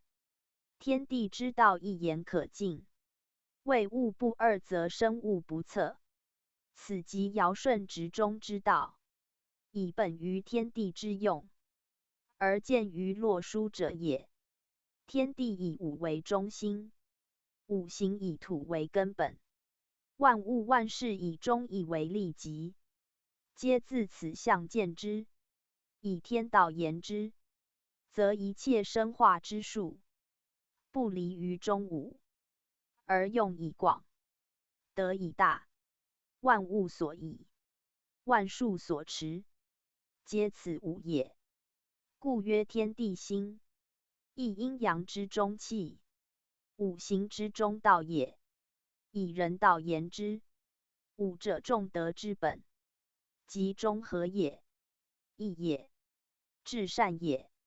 以失于世言之，即人也，忠恕也。谓人生不可失者，故圣人数之为交，以直中用中，谓万行之先。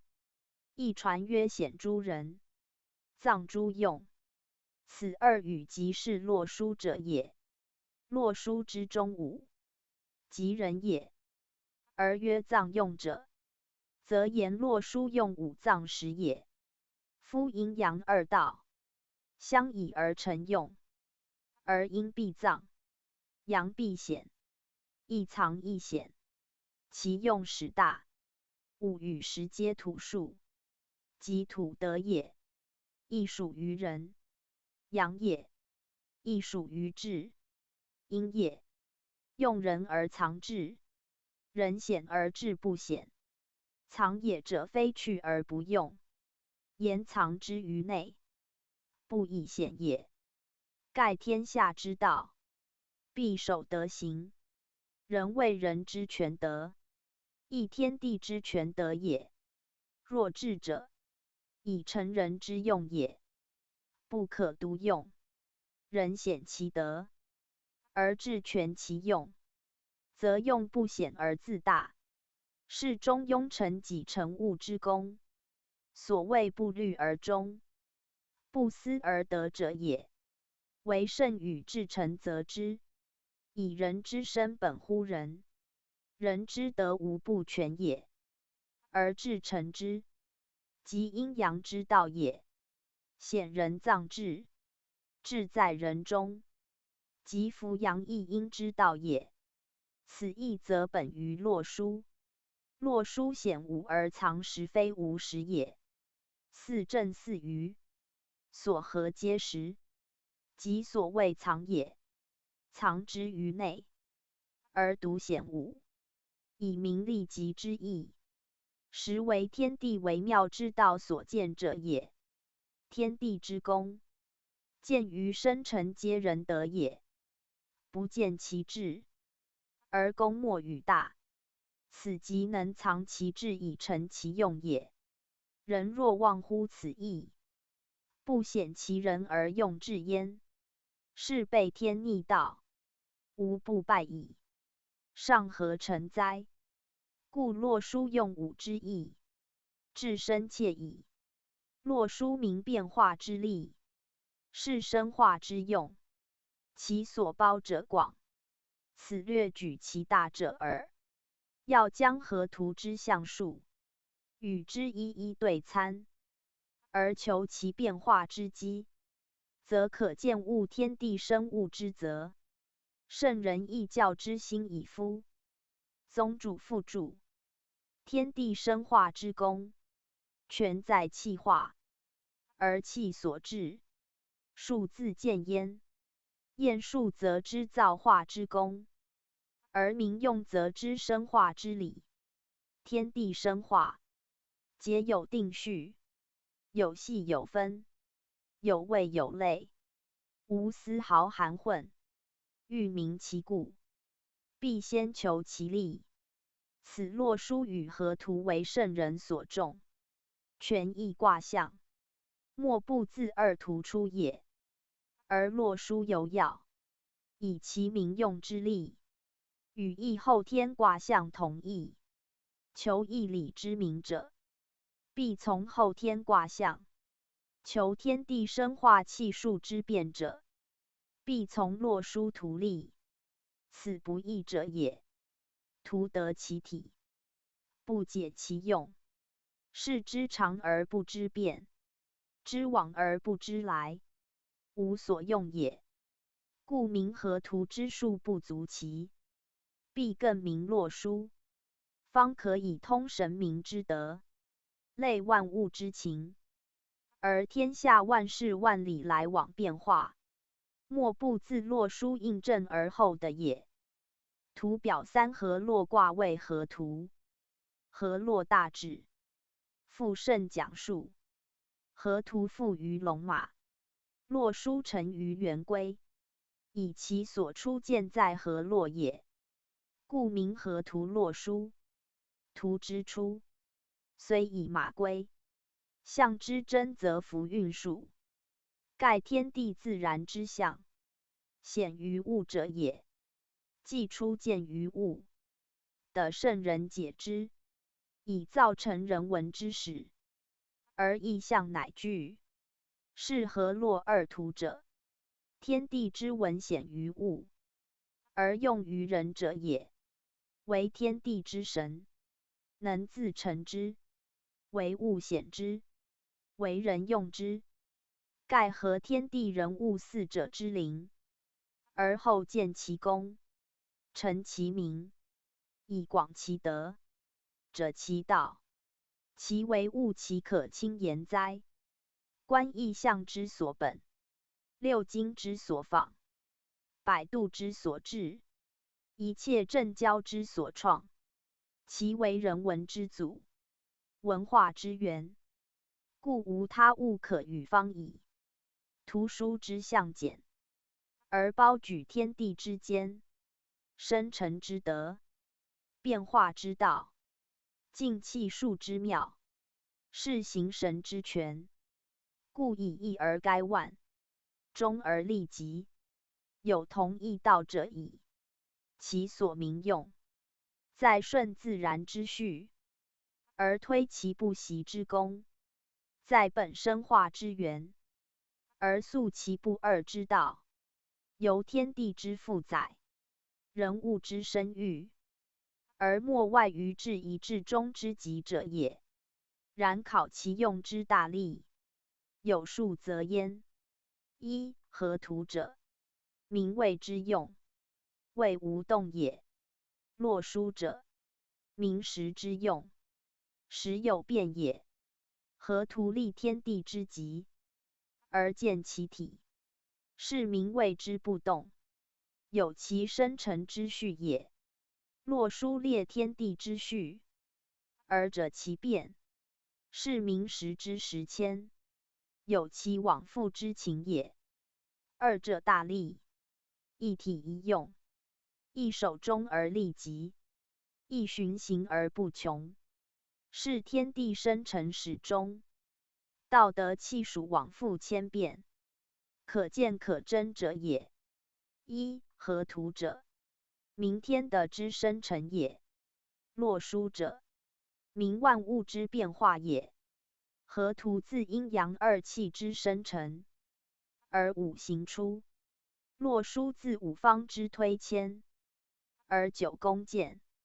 五行为万物之本，数简而未定；九宫为万物之变，数繁而行周。此生化由简而繁，气数由正而变之力。故河图之数，自一至十，不离五行，而成生成之母；洛书之数，自一至九，划分无尽，而明往复之理。其力如一六之水，则化为一与六之北，与西北二宫；四九之经，则变为九与四之南，与东南二宫。余数皆然。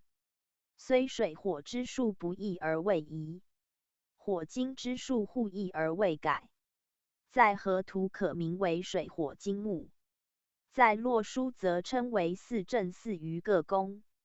正由一之两仪，一变为四象，再化为八卦。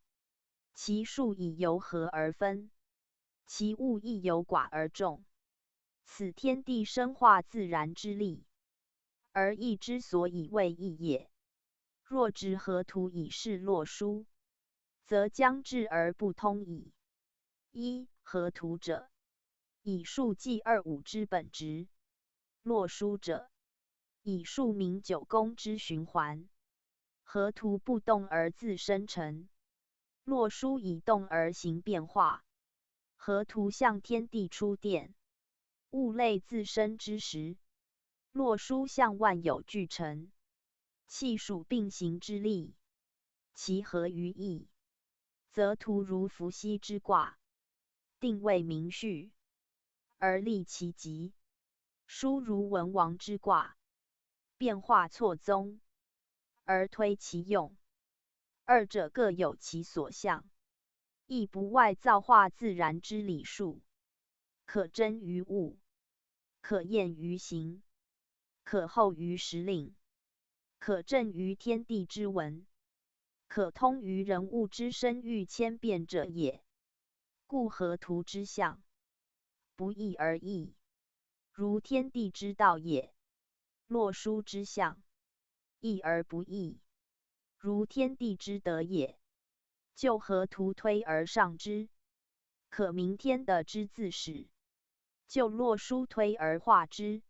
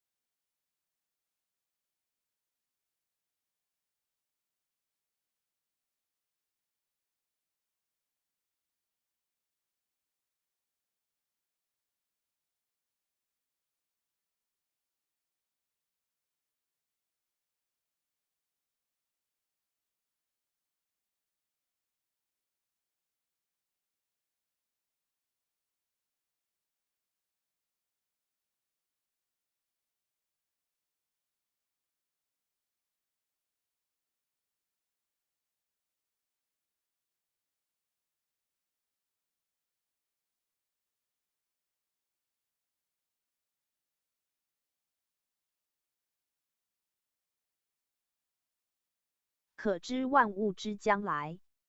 而天道已明，人道已见，天人已达，性命思顺，气数不乖，行止思定。此义之所以立教，谓象天道以定人道者也。夫河图之数变，而洛书之象已成，其属于天道者，万物生化自然之象也；属于人道者，则俯阳一阴，终极不动，显人藏用，中和以成之意也。盖天道远，人道耳。天道精微，圣人则之；人道明易，众人能之。必以人道为言，而后众人可以通天道也。河图之属天道者多，洛书则喻人道，以后天之事，唯以人道为及物也。然人生自天命，人道出于天道，非天道之外有人道，乃天道之见于人事，而以取法者，故名之人道。名人之所当有者也。道路也，由之则可行；人生由行路也。由道则全其身，大则治平之功，小则孝弟之事，远则圣贤之德，近则日用之常，皆必由是而达焉。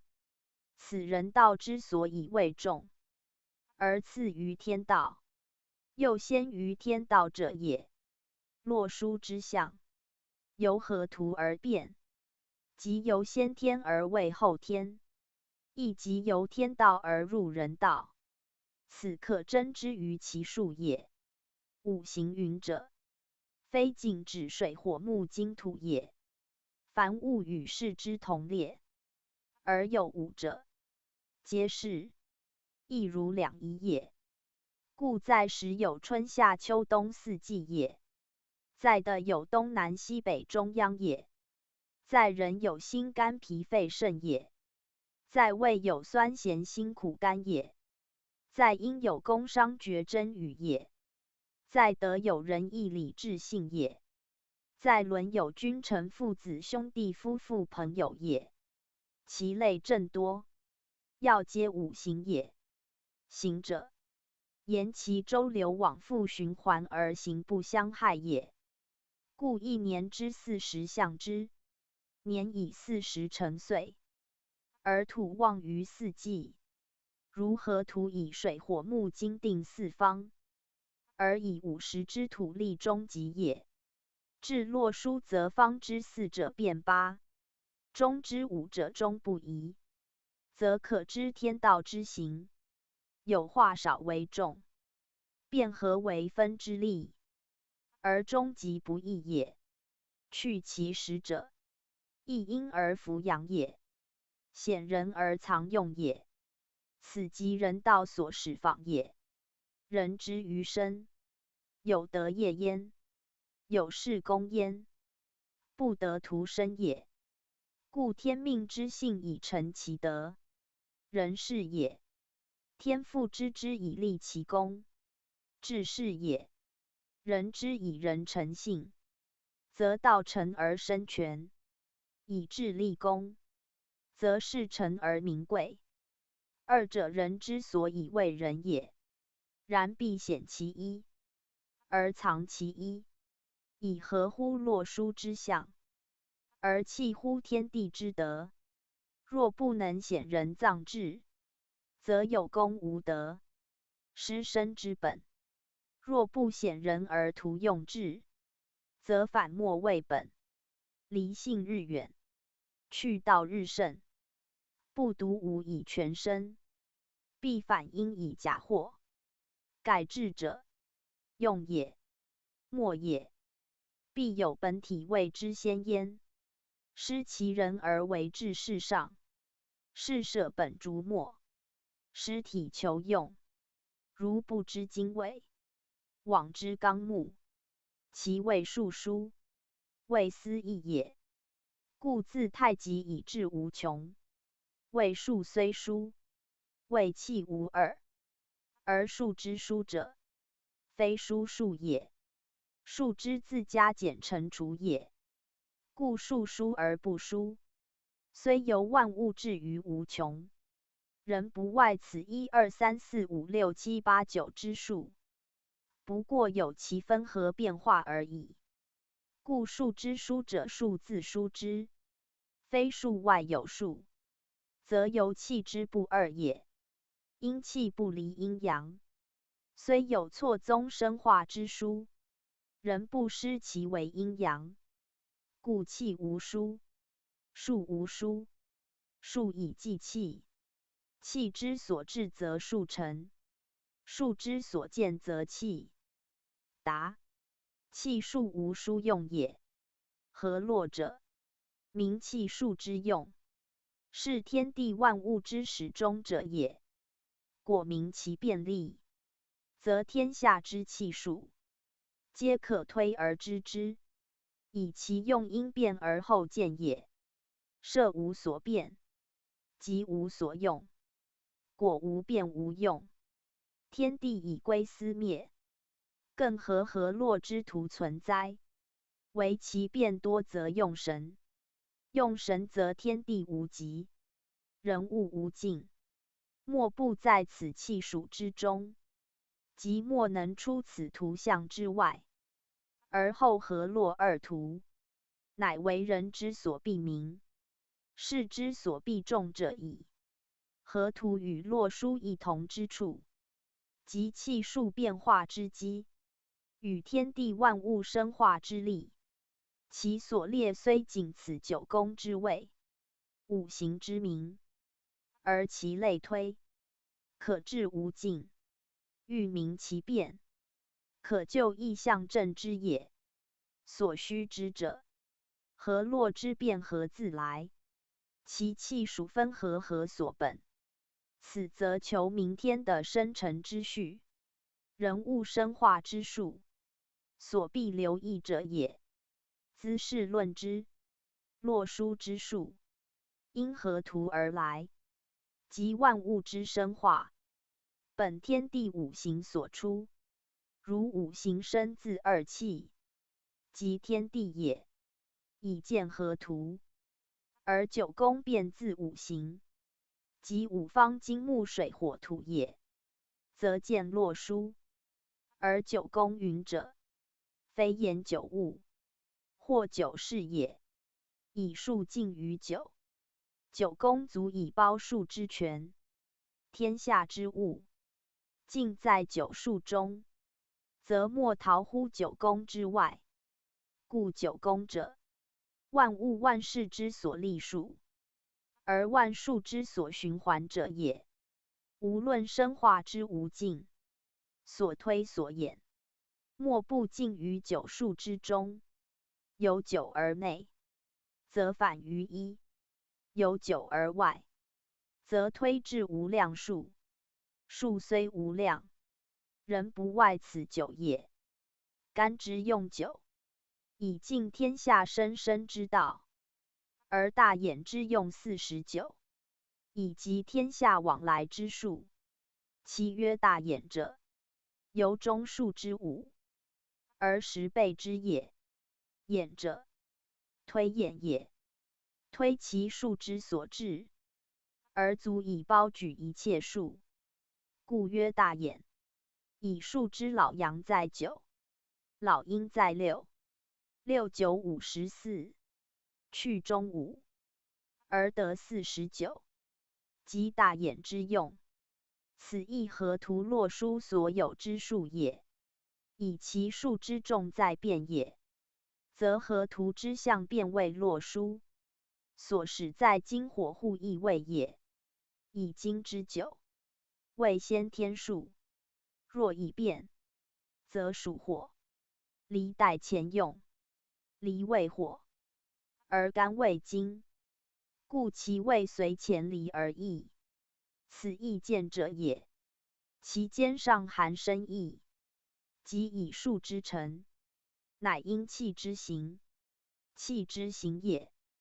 非至于一方而不动，必周流八方而无息。以谓言之，则河图之火与水对，金与木对，数随五行之气，而定其方，无所异也。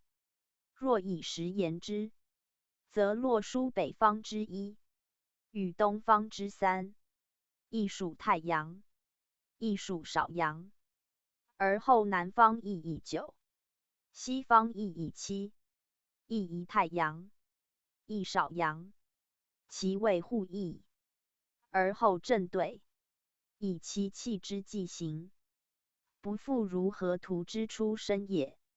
河图之气，以阳生阴，以阴继阳，故阳老于西方之九，而阴四继之；阴老于北方之六，而阳亦成之。阴阳互根于定位，而相得以和，而生成之功乃见。此其以气之出生为象也。若在洛书，则阴阳已分，二气环行，行者有序，太少必对，是以北方之一，南方之九，一时一中，皆太阳；东方之三，西方之七，一生一辰，皆少阳也。阴气亦然。东北之八，西南之二，皆少阴；西北之六，东南之四，皆太阴。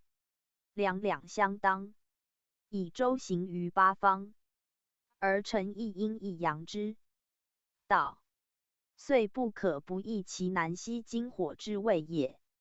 此例可以一岁正之。春与秋对，冬与夏对，一寒一暑，相当其领，而一岁之气，周而复始，如环无端，此其用之可明者也。故洛书之象，象后天以定之气数，阴阳叠星，数谓周流，以成其往来不息之德，不独遂令然也。即一人之身，一日之昼夜，无不如是，皆以循环为律。此即洛书以明变化之用为象者也。且数之既变，有属立焉。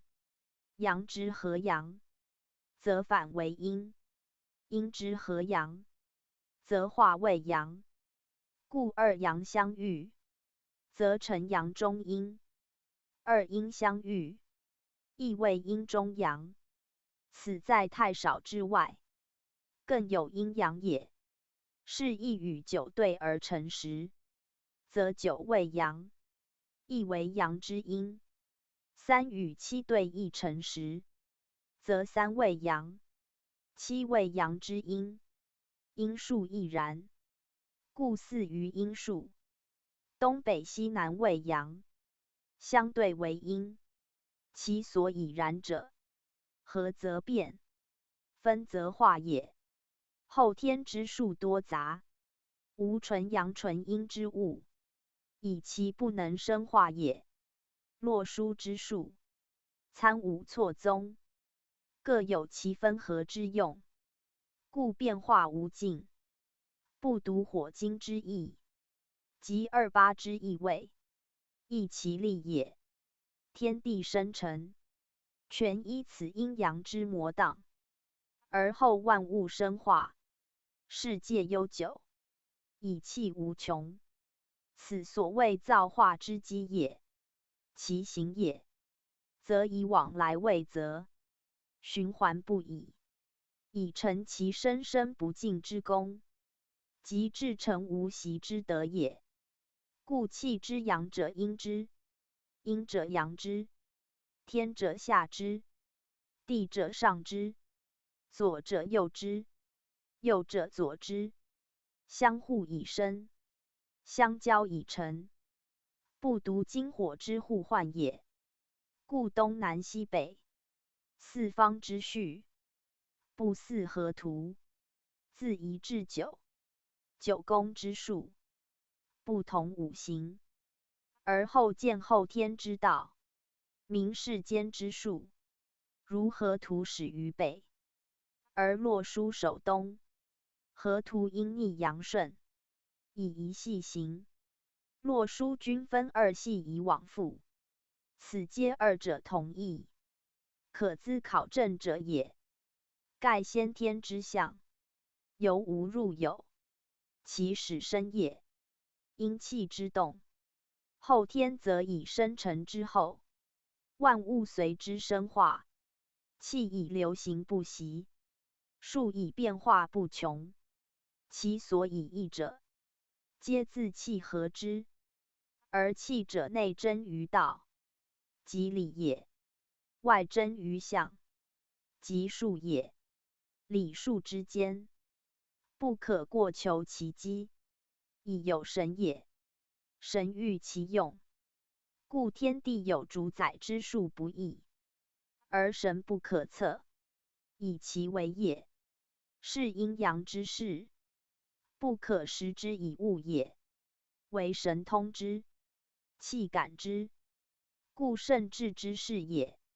以义言之，神而明之，存乎其人，言非义明也。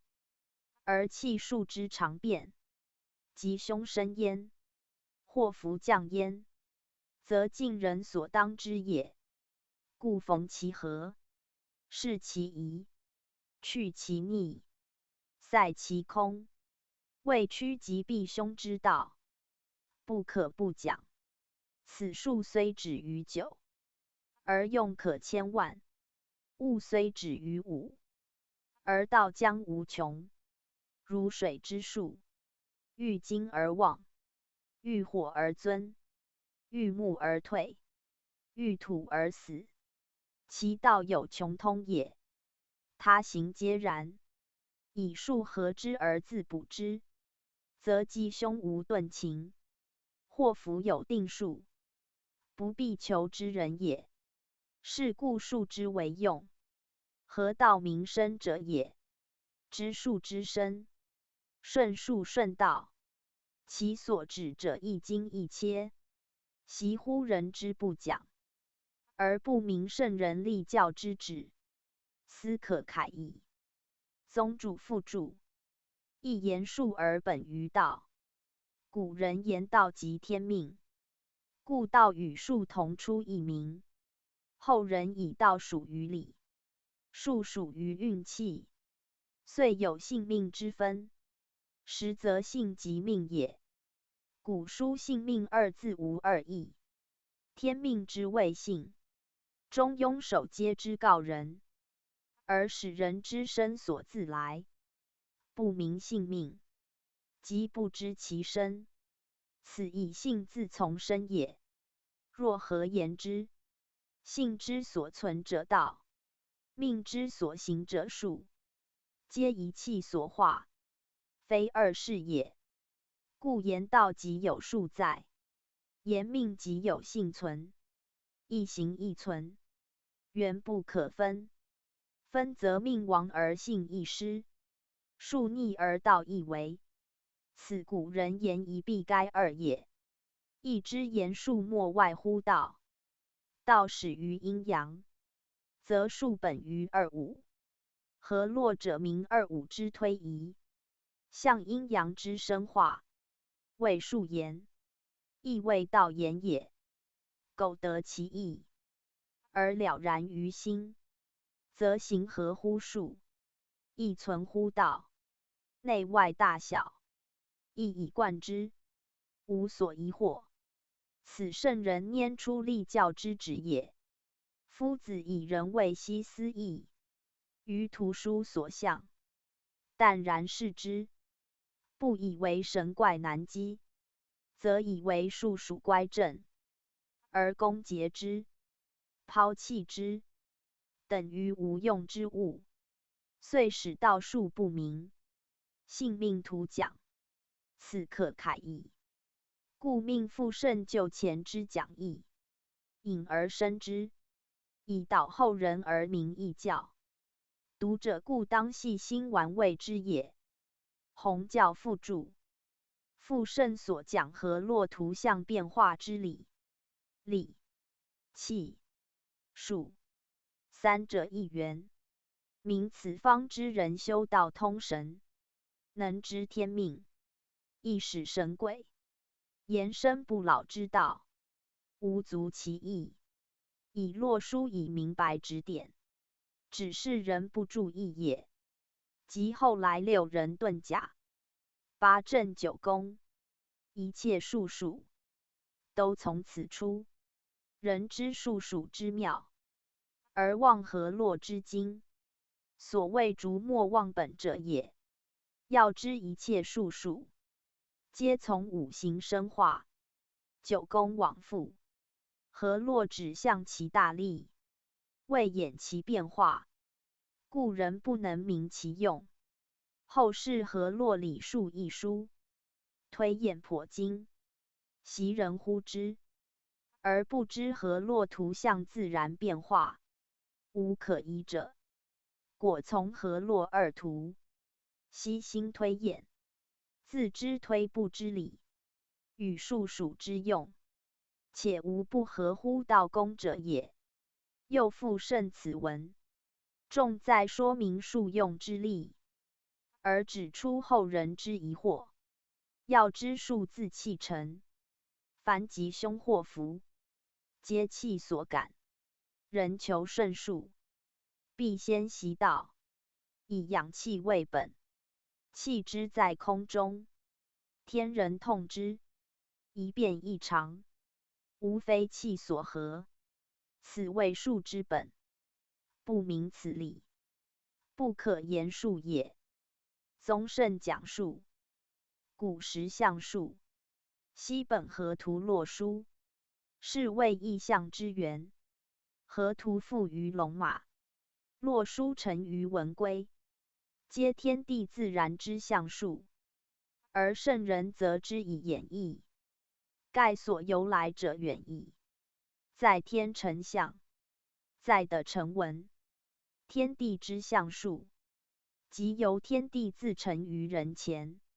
神道之感应，为人道所昭彰，故上世常见之事，以地天游通，神人识气，人习于道，无不通神，则神亦降其灵，滋人以智，发人以道，非可易也。故图书出，而人文以创；天地之道见，而人道以明。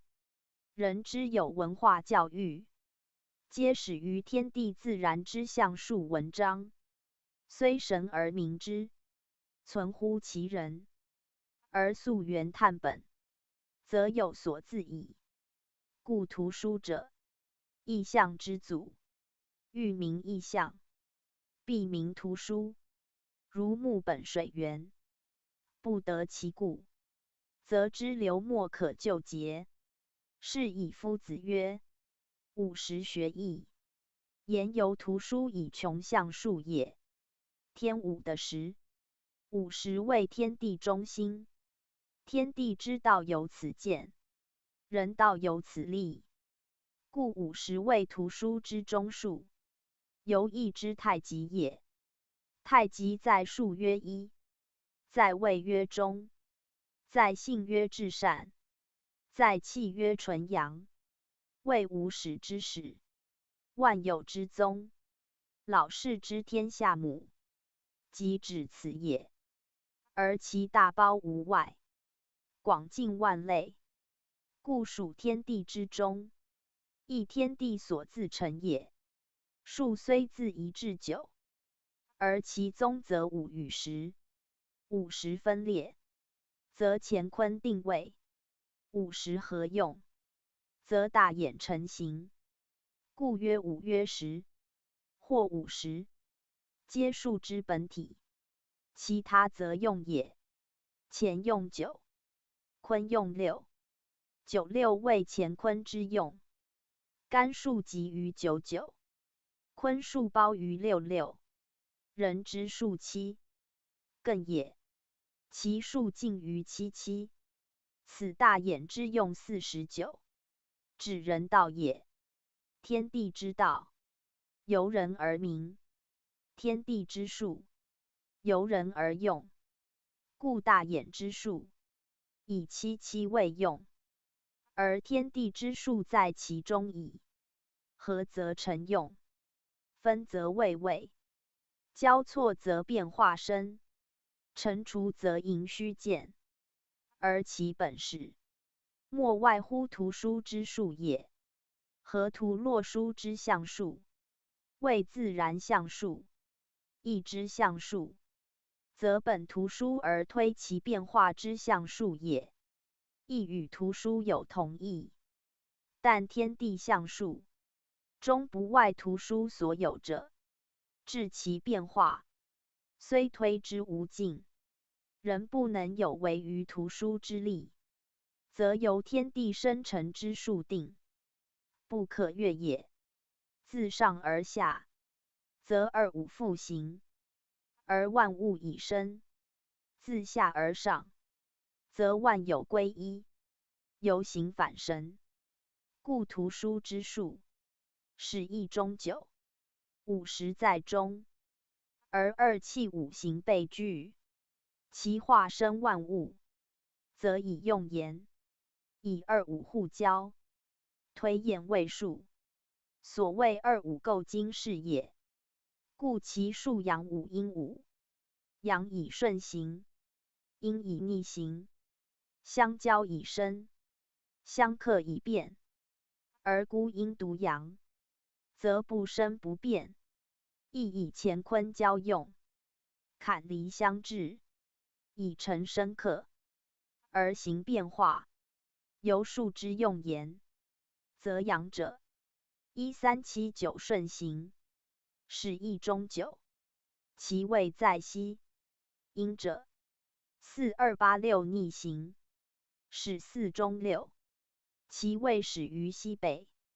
阳以9中交阴6，故阳数用9，阴数用6，9、6相终始循环以生成变化，而50主于中央，为天地终极，万物枢纽。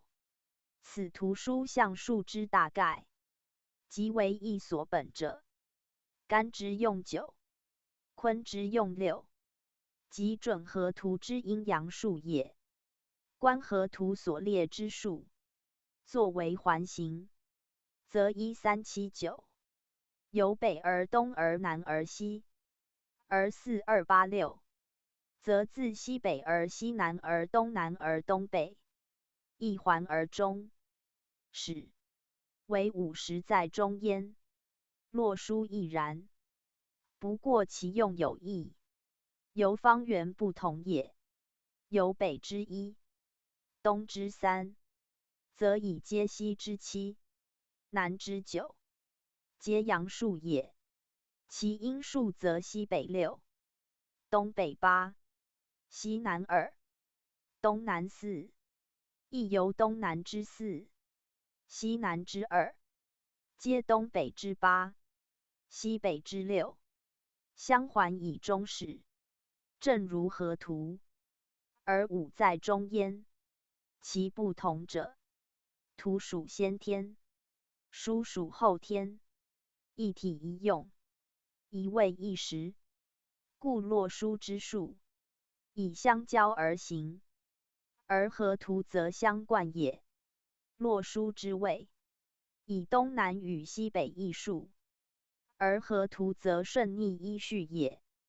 宗主书数，合图之数，本于天地生成之象，盖自无入有，首位太极，一气既动，两仪已分，两气相当，五行已具，故合图象之。其数自一至10，分为阴阳，阳其阴偶，各得其半，而生化之本，必基于二气之和，五行之分，即由于阴阳之变，其生化也。以一阴一阳相合而成，乃于世数中，以阴合阳，以阳合阴。天生则地成之，地生则天成之。故1至5为生数，6至10为辰数，生辰2数，各居阴阳之半。如将筹笔算之，自左摄阳筹，右摄阴筹，则左数为1、3、5、7、9，右数为2、4、6、8、10，左右各半也。更将其配合之，为左摄生数，右摄辰数，则左为1、2、3、4、5，右为6、7、8、9、10，亦各半也。皆以相得而合，而后有物生焉。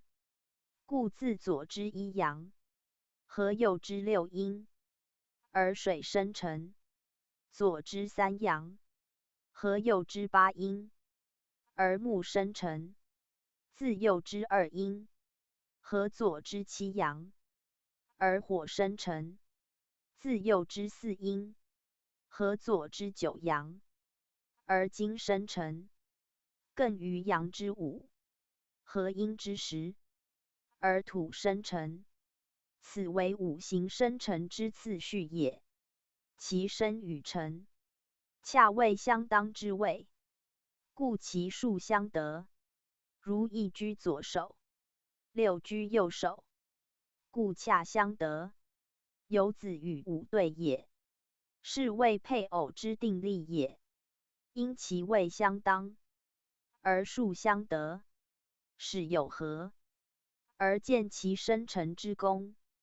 此16居北，2、7居南，3、8居东，4、9居西，5、10居中，以既合而后同居，亦如人之夫妇也。故其位之相配以次，数之相得以序。虽有1、2之殊，却非父子，而为兄弟，不得视为水生火也。然五行之数，亦为2气之量数。如16为水生成数，亦即水之量数。以阳一阴6，为其成分也。其所差5数者，系以5之前为生数，即生气。其气能生不主成，而成气必木5以下，由之日与夜也。非至日落，不得为夜。以生气为静，不见成气，故一必与6合，不能与2、3、4、5合也。1、6既合，其次则属2与7。2为阴，7为阳；2属生，7属辰。阳多阴少，乃为火之成分。亦如水之1、6合也。以下皆同。盖五行之数字，包括数义，一是阴阳之成分，一是生成之先后次序，一是五行之量数，一是2气之分合总数，一是2、5之化成元数。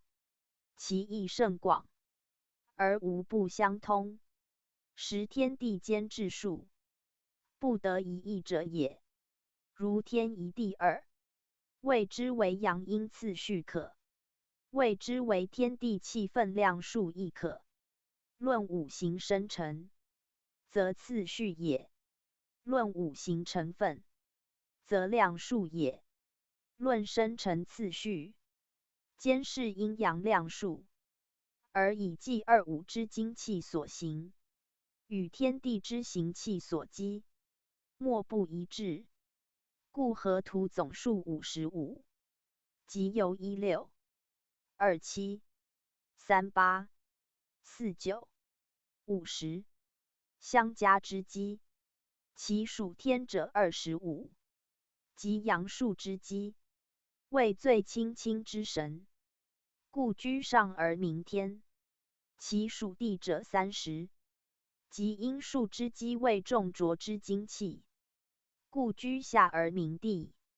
其实一阴一阳耳，其间所差者五，此为元气之谓化者。虽在天地之中，却非55数之内。盖可以明而无明，可以数而无数，故谓中气，即阴阳之间所差之数。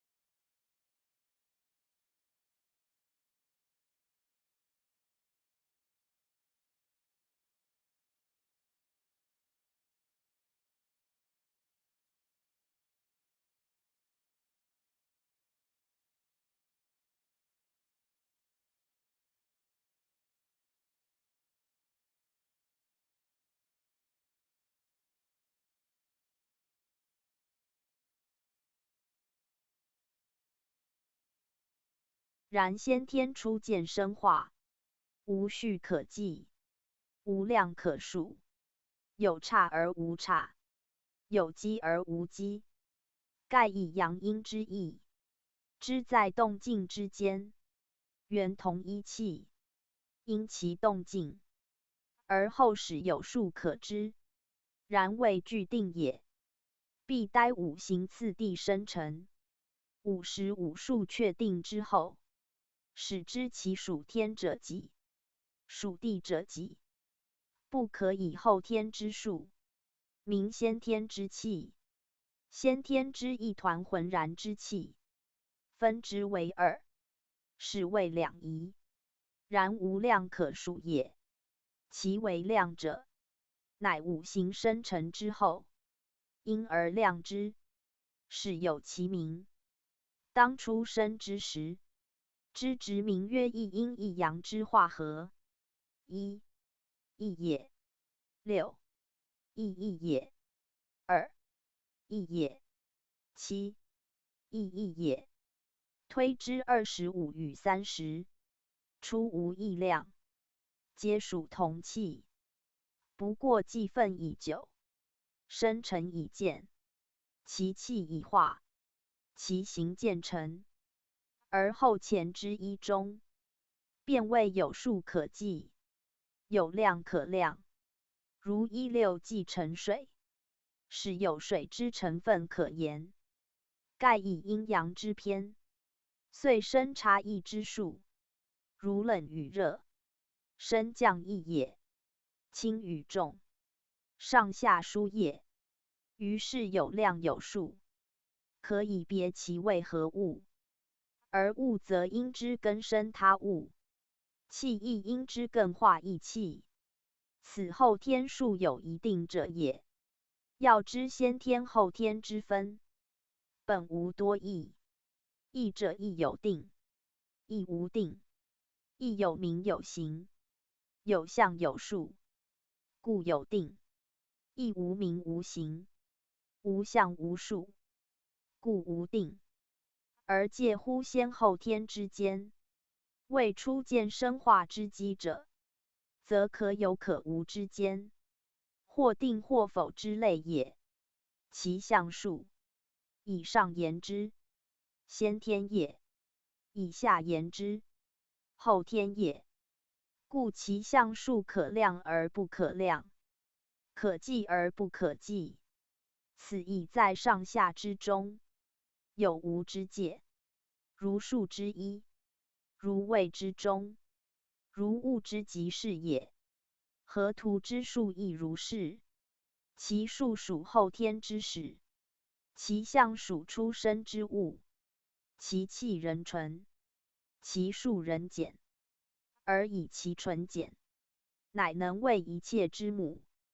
故天地数止于10，而积之成55，其中之52数，即代是50全数，而最终之5，即代是先天之中气。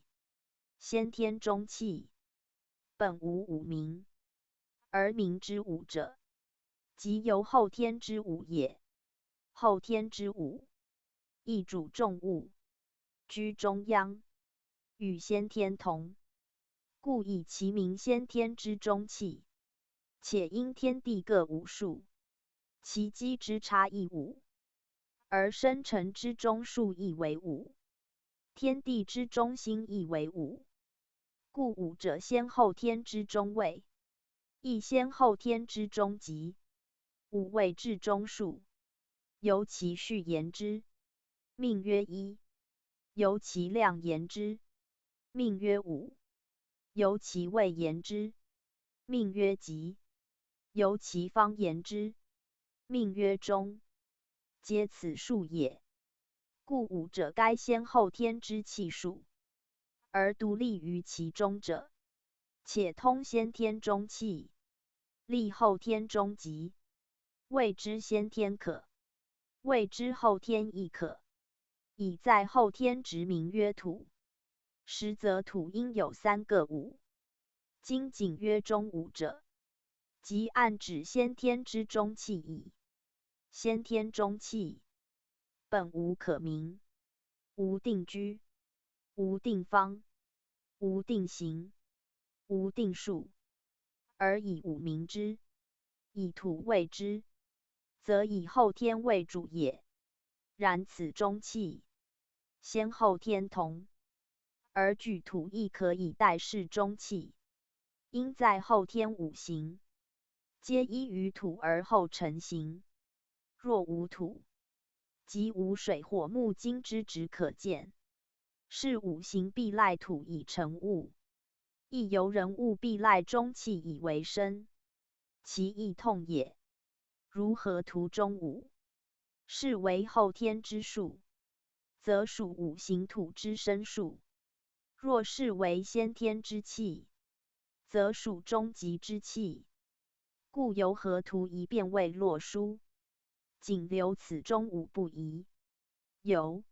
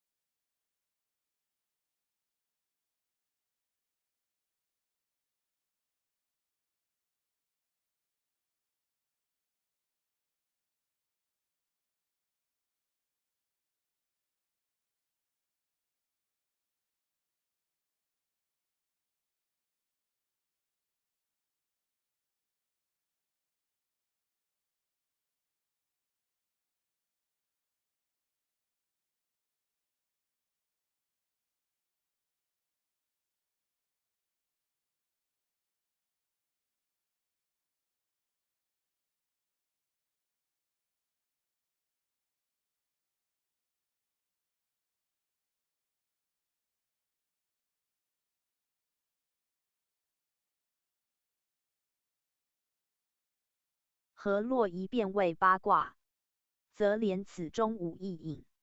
所谓亦无体，即隐此中无，而将土之陈述，暗覆于四方，与洛书同。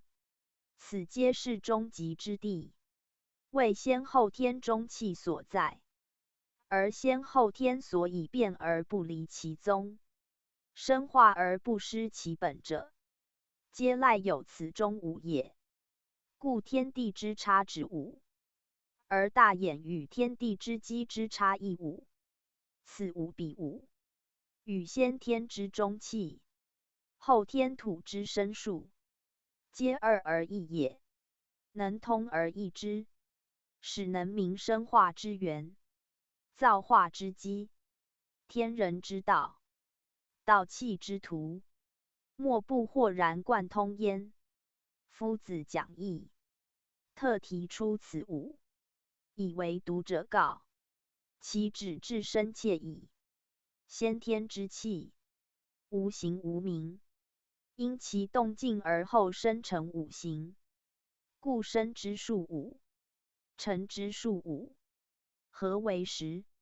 由先天之一也。先天之一分为十，又分为阴阳各半，更由其生成次序，分为生成各半。故生之初为一属阳，其次为二属阴，其次为三为四为五，以其偶而分属阴阳，皆生之数也。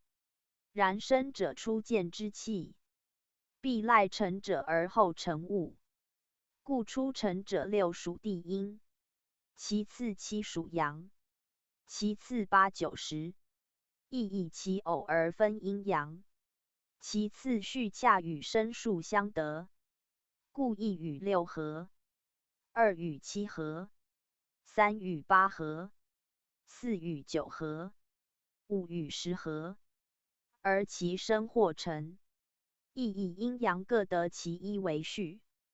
故一六为水，则阳生而阴成之；二七为火，则阴生而阳成之。其下木金亦然。至五与十，又属阳生阴成，则阳战生者多，阴居成者众。以此为后天生化之大则，即必先阳而后阴也。此生成之次序共五，而阴阳不等，其一时为生为。果将此中数提出，而不与四方之数并列，则阴阳始平。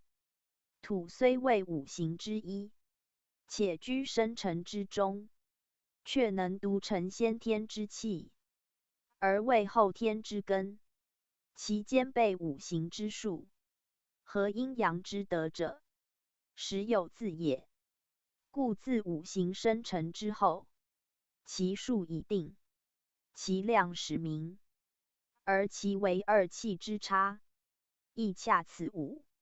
因其兼备先后天之气，而包含阴阳之德，恒能其所不齐，足所不足，而在后天之五，等于先天之元气，作阴阳之中枢，物所滋生，人所滋育，出无限量。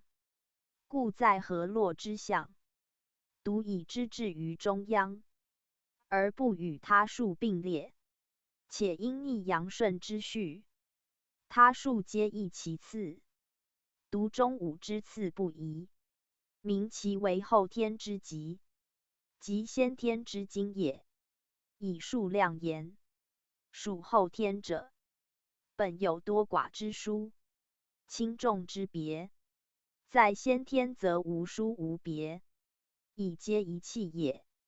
后天之异而必求其同，则亦为此五事赖，其所差者亦恰是此五数。果欲其不齐，足其未足，亦为以此计之。此由后天观测者也。苟明乎五行生成，原由二气之有多寡轻重，若其无也，则所生同一物矣。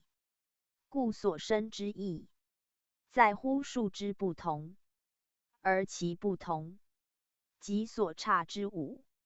如以此中五条计之，故可其一。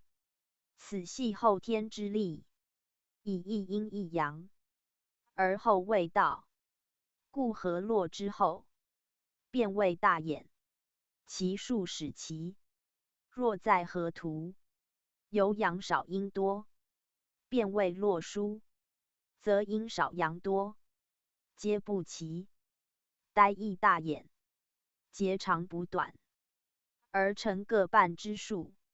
然大衍与河洛所差，亦皆此五数，以其恰合于中数，谓阴阳之殊，故少则可加。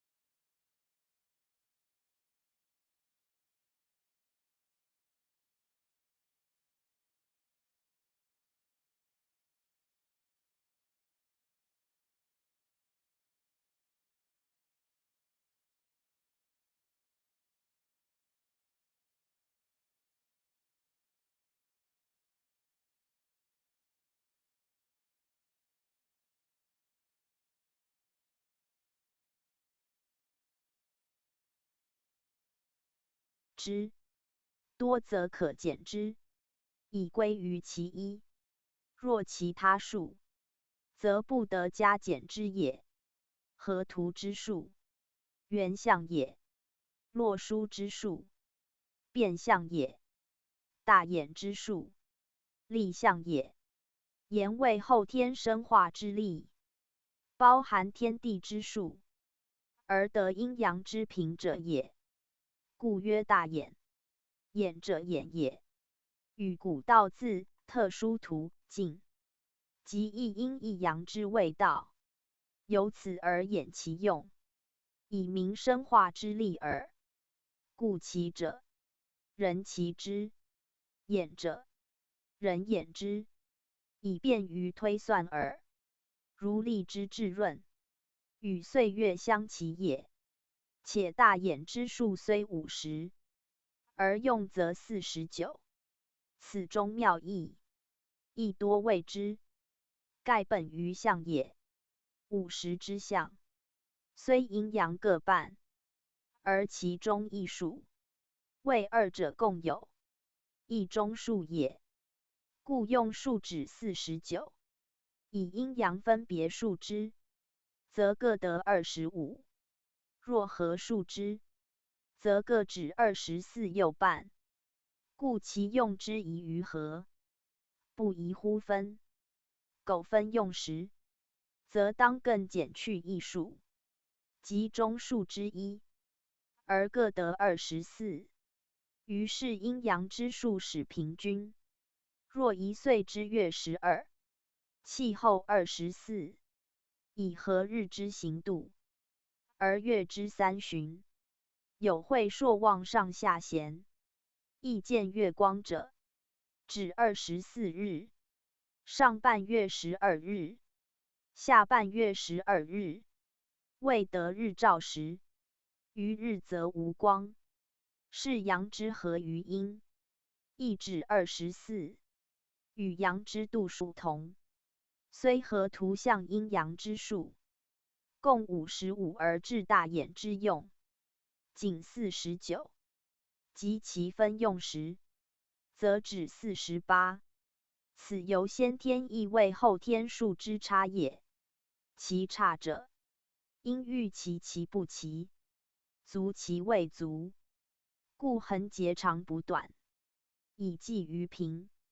此后天之数，以平为归，而阴必后阳，天必包地，日必先月，女必顺男。此皆后天一阴一阳之道，由河洛变异而来者。河洛之数，则异乎是。天地之数不齐，阴阳之象各异，为其出化，名物未具，数量犹混，不如后天之朗然若定，归然不疑者也。故在河图之时，16同级，27等官，38如临，49若亲，50为偶，皆自相得，不多不少，而以成其五行也。若既生成五行，次序已明，数量已定，使得其所差，而辨其数，再因其中数，而求其齐，于后天阴阳之道始明，生化之机乃定。故自河图一变为洛书，再变为大衍，其数同而不同，与自太极两仪4象八卦之变异，其例正同。八卦定而后天之象见，大衍用而后天之数明。本末始终，各有所记，通而易之，推而化之，则数不尽数，象不尽象，是在精研其自来，而贯彻其有无耳。至于五行之生成，与夫先天元气之出化，何以如是生成？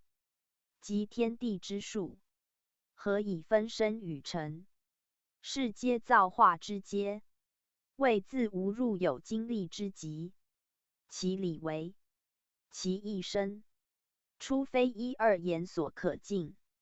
兹就大略言之，夫先天之气，光明纯洁，密质刚健，凝然不动，精然透彻，本无可名，无可形，乃因含有热情，温气氤氲，光流浑圆，以成其动。动则气摇，光热乃布，布则气分。于是浑圆者渐渐变化，光明者渐渐黯然。此由动而生变，即由一而成两之机也。故无极而太极，执一气之转移。动则有静，阴阳始分，阴为阳化，阳为阴复，二者相失。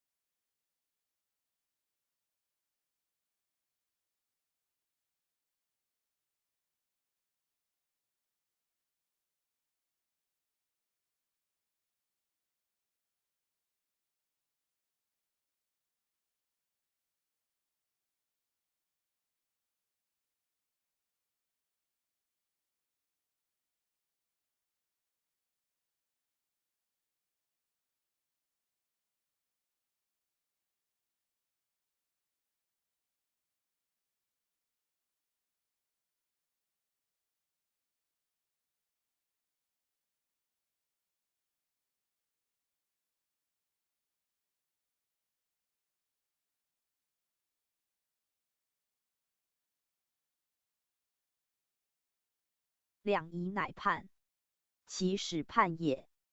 一阴一阳，由肾纯碱，以宣回之故，交合乃成。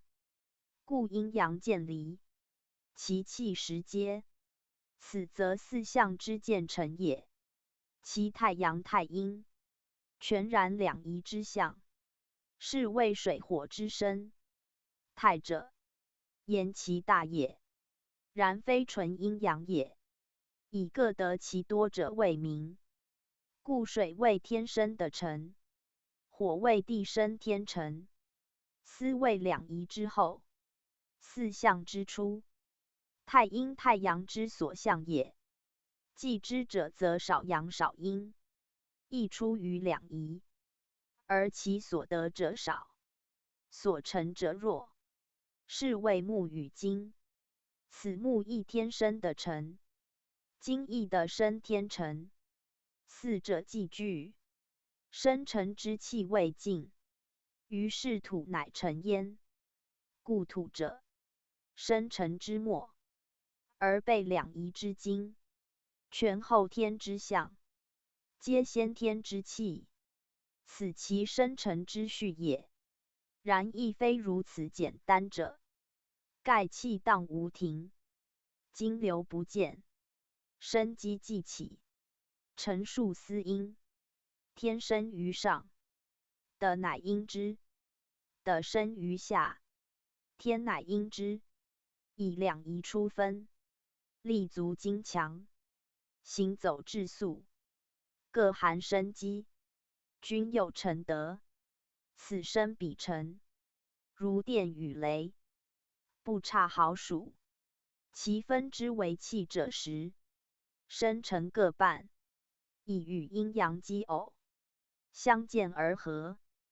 故水之生于阳也，而阴成之；火之生于阴也，而阳成之。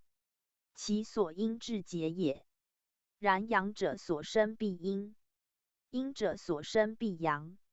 阳者下，而阴者上；阴者热，而阳者凉。皆以动而变，得其反也。故天动生水而流于地，德乃成之；德动生火而炎于天，天乃成之。皆气变自然而合，出无谓之序，而自成序也。水火既生，其气已弱，故木为阳之为，金为阴之为，气自至焉，生成既重，强弱皆见。今复其始，得反于初，于是土乃生成，而得气独全，以其直气之父也。土生于天，成于地，与先天出生同，而土直后得宁，为后天万有之本。其气全，其数中，此五行所独有者，亦万物所同母。故其用周于天地，立于四行，虽在生成之中，却居后天之首，乃为中央而数中极。此其生化之妙，有非人之所能知。而后天生化无穷，莫不本于此土者，其的气故不同也。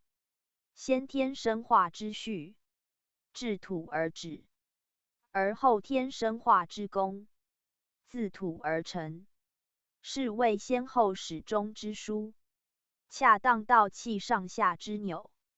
其为此世界之所贵者，自过于一切矣。故先后天之生化次序，均不同也，而皆以土为贯通之基。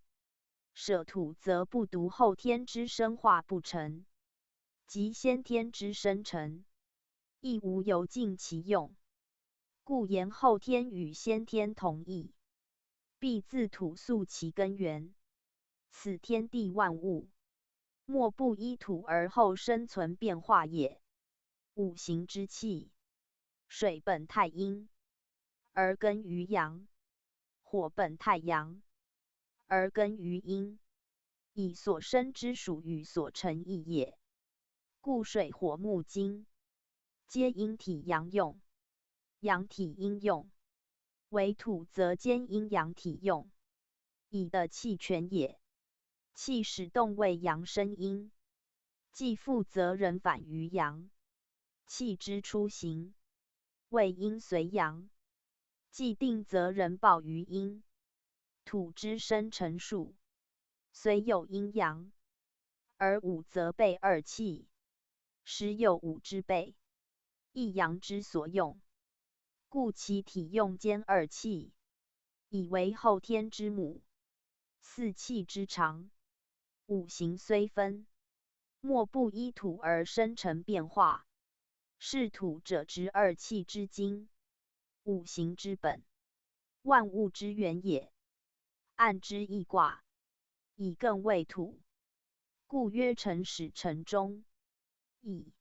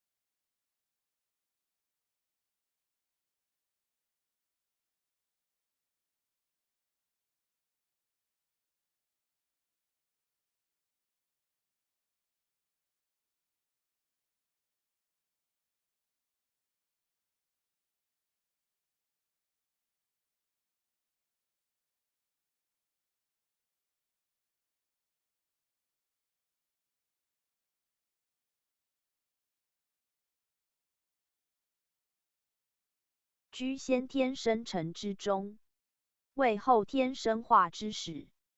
在后天卦位，艮与坤对，在连山易序，艮为首位，即洛书之象。